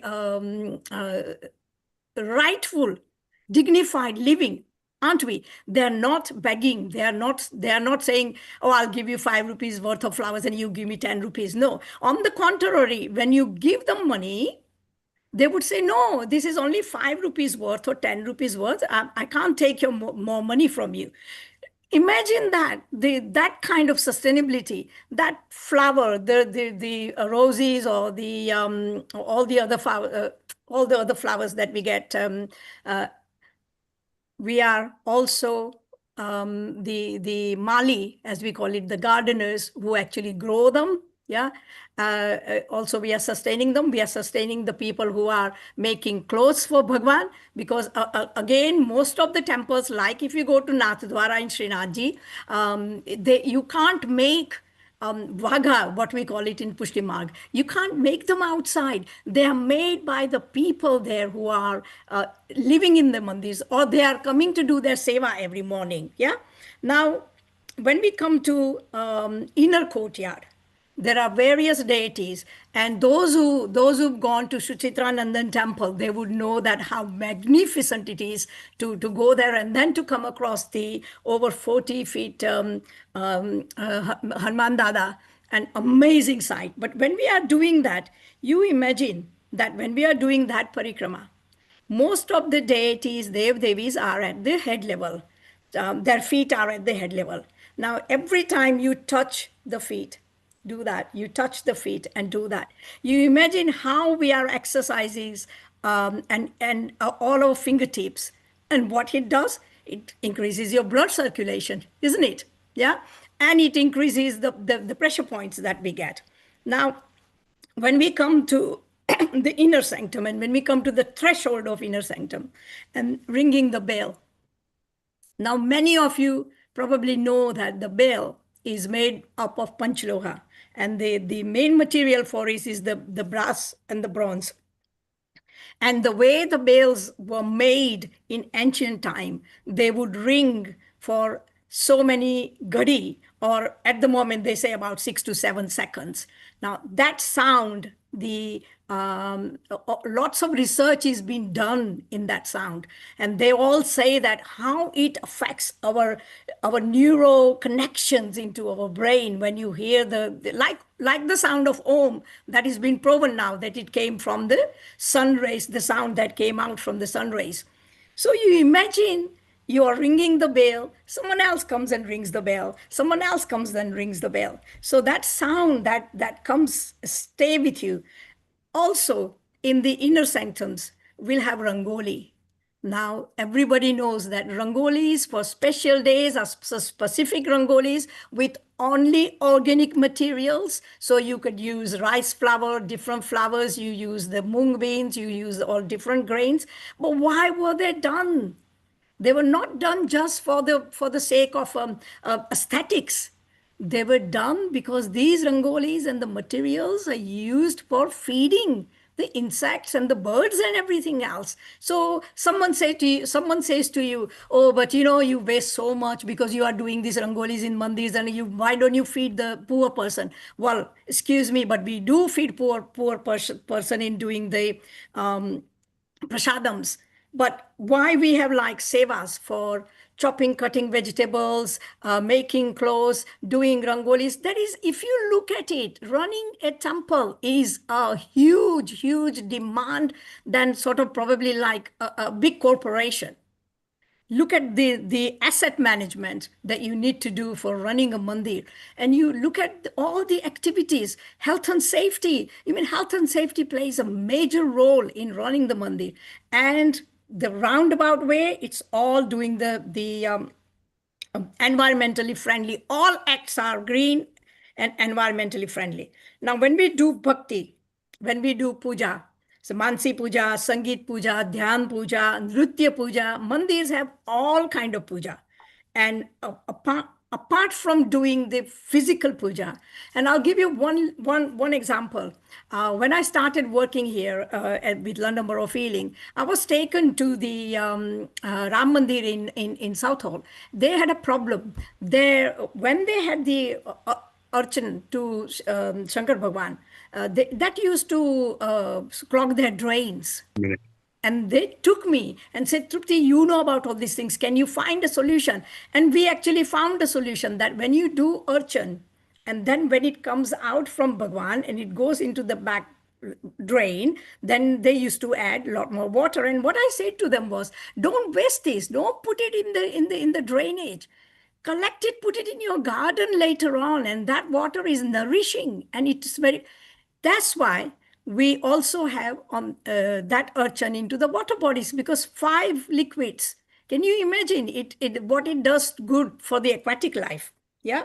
So that's puja. And then when the priest does the tilak to us, all of us, we know our 5 fingers, and all of us know that when we do the tilak, we do it with the anamika, and it's pressed on where we do the bindi, and that is helping the pituitary gland. And the whole idea is your third eye. And when you do meditation and constant, you can actually feel that activated. And you imagine you are going to a temple and either an old grandma or a priest doing that. I mean, it's just amazing energy all the way. And then mudras.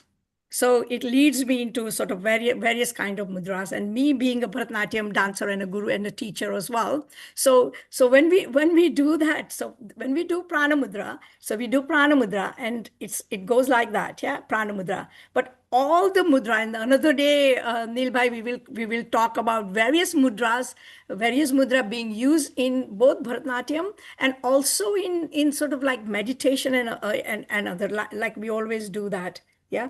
So for me at the moment, that's where I've arrived.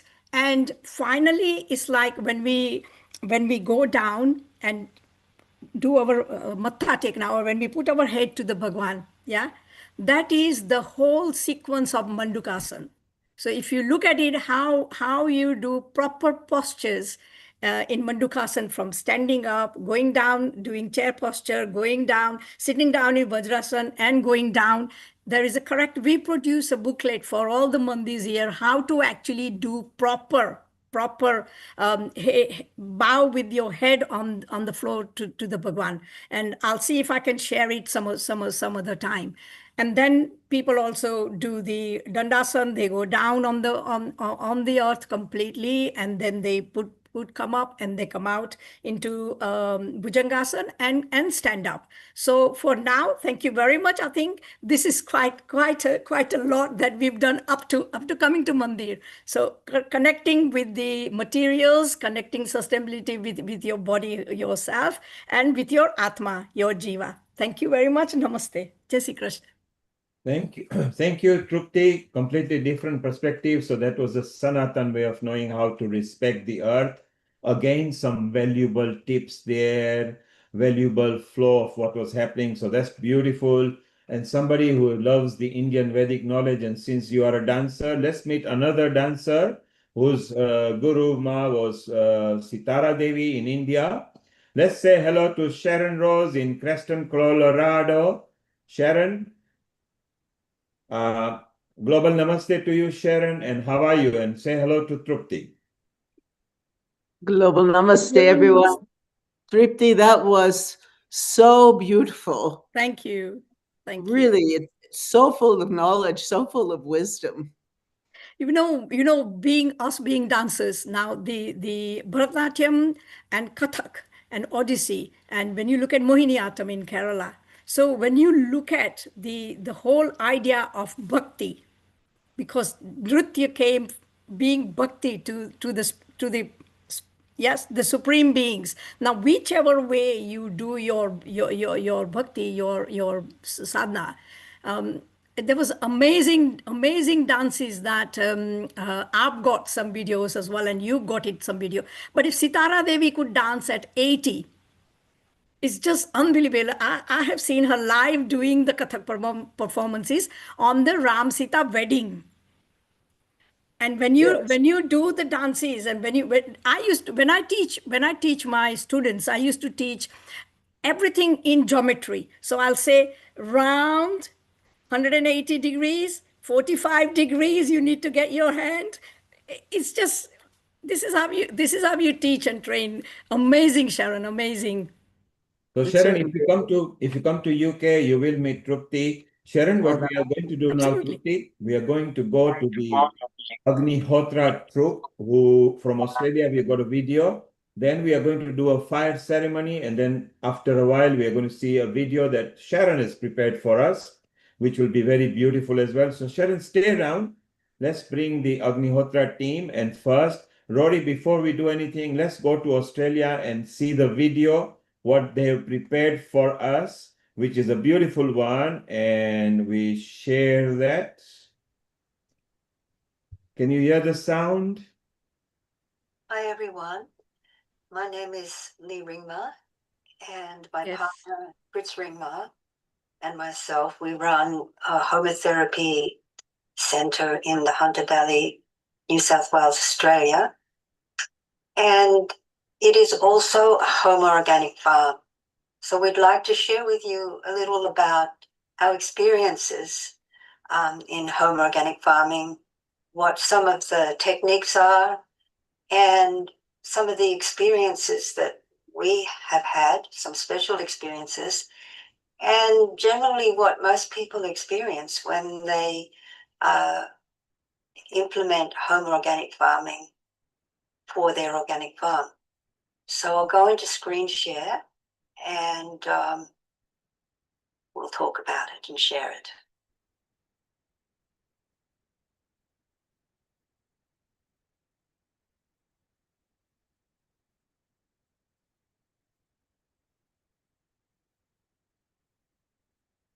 Okay, so the name of our homotherapy centre is Om Shri Dham.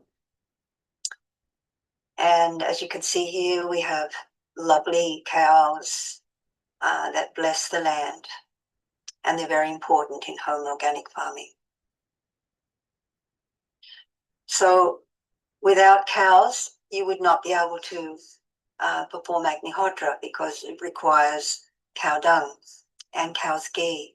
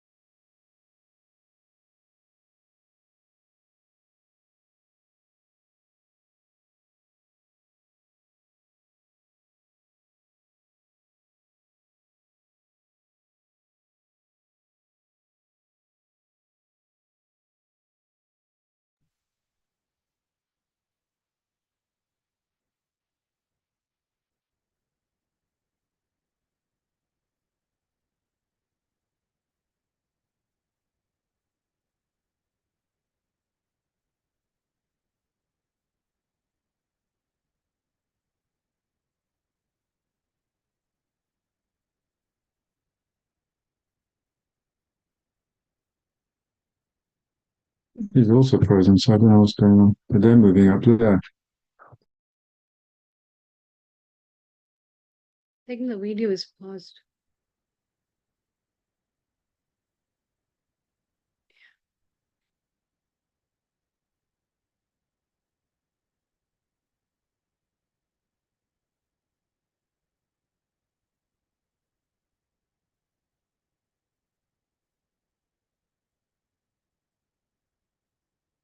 We can't hear the audio, Neelji.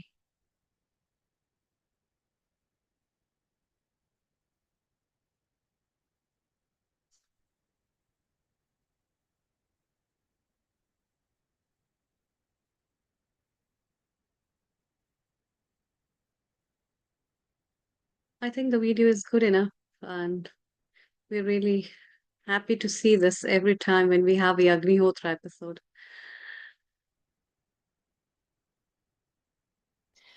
So a little bit about Agnihotra ash.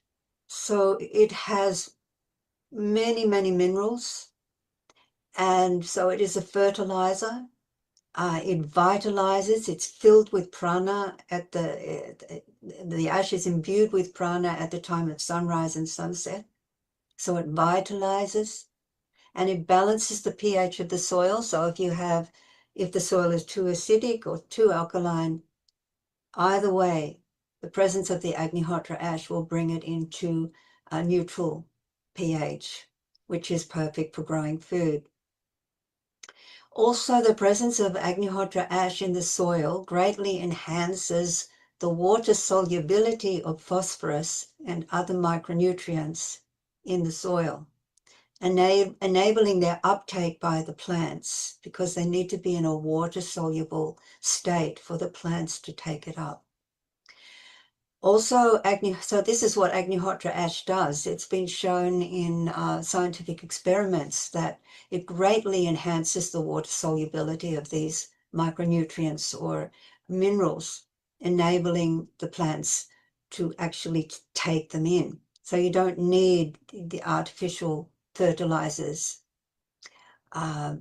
simply by doing Agnihotra, which conditions the atmosphere, fills the atmosphere with micronutrients and life force, and then adding ash into the soil, as well as all the other organic natural processes like fertilizing and composting, and with compost, natural compost, vermiliquid as a fertilizer as well.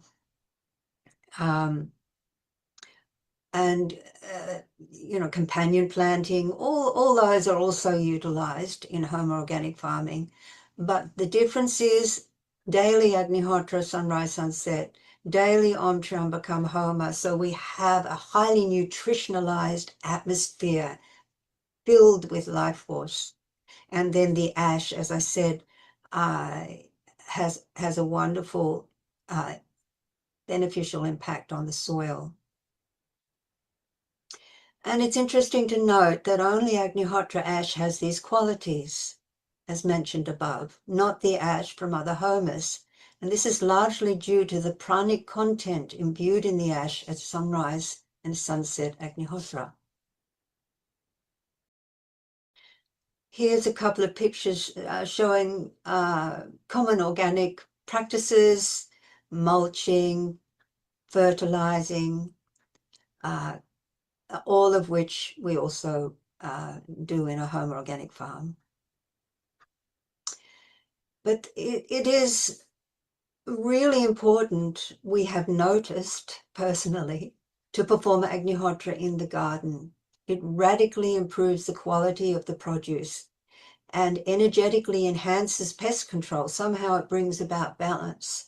So if you have pests and you do Agnihotra regularly in the garden, you'll see a reduction in those pests. You'll even see friendly pests, friendly insects coming in, like, what are they called? Ladybirds, that tend to eradicate the aphids and things like that. So you'll get friendly insects attracted through performing Agnihotra in the garden, but you'll also see very quickly that the leaves start to shine. Everything looks so much more vital when you perform it in the garden itself. So we notice this because we have a fire hut, which is a bit of a distance away from the vegetable garden.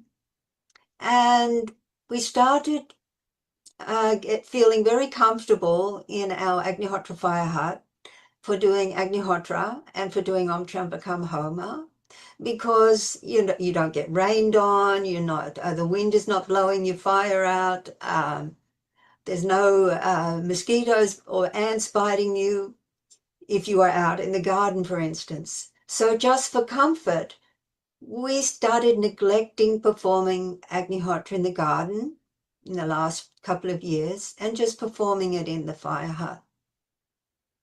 But we started seeing more disease coming into the vegetable garden, and we started having difficulty growing certain vegetables. We didn't connect the two, that we weren't performing Agnihotra in the garden. We thought just performing in our Agnihotra hut, even though at a distance, that it would do the trick.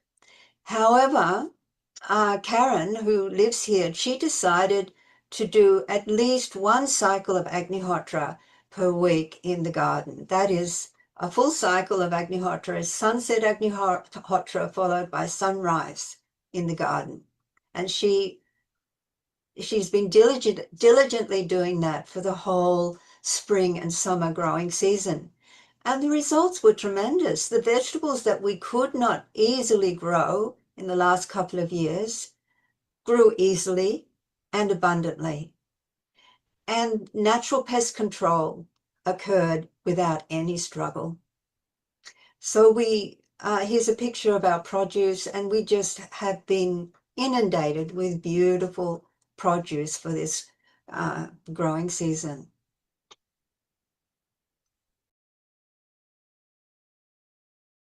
And that produce, as you can see, is vital and nutritious. And there's a big difference when you eat even organic food from an organic grocery store, and then you eat Homo organic food.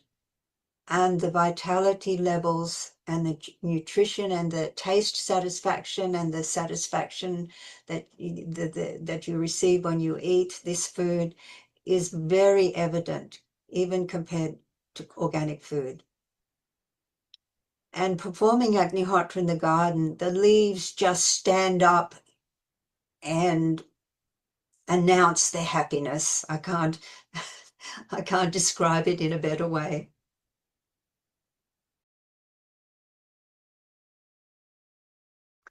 And another, an amazing experience right at the beginning of our home organic farming history. So way back in about 30 years ago, when we bought this land, there was no water. There was no well. There was no. All we had was rainwater in water tanks, and that wasn't enough for watering our vegetable gardens. So we had a bore well drilled, despite warnings that there was no underground streams on our farm. But sub-artesian water was found at 40 meters. It was laboratory tested and found to be highly saline and alkaline, unfortunately. The pH was 9.5 and the salinity measured 1,150 parts per million, which is high. And if we watered the plants, you would see a salt residue on top of the soil. And it would burn the plants and also suppress their growth. Also, the alkalinity would do the same. So we did Agnihotra by the borehole and regularly placed Agnihotra ash down the bore well. We did that by switching off the bore pump, of course, filling up a watering can with water and putting Agnihotra ash in the watering can and then tipping that down the bore well so that charged water from the Agnihotra ash would go down into the sub-Artesian water. And by coincidence, the State Department of Water Resources was conducting regular tests on the bore wells in our area. And after a few months, we were all amazed, including the Department of Water Resources, totally amazed to see that the salinity and the alkalinity reduced with each lab report until finally we had potable drinking water. Now the pH is constant at 7.2, which is neutral and good for growing.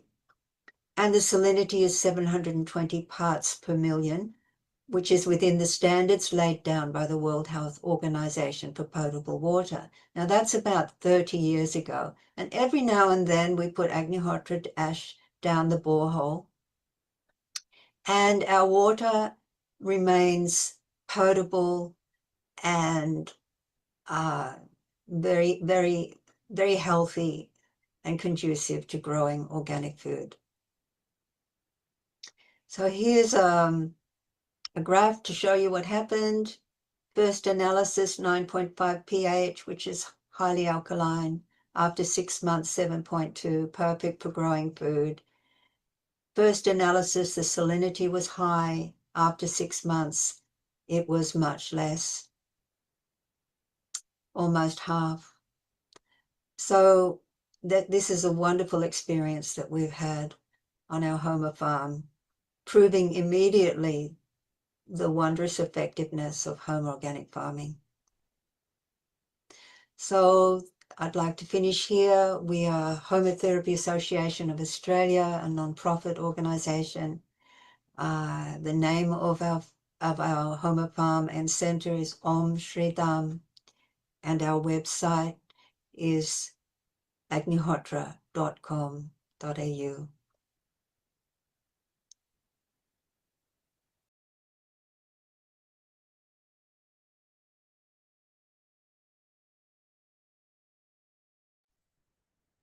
Beautiful video. In fact, it made me really happy seeing the vegetables, and the best part is it always gives you a real peace of mind when you consume these vegetables. There's a term called mental clarity that you get after consuming food. And I think always your organic homegrown veggies and fruits, when you bring them to the plate and you consume them, they give you the real prana, and that comes up as a mental clarity. So it's always wonderful, in fact. And Sharon, I can see your smile as well, and I'm always happy to jump on from one country to Creston to see what's in your kitchen garden as well. But then before that, let's have Rory and our guests who have joined from Poland, and I can see Swindy as well somewhere. So Global Namaste, a very warm welcome to you. Namaste. Namaste. Thank you very much, Amrita and Neil, for your invitation again to do Agnihotra with you all. It was a wonderful video, and I've really enjoyed hearing about how the next generation is being taught how to care, how to grow plants and care for the earth.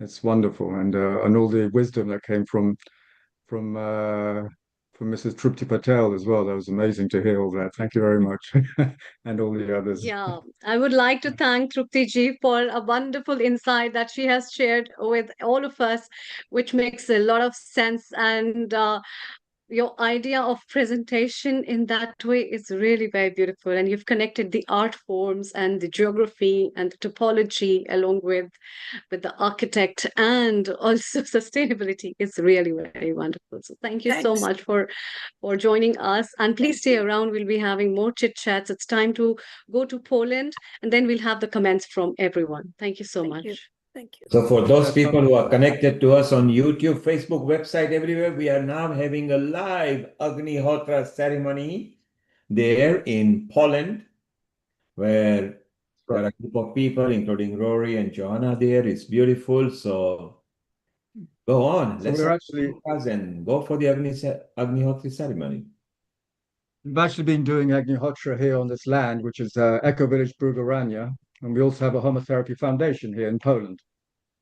And we've been doing it here on the land for 30 years. Every day we do Agnihotra sunrise and sunset. And we also do on the land 5 hours of Om Triambakam Yajna every day. So like most of you, every day, Earth is special every day. So Earth Day is every day for us because Agnihotra is a very healing fire that we do every day, exactly at sunrise and sunset. So that's why we're a bit time limited because we have about 1 minute left before exact sunrise, sunset, sorry, which we get from this little app that we have nowadays. Of course, in ancient times, people knew when sunset was exactly. Now we have technology to help us. So exactly at sunset, I will be singing a short mantra and making an offering of just rice mixed with a few drops of ghee. And it's a very simple process that anyone can learn from any profession, anyone, any sex, any gender, anyone can learn it. And it's been resuscitated this time to help the planet because it healed deep into the earth and high up into the atmosphere. So on this special day of, it's Earth Day, which is the 22nd, but we're celebrating it today as well. Let's send peace, love, and healing to the earth at this time of Agnihotra. Yeah. We have 10 seconds left.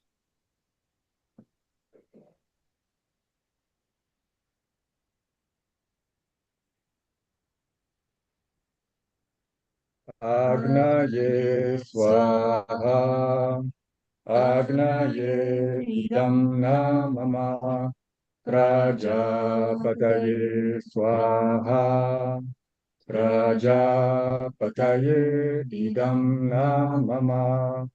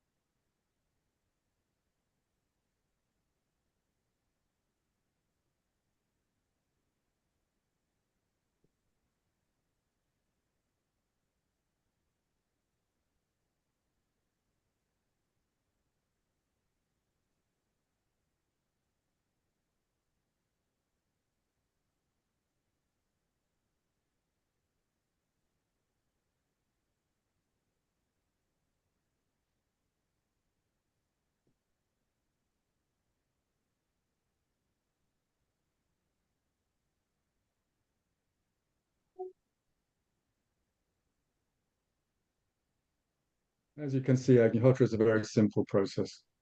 And we have children that can learn this process as well. Of course, with adult supervision, they can do Agnihotra every day at sunrise and sunset, and also learn how to care for the planet and grow up to be stewards. Beautiful. So we had a live Agnihotra ceremony there as well. We did the purification through the ancient Veda knowledge translated from the land of India, where Poland people, Roy and Joanna, have got the affinity together with other members of the Polish group. They actually practice there with a center. You have a center there, haven't you, Rory? That's right. We have it's actually an eco village with many families living here, living like we do all do Agnihotra and homotherapy together. We have gardens and cows, all organically grown. And then we have, we're building a center of light, we're calling it. It's in the building stage at the moment. We have a foundation that teaches Agnihotra for free to many people in Poland and in Europe. We teach it. Most people at the moment learn it for their own health and that of their family. But we also use it here for farming and gardening, just like Lee was explaining how they do in Australia. Mm-hmm. And we So have beautiful. And you're not very far from UK, so Trupti, in case you want to take a trip there or a retreat there, you can connect through Kailash or myself or Amrita. So it'll be beautiful, and it's nice to know that the indigenous population, they do Agnihotra, Homa therapy, and respect to the fire every day, wherein we, the original Indians, we maybe do it once a year or twice a year or thrice a year or something. So isn't it amazing that how they've retained this culture and the mantras? So I think it's very beautiful. Yes, Trupti, your comment. Yeah, Nilbhai, and what I would like to say is that we grew up, but we have forgotten that practice. If you recall, every morning at the sunrise, a copper pot, I've still got it in my house. You fill it up, and you don't look at the sun. You give archana, and from the droplets of that archana comes the rays, and apparently that strengthens your vision as well. And it is just amazing that how you correctly perform that. And you start with Om Suryaya Namaha, Om Ravaye Namaha, and that was the practice in all households. So Yeah. we must get that started again in people who are not doing it. Obviously, in this country, it's not possible. But sometimes when we wake up, because sun now rises at about 6 o'clock, and you can do it from the bedroom window. So we will ask everyone. I think we should start helping our local mandis, our local samajis, and doing these various practices. And why we do Gau Mata. And in old days, in the organic farming, my grandma used to have the belgadi and they used to use them instead of tractors in the fields. And I put a note here before I finish. Cuba is going through a huge problem at the moment. And I thought about it when I saw it. Why don't we help them to actually bring them back our ancient traditions and say how to grow vegetables and how to mend clothes? And I think it needs it because I could not see them, poor people. It was just heartbreaking what I saw yesterday and day before on the news. Thank you. Thank you, everyone. Brilliant. Let's help them. And Trupti, maybe you know Anakul. He's in your area in Vegan up there in north of England. So you can connect with him and he will update you about the Agnihotra chapter, which is part of Science and Tradition Association, where Rory, Joanna were a part of a group where Dr. Ulrich, who is actually leading the Agnihotra part of the Sata, they will all come together from different parts of the world, and we want to bring the Agnihotra as a separate entity within the science and tradition, and to see how scientifically it helps mind, peace, and purification. So it's wonderful that Healing Our Earth, we group up. Anakul, say hello to Trupti in case if you don't know her. Absolutely. Namaste, Trupti. Yes. Namaste, Ankulji. I think you just told everything about the Vaisheshika system and the concept of temple economics. And it is about how we are only part of the world and universe. And we are not the person to grab everything off. Yeah, we are just to use and merge with everything. And that's exactly what it's all about. I'm in London. I always say, and it was an amazing to work with Dr.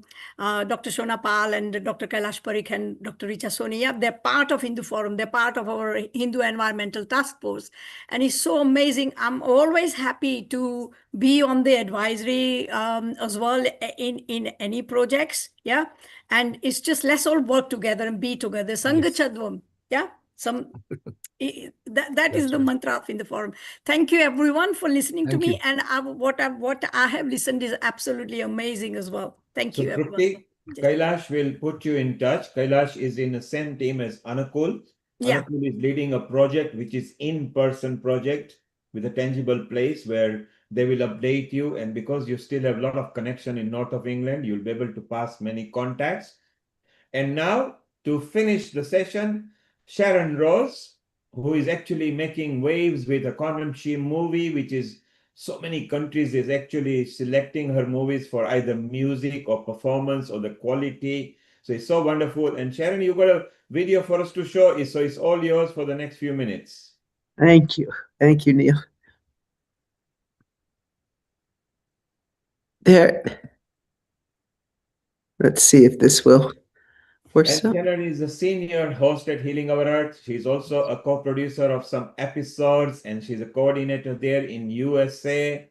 So if any of you are going to USA and you wanted to connect while she's about to set the video, which is coming up on the screen, Sharon, don't forget to join the audio when you do that. At the moment, it's showing our screen. Yeah, it's okay. So don't now worry. when I share screen. Yes. And take Let the me try place down. something else. No They changed. They did something strange right now. Yeah, they keep on changing. So, as you propagate the screen share, before you share, either on the top right, there are 4 buttons where it says play sound. Click on it, just tick it, or at the bottom left. Okay, let's see. And then share the screen. So Rory, Joanna, and all the Polish team, Zindobre, Dziękuję. What a wonderful team that you are. You are a regular part of us.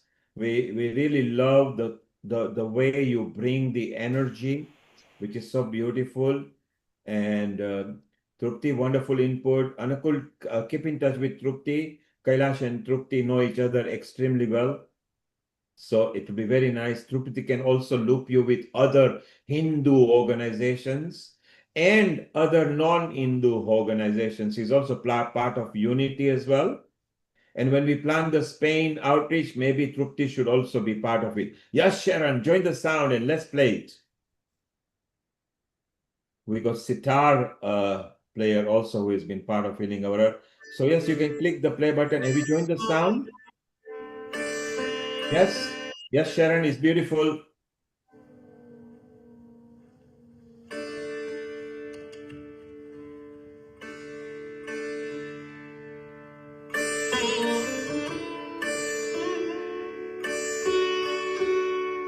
I love the music.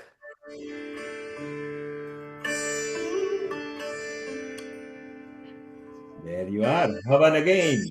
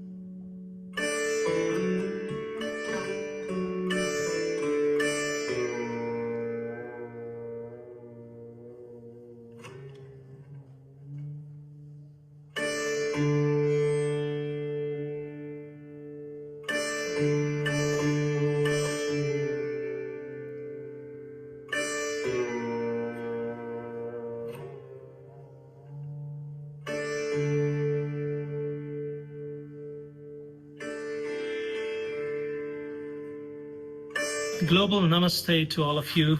It's great to be back again. We just finished our concert here in Crestone, Mahalakshmi Ashram, and I was accompanied by Jeffrey Rosers. This is our second time performing together, and each time it just keeps getting better and better. I performed Rag Charukesi, Dil Alap, and a little bit of Vilambit, and then Matilai Drut Tental. It was amazing, really amazing to see great support from the community. A lot of people showed up. I hope everybody enjoyed it. I enjoyed it. Jeffrey enjoyed it. Yeah, it was wonderful. Ready? Hello, I'm Jeffrey Rogers, tabla player for today's concert. I've known Miss Sharon Rose for many years. We've worked together many times.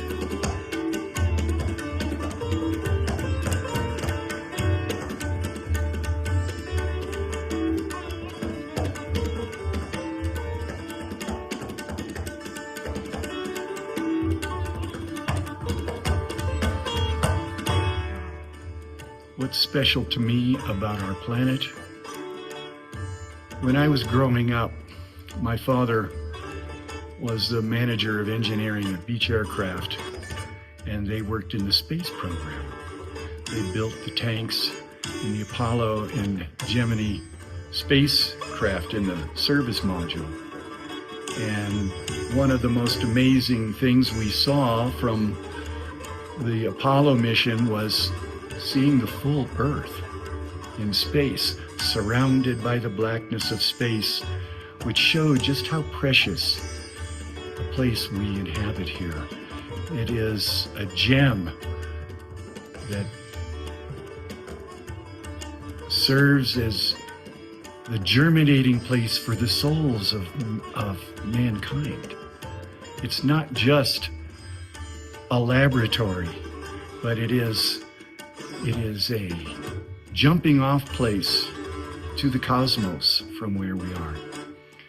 And growing up in Boulder, Colorado, I remember the first Earth Day, which in those days, Earth Day was more of a protest against the evil forces of warfare, which the war in Vietnam was still dragging on, and the other forces of greed and authoritarianism were more and more evident, and Earth Day started as a protest in a way against that.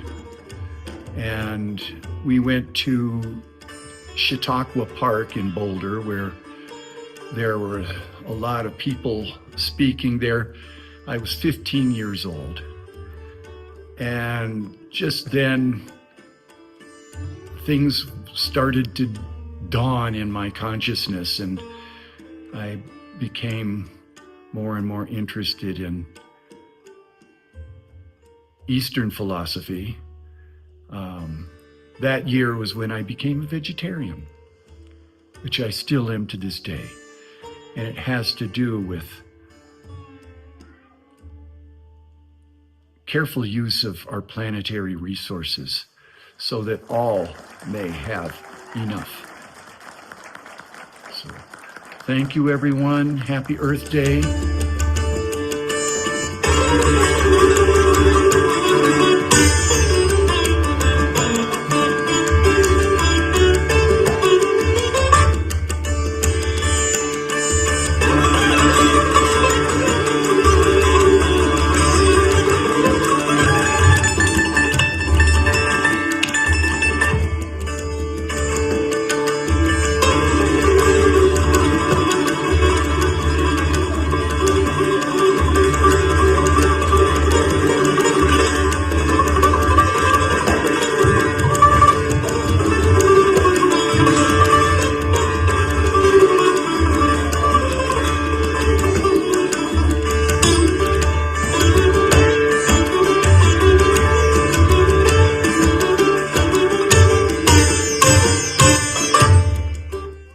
My tabla lineage came from Ustad Alaraka, who was the accompanist with Ravi Shankar for 25 years, the longest running duo in any musical tradition, East or West, 25 years running together, playing.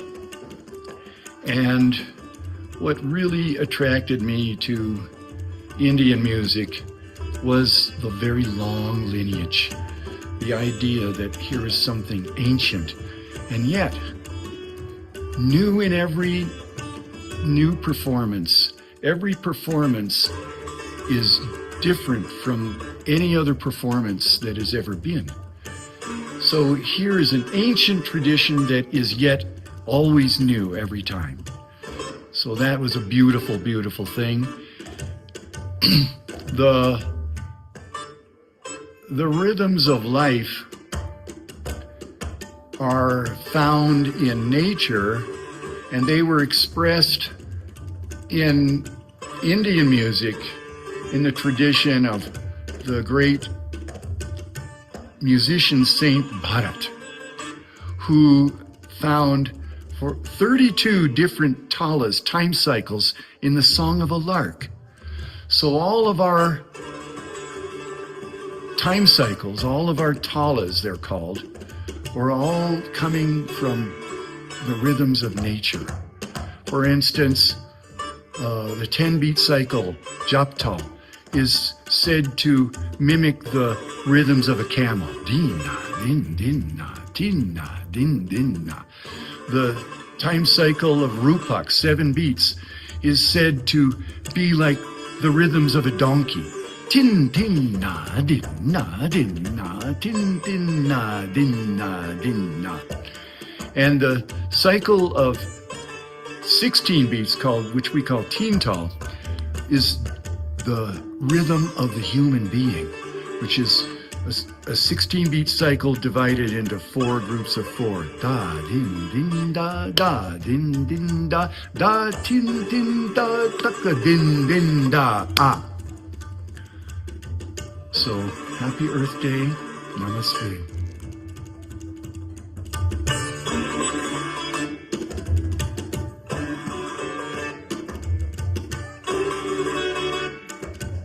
Hi, happy Earth Day. As a musician, I get inspired from this planet, be it like the rhythm, the stillness, the energy. I get inspired by it all. For me, how I feel it is the planet composes, and then I just follow through it.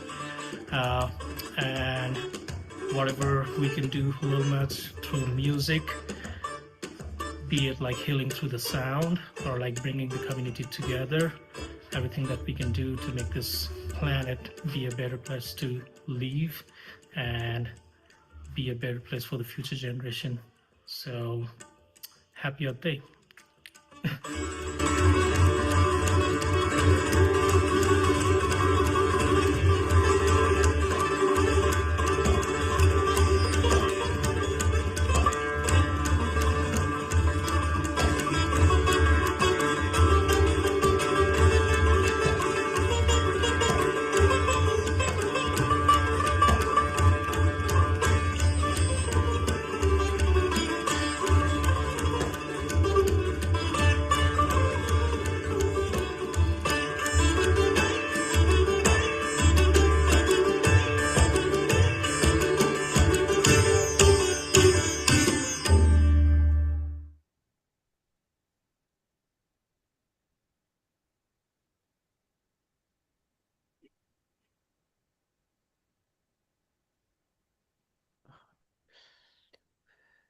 Beautiful, Sharon.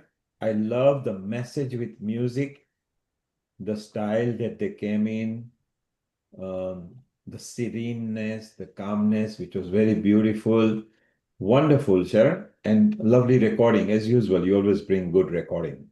So if you could thank them on our behalf, please. And next week is a big day because you are going to bring Quantum Chi news and all the. You need to send me the names of the people in your last 2 hours so I can start making flyers. Keith has done it. Let's celebrate. And of course, on Saturday, you are actually having the World Tai Chi and Qigong Day. And on Sunday, you can tell us about it and how Quantum Chi movie is progressing, because it is also linked with that, together with other dance facets, music style. So it would be wonderful to know. And last week, since you reported, 1 or 2 more people have entered it in their festivals, haven't they? Oh yes, yes. It keeps one is in Berlin and one is in was in LA Indies. So it keeps, now it's up to 30 selections.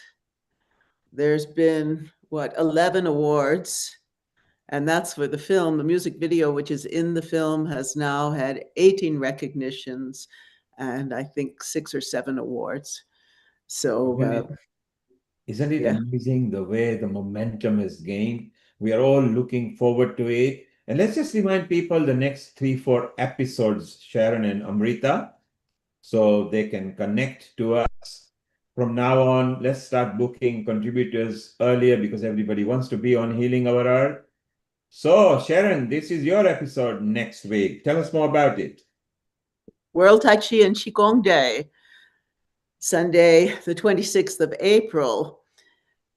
We're going to be celebrating. Actually, the day is on Saturday, and there is a 12-hour live stream. And then there are people all over the world, like 100 countries, doing their Tai Chi and Qigong practices. It's really an amazing experience. We're going to have something going on here in Crestone. And this was created by Bill Douglas and his wife, Angela Wong Douglas.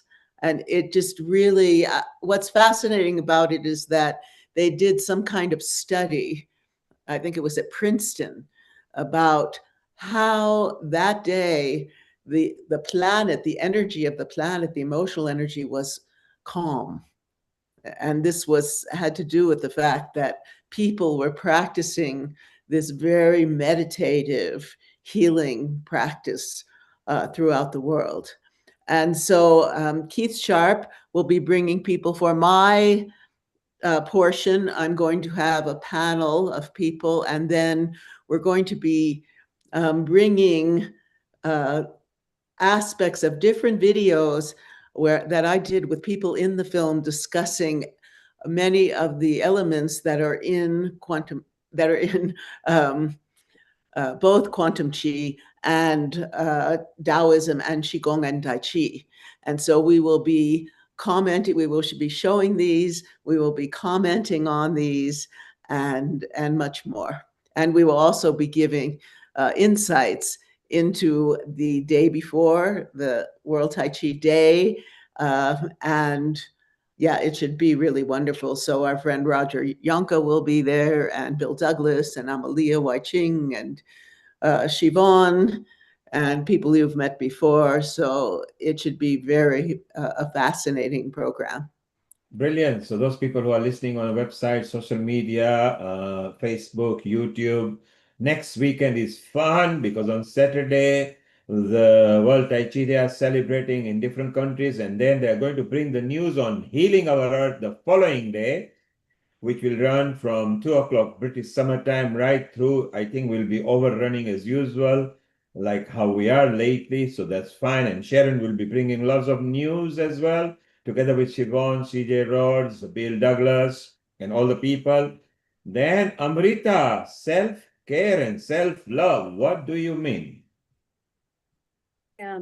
So on 3rd of May 2026, we are having this beautiful episode of Self-Care and Self-Love, where we'll be talking about how self-care is very close to self-love and how you can care for yourself. Hair care, skin care, sleep care, sleep hygiene, meditation, and also some care for your heart as well. So we'll be broadcasting this to you live on 3rd of May 2026 from 2 p.m. British Summer Time onwards. Brilliant. And I see that, Amrita, in your flyer, you've included rainbow, which means you've taken every color on the earth. So you're going to bring total care and self-love, correct? Yeah. And the following week. Following week is International Mother's Day celebration, the heart of home for our eternal beacon. And this will be broadcasted to you live on 10th of May 2026. So Our mother is in our heart, are in our soul, and therefore we celebrate this day in a very beautiful way. So join us for the celebration, share your views, your messages for your dear, dear moms, and we all celebrate together. Looking forward to see you all on International Mother's Day on 10th of May. Exciting, because at Healing Our Earth, we bring diverse topics that is globally appealing, and this one again is very important one. Yeah, mental health awareness, where the rising issues in our day-to-day life and we see mental health problems at a high rise, it's time to also talk and share something as solution and problems out of what action can we take for ourselves, for someone else, and for all of us, and how we can keep ourselves mentally healthy. So the episode will be broadcasted on 17th of May 2026 from 2 p.m. British Summer Time onwards. I love the tagline you have created: for yourself, for someone else, for all of us. That makes sense. So it could be for anybody. That's beautiful. And yes, from the mental health day to the meditation day, yoga and meditation for body, mind, and soul, keeping yourself fit and healthy, physically, mentally, and spiritually. We'll see each other on 24th of May 2026 from 2 p.m. British Summer Time onwards. So at Healing Our Earth, we prefer you use meditation instead of medication. Isn't that right, Amrita? Absolutely. So there are some of the few episodes that's coming on Healing Our Earth. You can just contribute. You may have ideas. You can just chit chat with each other. Do keep in touch with everything.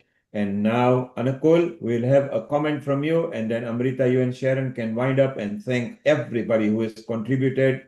We love them all. Lately, we are always overrunning with the episodes, but we don't mind because people are connected to us. Anukul, your comment, and then we wind up. It was really thrilling to see what all things are going on people's mind. There's a lot of unified system of thinking amongst everybody that I've heard today, and I think that is where our aim should be, is to get everybody together and work for the good for Mother Earth. Yes, absolutely. And Thank you so remember, much.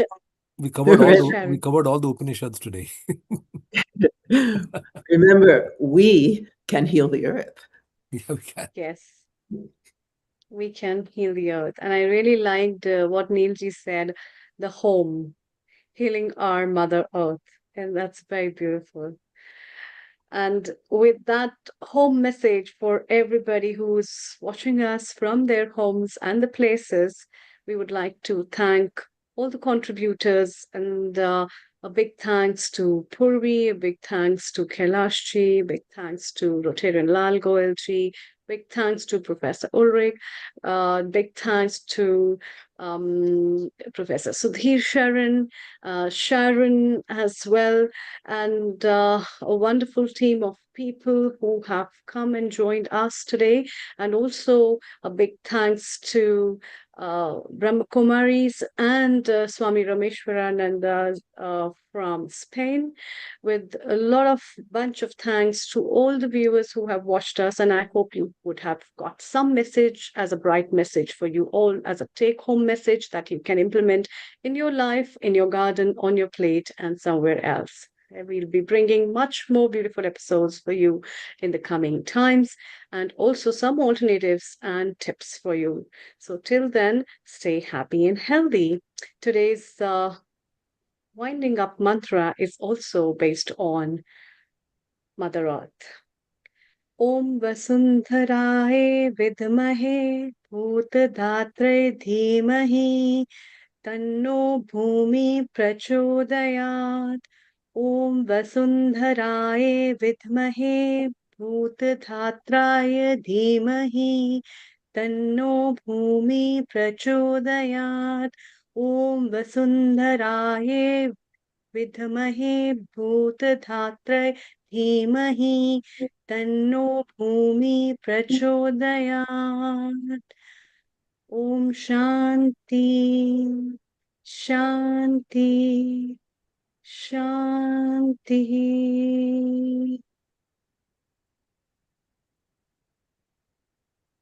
Brilliant. What a marathon session. We had so many people. We have connected to so many people. Amrita, Anukul, you've got so many projects going on and connection. You got Spain going. So now we need to step up the game, get all of them going very fast. I think the Spain outreach physical visit will be very beautiful. And the solar panel power, their diagrams. So Golo is coming back to Germany in a month's time. Ulrich is coming back to Germany. Both of them are finding India very hot now. So no wonder that they are. So it's so much beautiful. Amrita, you got a lot of other things to do as well. So next week is fine because Tai Chi Qigong is fully subscribed. Sharon, you got an option earliest that you come with Siobhan, CJ, Wai Ching, Bill. If you could correlate with them whenever and however you want. I'm just going to do timeless flyers for them. So I'm just a picture and their names, and you can bring in the order how you like. Just send me the order by Friday so I know who to spotlight. And kids flyers are all done and they are on the website. So what I'm planning is to have them with me as long as they want to stay. Yes. But because I'd like to, everybody's very busy and but I have these videos I did of these panels. So we'll be able to, and then Bill will have videos from the day before. So really what I want to do is bring on excerpts from these different panels about different aspects of Qigong, and then we will all comment, and the viewers or the people on can also comment on what their perspective is on what we are discussing, the different aspects. Also give us update of Quantum Chi movie because that's ours and we want to. No, that will definitely. I just did. Maybe we can show it. I just did a really nice interview with Clara. Oh, she's coming too. Clara is definitely coming. Yeah, I added Clara in your group. Good. I've kept her in your group. And what we will do in case if you are going to just impromptu announce something, so just say shortly as I invite Clara, let me tell you the news about this. So meanwhile, I know I have to spotlight her and unmute her, okay? Oh, for sure. And we have an announcement. It looks like we're going to be offering community screenings for people who have centers of the film. So yeah, that's our call to action for this, because it's not yet on any channel I would send anybody to. So this is what, we'll be talking about that too, the opportunity to show the film in different even yoga centers, and in a way that we can all earn some money as well.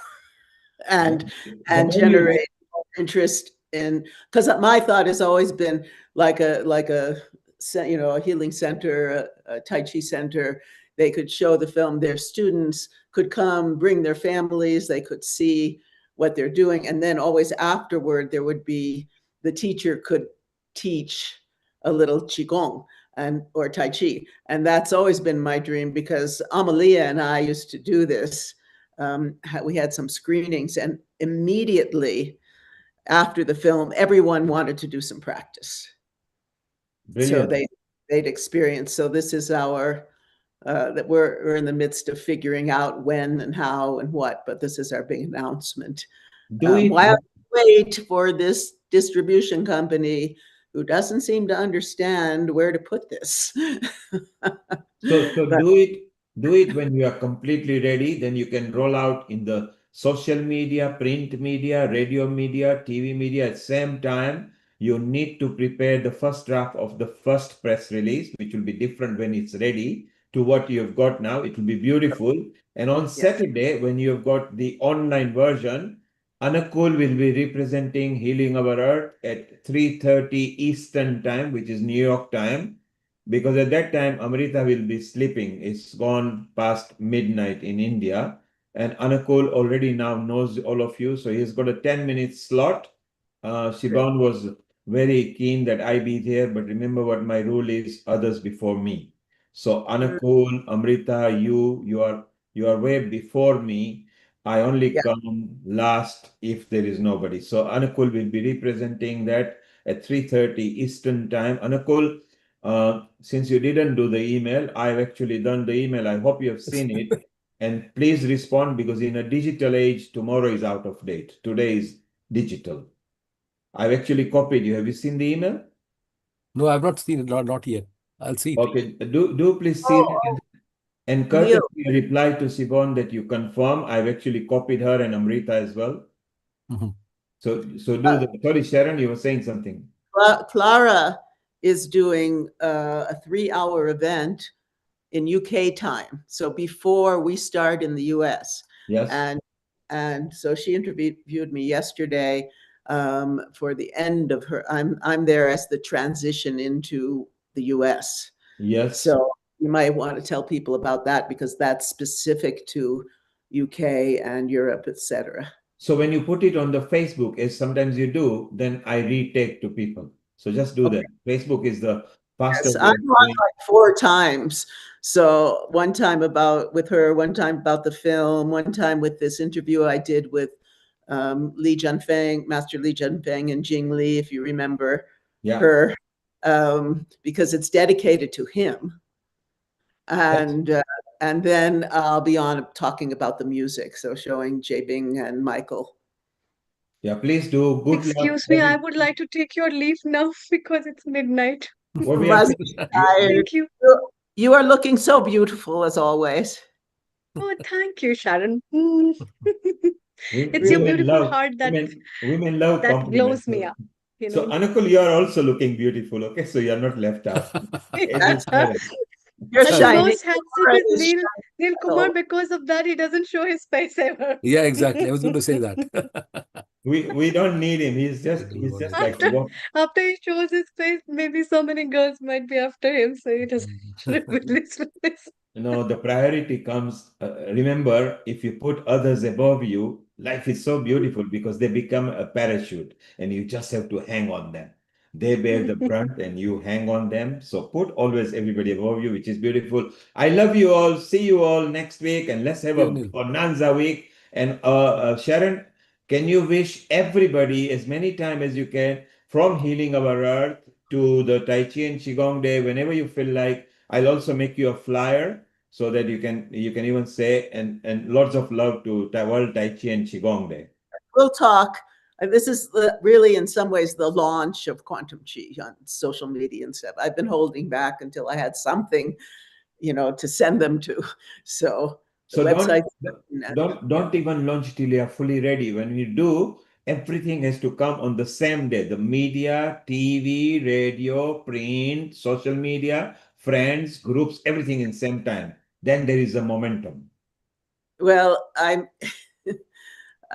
believe me, I have, a group we're meeting, and I'm using this opportunity to announce about the community screenings. But that's not it, the film on Amazon or whatever, because I'm very disappointed in this distributor. They don't understand what to do with this, it seems. And so I'm going to be reaching out to distributors throughout the world. I have really great contacts in China through Hannah and John, who send their love. Yeah, I have really good advisors. We meet every week with Bill. And so this is the way we're going to start the momentum, so I can even, bring in some money so that I'm not being drained anymore. It's a very good idea. Don't be scared to close the doors which are negative. Open new doors, and it will be there because you work very hard. So just keep on at it, okay? Yeah. All right. Love you guys, and see you next